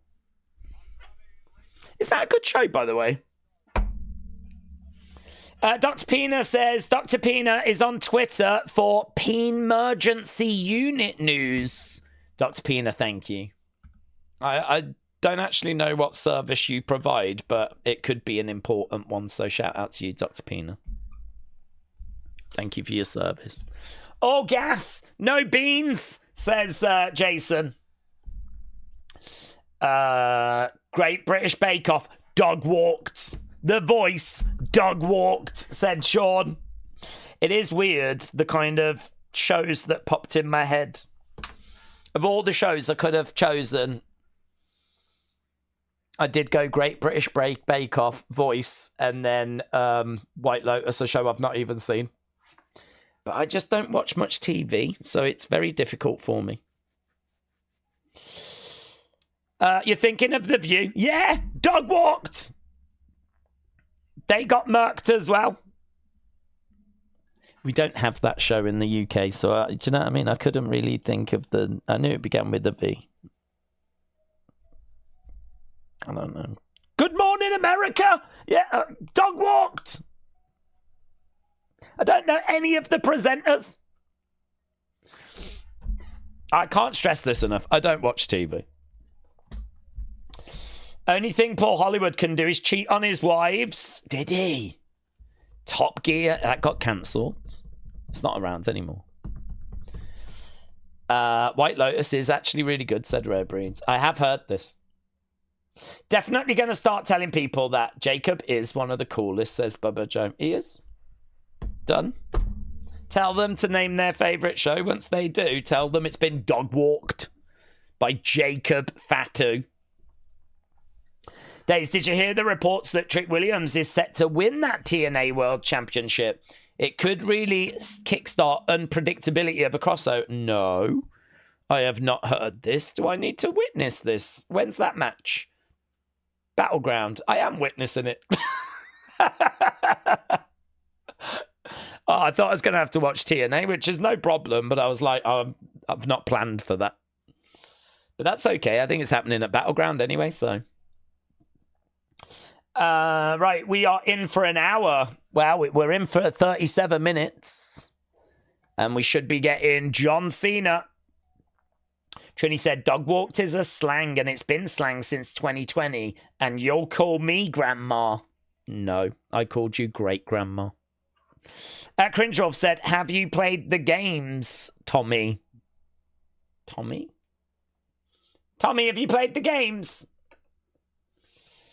The Miz, dog walked. Yes. All four of them are four of the coolest wrestlers, says Bubba Joe. John Cena sucks. Well, we're going to get him very soon. I feel like, have we got something coming up? And I was like, what did we have before commercial break? I swear we just saw something, and I was like, oh, need to get past that first. I was not impressed with something just. Was someone heading to the ring or something? Or is it just going to be John Cena? I don't know. I was too busy dog walking TV shows. There's nothing new. Daze, what has been your overall assessment of 3-hour Smackdowns? Well, I've appreciated having the extra content for us to stream and talk about, but I don't think it's massively helped the quality of the show. But I think we know that about 3-hour shows. Tiffy time in Dayton. We're looking at Signs of the Night. Signs of the Night. John Cena sucks. Birthday girl today. WWE champion tomorrow. Who's that? Is that Becky? I beat the cell out of cancer. Ah. Here's Fraxium.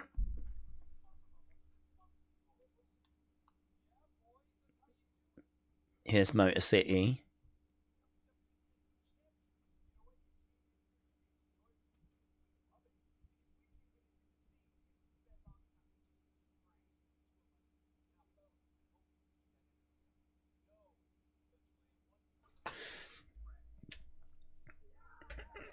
Oh, DIY. DIY. DIY attack him. So they're having a go at Fraxia. Where did Motor City go? Where are they? Where did Motor City go?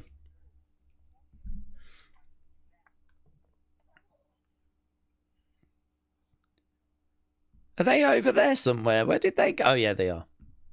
I was like, where did they disappear to? I knew there was something, and I was like, oh, I'm not into this. Angel and Butto made their way down to the ring. I knew it. I knew it. My brain was like, I don't even know who they're facing. I don't even know who's wrestling. Oh, it's Andrade. Andrade versus someone. Can't even spell someone. Done it. JP said, how do they never learn how to write 3 hours? It's been 10 years. I don't know. I don't know why it's such a challenge. It does seem to consistently prove to be a challenge, but word on the street is the 6th of June we will be going back to 2-hour Smackdowns. Have they never done a women's talk show segment on WWE? They had one for Alexa, but like Miz TV or Jericho highlight reel, they should do fun things. Well, no, not really, because we hated women for a long time, didn't we? Do you remember? We didn't like women and we didn't really use them very much. So there's not like a big history to kind of choose from because, you know, I mean, we tried a bit of a women's division in the 80s with Wendy Richter. That didn't last very long. We tried again in the 90s with Alondra Blaze. That didn't last very long. We certainly weren't giving women talk show segments. So, you know, we had Ding Dong Galore with Bailey and we had a moment of Bliss. But, no, we haven't because we hate women. Sorry about that. We are changing though. We are, you know, we're starting to appreciate them. But no, the history of women's wrestling doesn't really go back the same way that the men's does. But that's exciting because that means there's lots of opportunity for firsts, isn't there? We've done a lot of firsts recently. What's this? Oh, is it a tag match? Why are we doing? We're not going to have any time for John, are we? Well, I suppose we are. I'm exaggerating a little bit there. Right, it is Los Garza versus Phoenix and Andrade. Daze, it's funny how we thought that Raw on Netflix was going to be the best, but it didn't. And then WrestleMania looked promising, but it isn't. So maybe SummerSlam's going to... No, third time lucky. It's gonna fix it. Third time lucky. I've got to find Ding Dong Hello to watch it. We do need to do more with the women's roster like that. I'm sure we will. Ding Dong Hello was only a segment, you know, talk show thing. I mean, there wasn't really loads of episodes. It was just Bailey's, wasn't it? But, you know, Chelsea could do a good little talk show thing, couldn't she? Something like spilling the tea with Chelsea Green. Because that's what the kids say. If you are revealing, like, gossip and all that, you're spilling the tea. You're welcome, lads. You're welcome. I'm here to demystify the modern world for you. Daze, I've got a big question. What year was the best year, said Rare Breeds? Well, I don't know about the best year in the history of pro wrestling because that's obviously you'd need to have a better knowledge of the NWA than what I've got. And you'd need to have a better knowledge of Japan and Mexico than what I've got. But WWE terms, I think a lot of people would look at 97. I think people would look at maybe some in the Attitude Era. I think 2001 is a good year because WrestleMania 17 and obviously the excitement of the WCW invasion. But I think the disappointment of how the invasion was handled means that it might just derail it. 97, you can feel there's something happening. You can feel there's a change. You can feel that we're, you know, Stone Cold's in and we're built into something. We're on the verge of something, and that would be the Attitude Era. The Attitude Era, I don't think really arrives until the Montreal Screwjob or May. That was like November Survivor Series, but then that WrestleMania is Tyson. And you've got Shawn and Stone Cold. And so, I mean, I think a lot of people would kind of point to that kind of time periods. But I think we've had quite good recently. I really do. I think we've had good recently with the Bloodline and, you know, last year kind of finishing the story. I think last year, though, as soon as the story was finished, I think last year kind of SummerSlam was a bit underwhelming, wasn't it? Main event was Cody against Solo. I mean, and then we did a Bloodline story, which was fine, but I don't think it reached the heights that we were quite hoping for. I think the new Bloodline was just a bit too flat. Andrade charging him. Get him round the back. 97 was a great year. I graduated in that year, said Rare Breeds. Daze, how would we rank the 3 brands in 2025? For me, NXT has been the most consistent. I agree. Yeah, I would probably have... I think SmackDown might have been the worst show. I think we might go NXT clearly in front, then maybe Raw, then SmackDown. I think the worst show of the year, TV-wise, has probably been SmackDown last week. I thought that was exceptionally bad. And actually, it has got the worst score out of you lot for the year so far. Daze, I figured it out. What if Brian Alvarez was ahead of time and he knew about Triple A being bought? And that's where the imminent news was. Maybe. Maybe. Can't rule that out. Sonny said, I'm struggling with getting more book sales. I've posted on Twitter, Discord, Facebook, Instagram, TikTok, YouTube.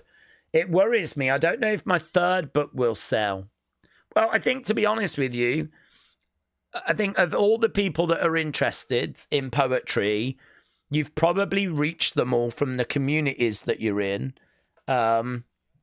So, you know, if you bring out a different book, then, of course, those same people will have an option to buy a 3rd book now. But I think reaching new people is always going to be very, very difficult, isn't it? Like, really, you need to be out there going on podcasts, talking about your book, like promoting it like people do when they've got a book. They go on, like, you know, they go out into media, do podcasts. I mean, I keep saying, I don't know if there's poetry communities that you can kind of be a part of.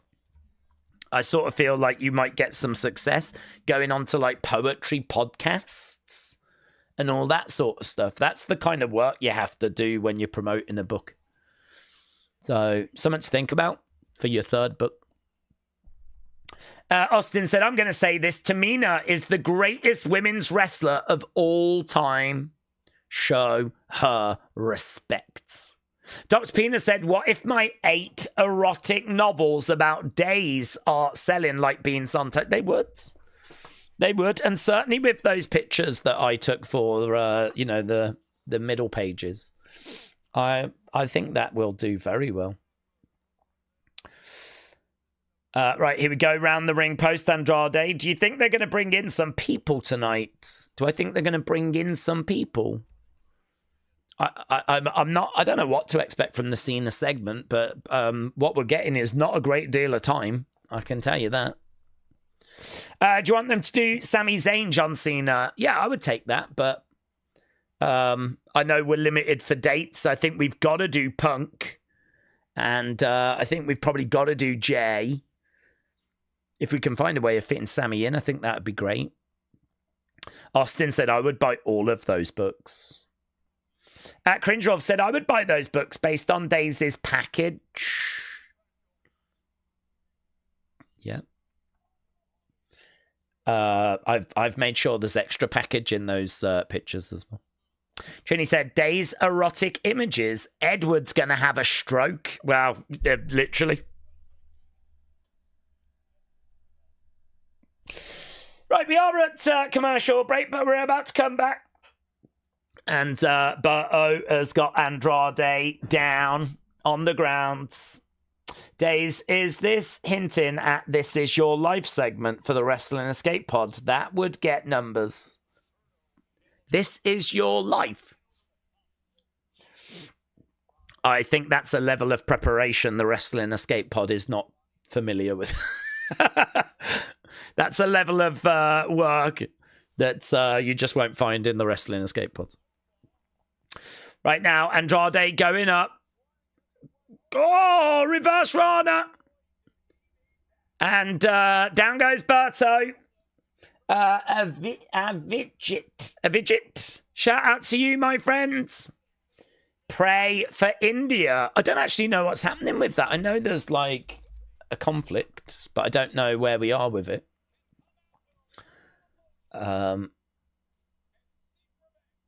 Pakistan's military said it is going to retaliate after accusing India of striking an air base.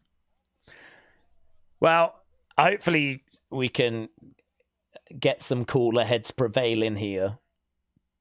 Because no one wants this to keep escalating. So hopefully we can find a way of getting that de-escalated.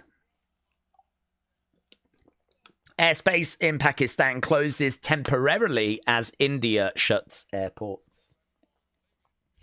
Come on, guys. Come on.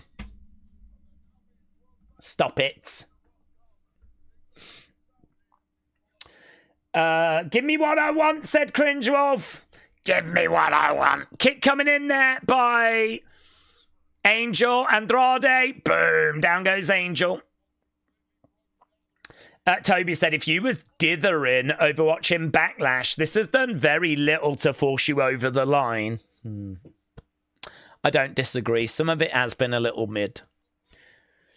Big Time said, Daze, if you're wondering why WWE has been promoting LFG really hard, it's because last week it did 79,000 views, which was down from 99,000. God, is that all it does? 79,000 views. Jesus. Blooming Evolve's getting more than that on YouTube. Slap coming in. I'm surprised that's that low. They're having puja, which are prayers at the temple here for India. Our Hindu community is very strong. My heart is with you, India. I don't know anything about this conflict, so I am not gonna say my heart's with India and with Pakistan, unless someone tells me it shouldn't be. Unless I'm told it shouldn't be, my heart is with both. I hope it just gets de-escalated. Do you know what? My heart is with the world. My heart is with everyone. If they let us watch it in other countries, it would be better, says Blake. Right, kick coming in there by Phoenix. Only two of the people in LFG I liked are already gone, said Deuce. Trini said, your heart's in Austin's closet. Could be. Could be. Could you imagine if Austin and Edward got together, came up with some evil plan to use me as a sex slave? We can't rule it out. Double kick there. If I go missing, you know where to look. That's all I'm saying. Bang.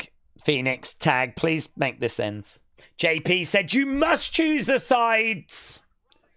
I refuse to choose between Austin and Edwards. They're two goats. You can't make me choose. Phoenix goes up.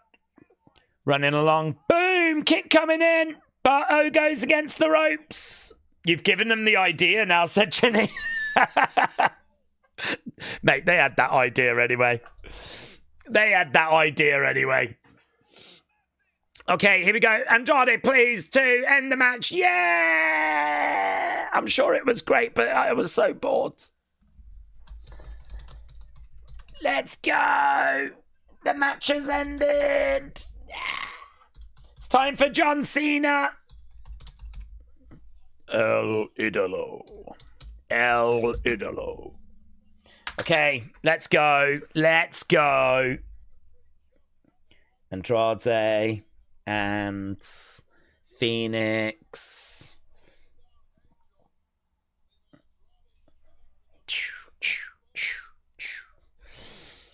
Right.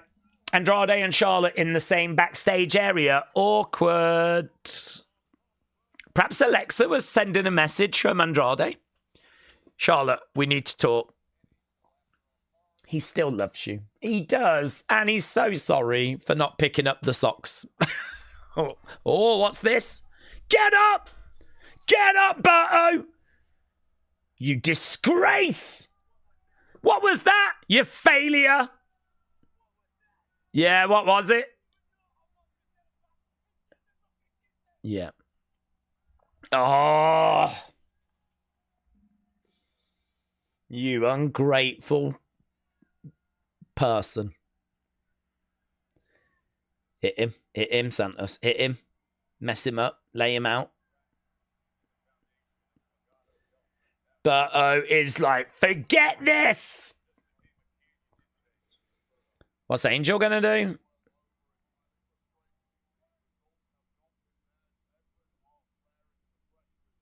So Legado is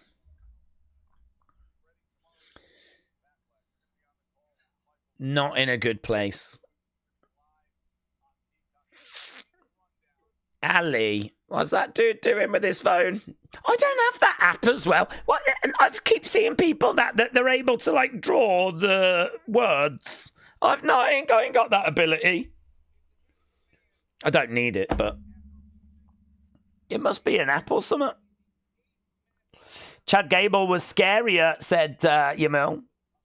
Berto's going to turn face. Daze, would it really be the end of the world if you started streaming other wrestling businesses? It would. Do you feel it has to do with negative stigma with them? Oh, no. It's got to do with me being negative. I was doing AEW and I was not enjoying it, and I was being a moany mini, which I do anyway when I'm watching WWE at times. But yeah, I was really struggling to find positive stuff. Ain't got nothing to do with the negative. You think I care what people think? Jesus. Days are sold out is doing AEW. I don't give a flip. Give a flip, mate. We did it for years. But I just didn't enjoy it. And so it was more about me being like moody and moany and just being like, I don't want to do that. I ain't interested in hate watching. There's probably an audience of people that would want to join you for that. But I think we've got a really good community, a really cool community. We've got a lovely community. We got, do you know what? I'm going to say something like, you're nice people. You are. I've said it. You won't hear me say it again. You're nice people. And I ain't really looking to attract people that are going to be interested in hate watching and, do you know what I mean? Just like being negative and going off on wrestlers and, oh, they suck. They can't wrestle. Do you know what I mean? Like, that ain't us. That's not what we do. We don't do that.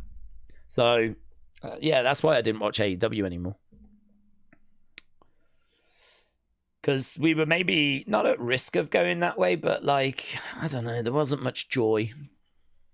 There wasn't much positivity. It was just sadness. Do you know what I mean? A bit like these streams. Actually, you do know what, exactly like these streams. Exactly the same, actually. I think it just turns out I'm really bad at doing watch logs. That's what we've learned. But, you know. I'm a nice pervert, said Trini. I'm occasionally witchy-ish. Word rhyme with it, but I wasn't going to say it. But I am a delight here, said Trini. Trini, shout out to you. You are a delight. A lot of people say you are the great-grandmother of this community. Compliment, said Metal Mama. Thank you. You deserve it. You deserve it, girlfriend.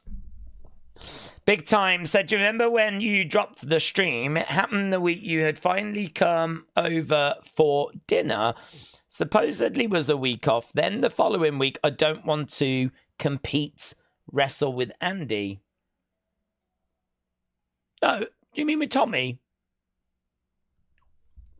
I actually don't remember. I know mentally I said I'm done at the end of the year. I remember at the end of the year of 2023 thinking, let's get to the end of the year and then I'm done. And it was just so happened to be around the same time that Tommy was interested in starting streaming. So I said to him, you have it. I was kind of like, do you know what? I don't want to do this because I really love AEW, but you're my friend. I love you.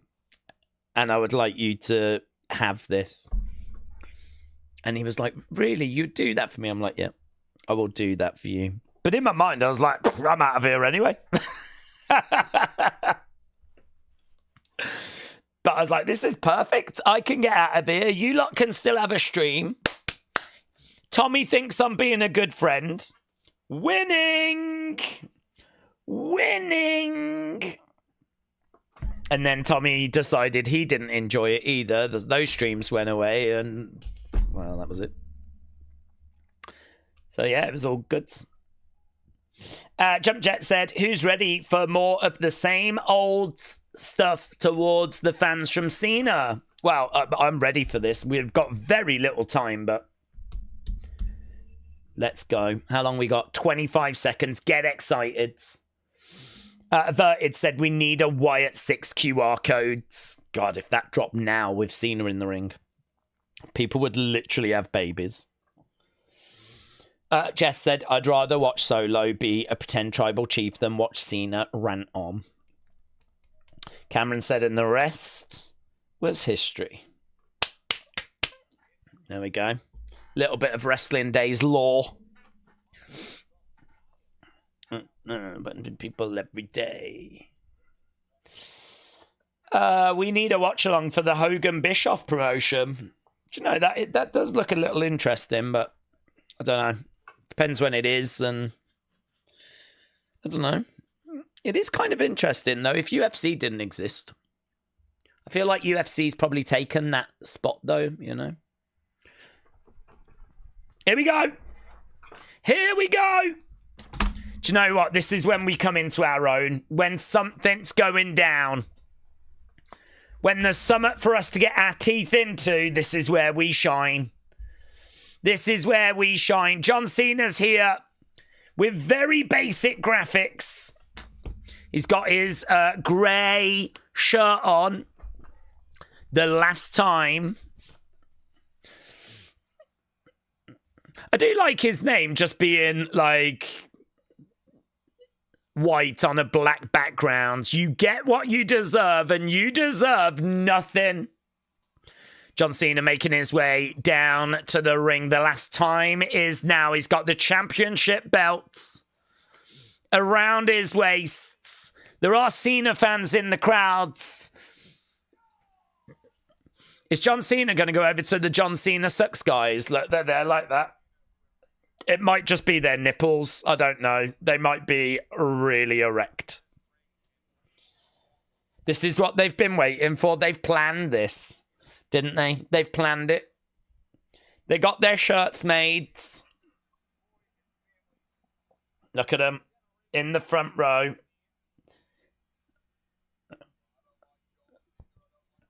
Rock hard.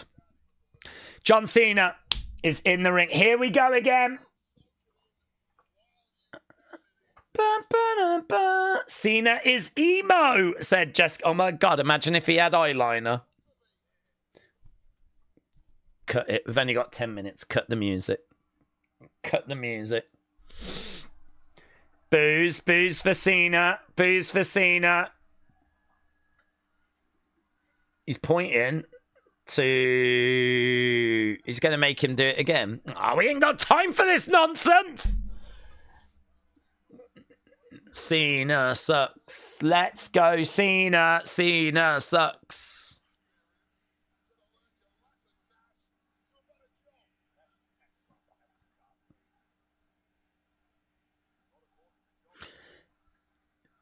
You just can't. They're struggling to turn him heel, aren't they? To really get the crowd against him.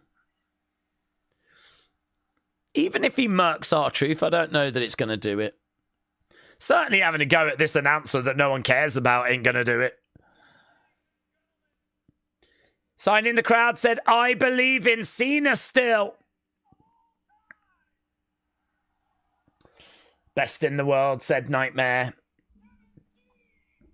Michael, shout out to you, buds.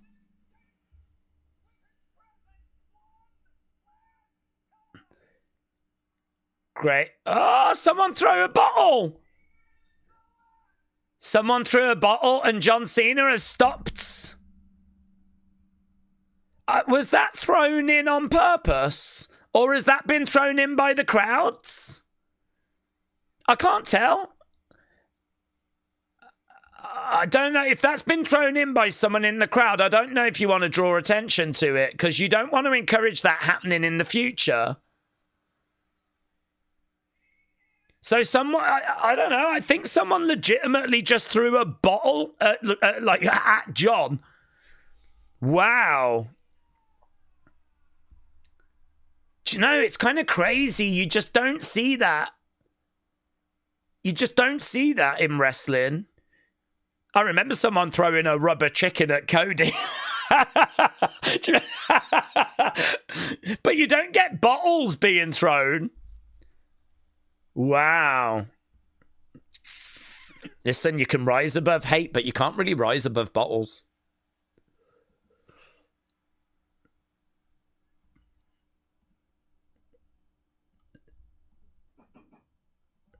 Tomorrow,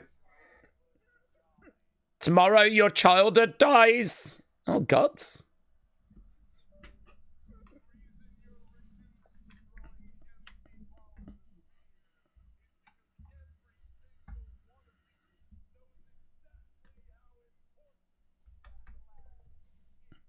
Every single one of you knows how important Backlash is. Shouldn't be throwing bottles.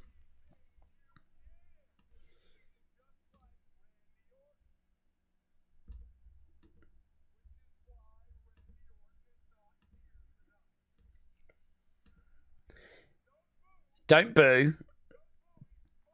He's smart. Randy's smart.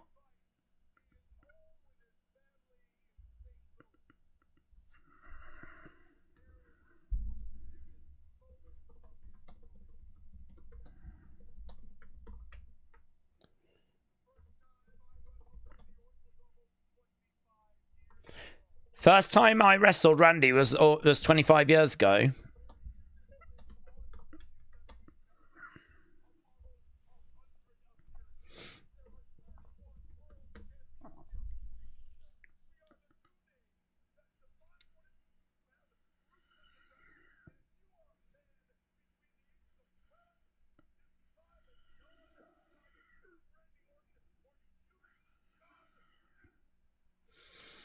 Good promo there by Cena.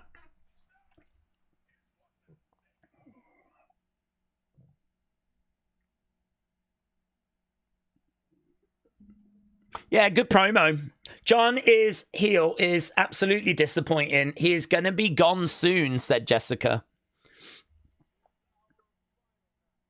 So he's talking about how they've got 31 championships between them.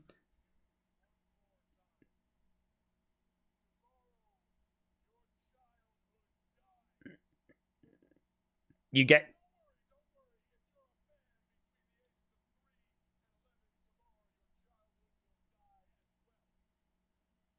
Oh, right. Everyone's childhood is dying tomorrow.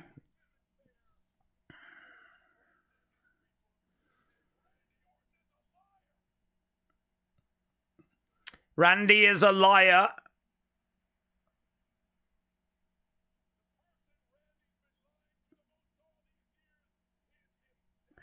Randy has been lying to himself. Go on, John. Hustle, loyalty, respect.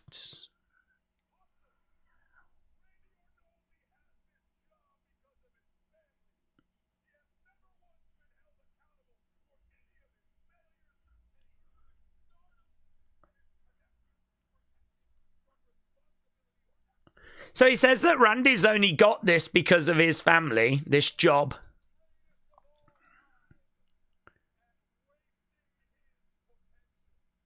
Oh.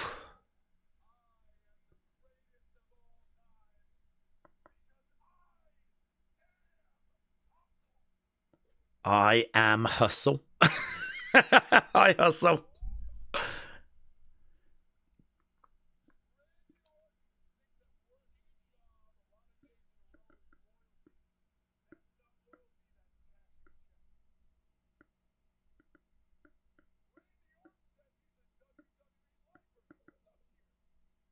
So he's going through hustle, loyalty, respect, and he's trying to show that Randy does not embody that.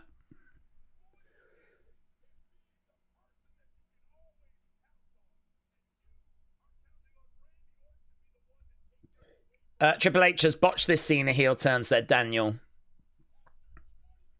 I am not feeling the structure of this promo. I don't believe what he's saying about how Randy is not hustle, loyalty, respect.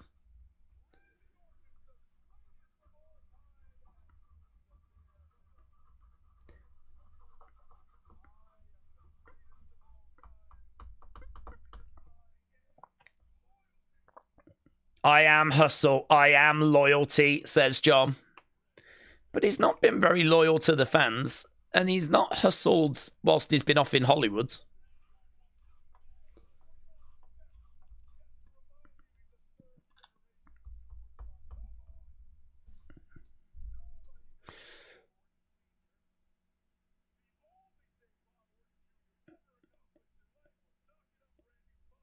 Oh my God. No one knows Bob Orton Sr. And the only thing Bob Orton Jr. ever did was knock up Randy's mom.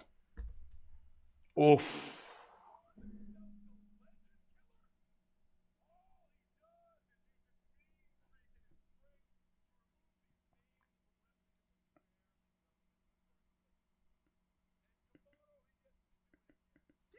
Wow.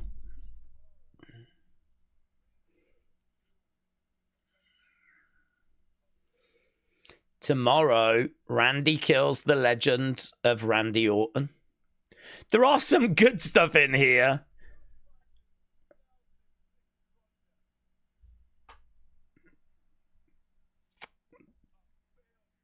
Just like his 2006 drug test is going to be a failure.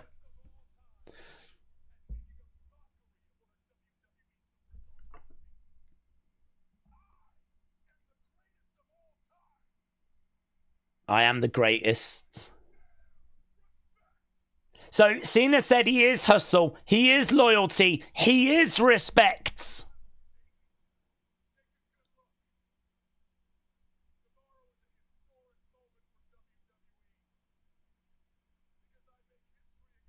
Mm-hmm.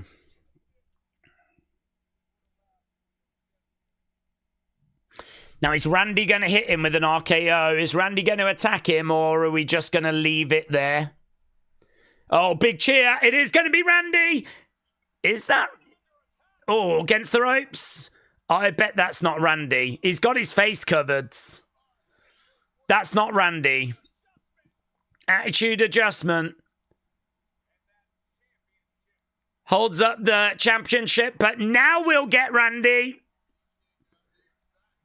There we go. There's the other pop.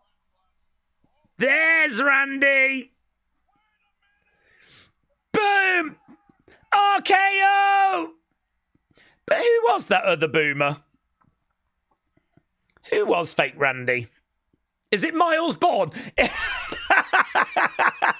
If that is Miles Bourne, that would be the best. That would be the flipping best. Miles, Miles, Miles, Miles.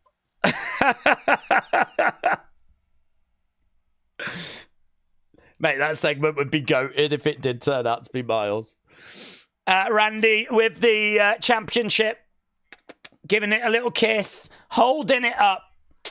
Sadly, I don't think he's going to be holding it up tomorrow.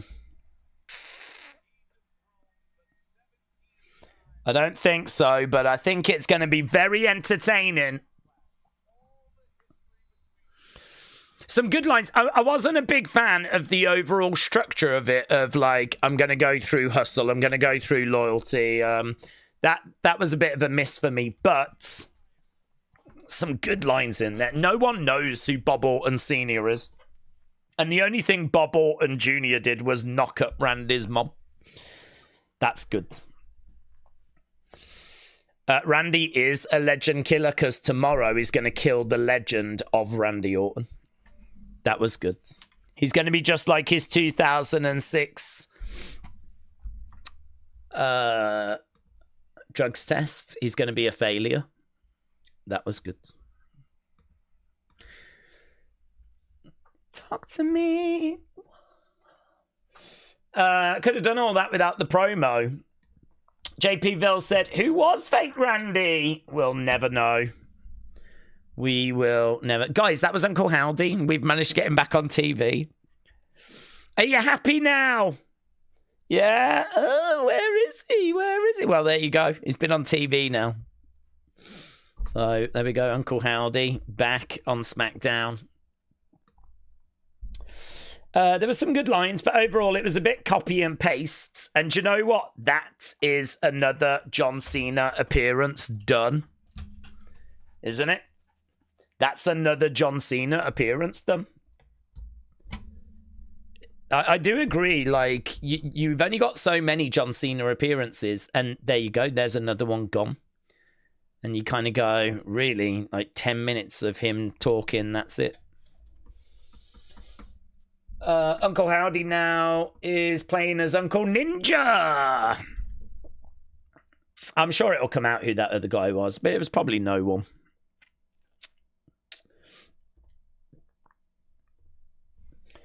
I guess we'll have to see tomorrow. Have a good night. Yeah, have a good night, buds.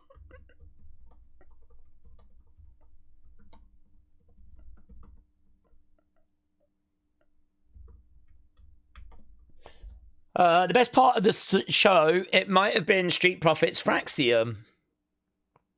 Stop pretending this is bull. The Rock has ruined wrestling. There is nothing to see here, said Aubrey. Miles Bourne does have tattoos on at least one of his arms, said Triton. Finally, the Frank has come back. Frank, hello, bud. Hope you're doing well. Yeah, I think, I mean, that was kind of what I was expecting. I'm actually not leaving that show disappointed. I'm not leaving it like, oh, God, that sucked. That was a waste of time. I had low expectations anyway. I think the Alexa stuff was a big boost. I think the ending, I mean, it was compelling. And so that was a boost as well. In-ring was so-so, but we did get a couple of bits in there, You lot really enjoyed the Street Profits Fraxium. You said that was great 58. So you enjoyed that. You gave Alexa Zelina tag match great 68, but that was probably because of excitement of Alexa more than anything. So yeah, I think there was some stuff there, but really it's about tomorrow, isn't it? And we will be live tomorrow early as well. We're going to be starting 2 hours before the countdown show. So if you are around, come and join us. We're going to be chatting and obviously going through all the latest news and everything. So if you are around, come and join us. Share your thoughts. What have you heard? We're going to be having a look, seeing as the news is coming through. Talking about theories and everything. And of course, then going straight into the countdown, straight into Backlash. We'll be doing a review video. We'll be doing Unseen. Obviously, we're expecting John Cena to retain, but how are they going to do it? I don't know that. I don't know how he does it, but who knows? Maybe Randy wins, but I doubt it. Big thing, though, what was that Charlotte Alexa thing about that? That feels like a big talking point as well. Why would the fake Randy attack, said JP? I think the fake Randy would attack because Randy knows that Cena's going to have an eye open. I think we all expected Randy to attack. But did we think that a fake Randy would attack to throw Cena off?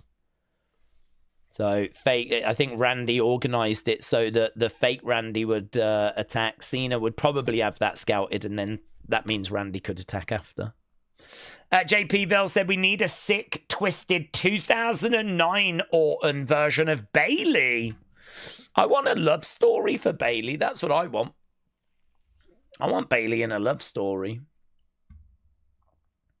So I know that she's spoken about that, but I think that could be really fun. Hannah said, would we think a 3-hour format, people like Andrade would get time to practice talking some promos or developing more personality? With it going down to 2 hours, it is worrying. Well, yeah, I mean, I think that's a separate thing, isn't it? I think they're using the TV time to kind of build up Backlash and also get a few little side things going, like Berto breaking away from Legado. And the truth is that you're just going to focus on, what you want to focus on. And we've got Andrade on TV, but I don't think the focus is on really building him up with much momentum at the moment. I think we're getting him on TV consistently, but it's clear they haven't got any major plans for him right now. unless we're about to start a big story after Backlash. But yeah, at the moment, he does feel to be a bit on the back burner. Not so far on the back burner that he's in catering, but just on the back burner where he's clearly not a main focus at the moment. Remember when a romance between Bayley and Corey Graves almost happens? No, I don't actually. Where was that? Why do I not recall that?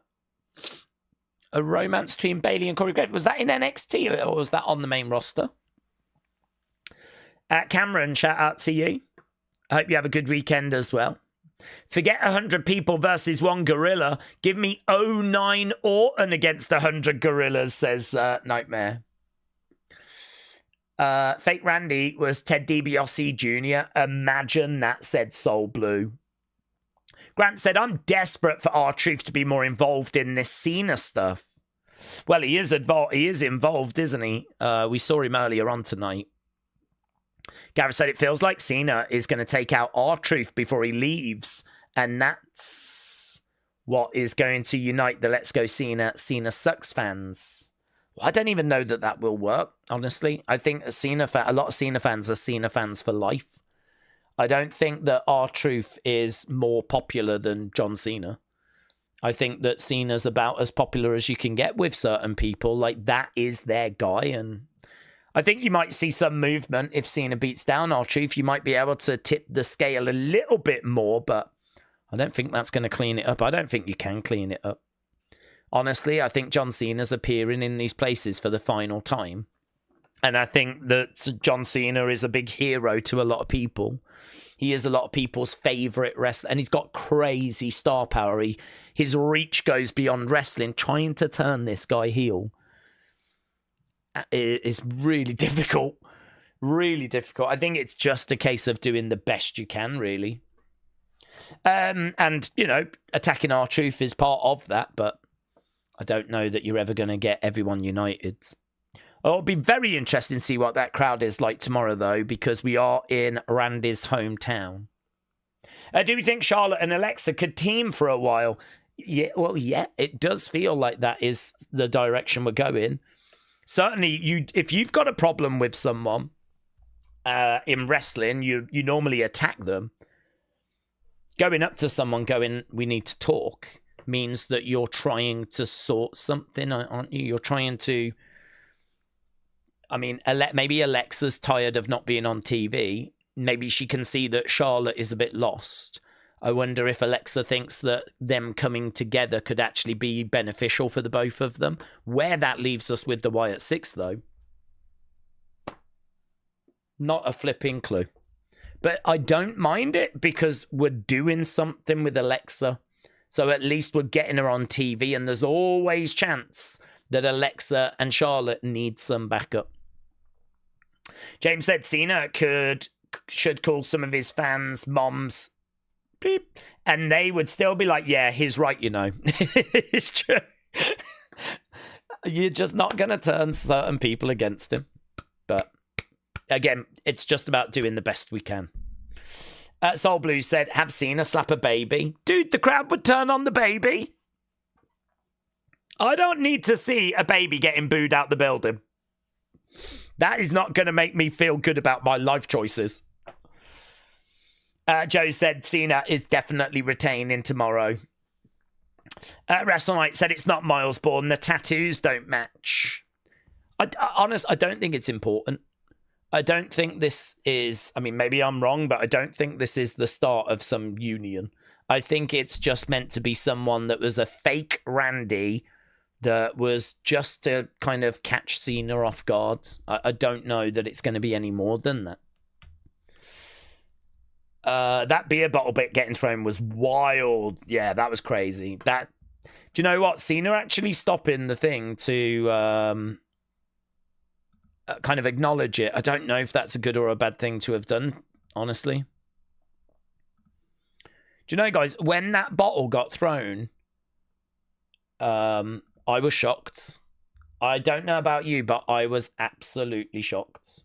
That was me right there. That was me. I could not flip and believe it. I could not flip and believe it. Isn't it amazing how long that guy's hands are as well? Do you reckon in that moment the dude's taking a selfie? He's got really long arms and he's got his phone out and he's like... I know they're not his arms, but it's funny to think that it could be. It's just a joke. I think the arms belong to the guy on the left, but it's just a joke.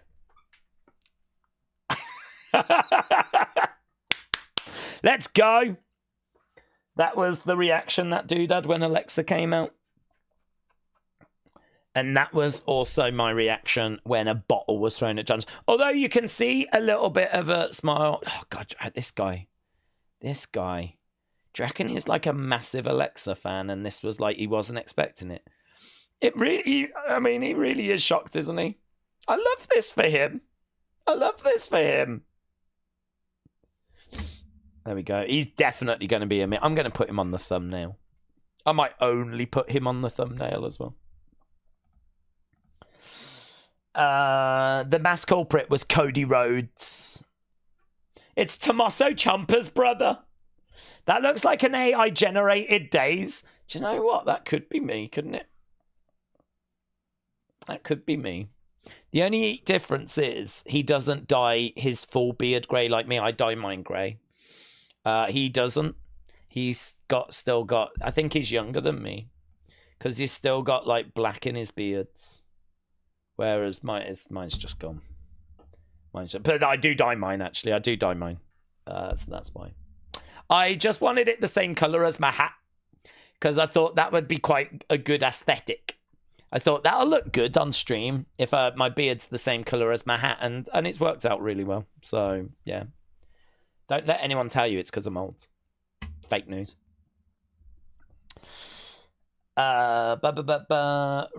Was that the actual reaction? That was that dude's actual reaction when Alexa came out, yes.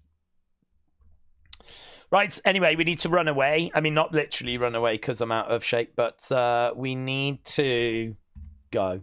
Appreciate everyone joining us, but this means nothing if you don't join us tomorrow. If you joined us today and then don't join us tomorrow, mate, that would be a disgrace. So we are back, and I look forward to seeing you all. Yeah, we will be doing a register at the start of the stream to make sure everyone's here. Okay. So have a good evening, and I will see you again, hopefully tomorrow, as we enjoy Backlash 2025. Have a good evening, guys. Bye for now.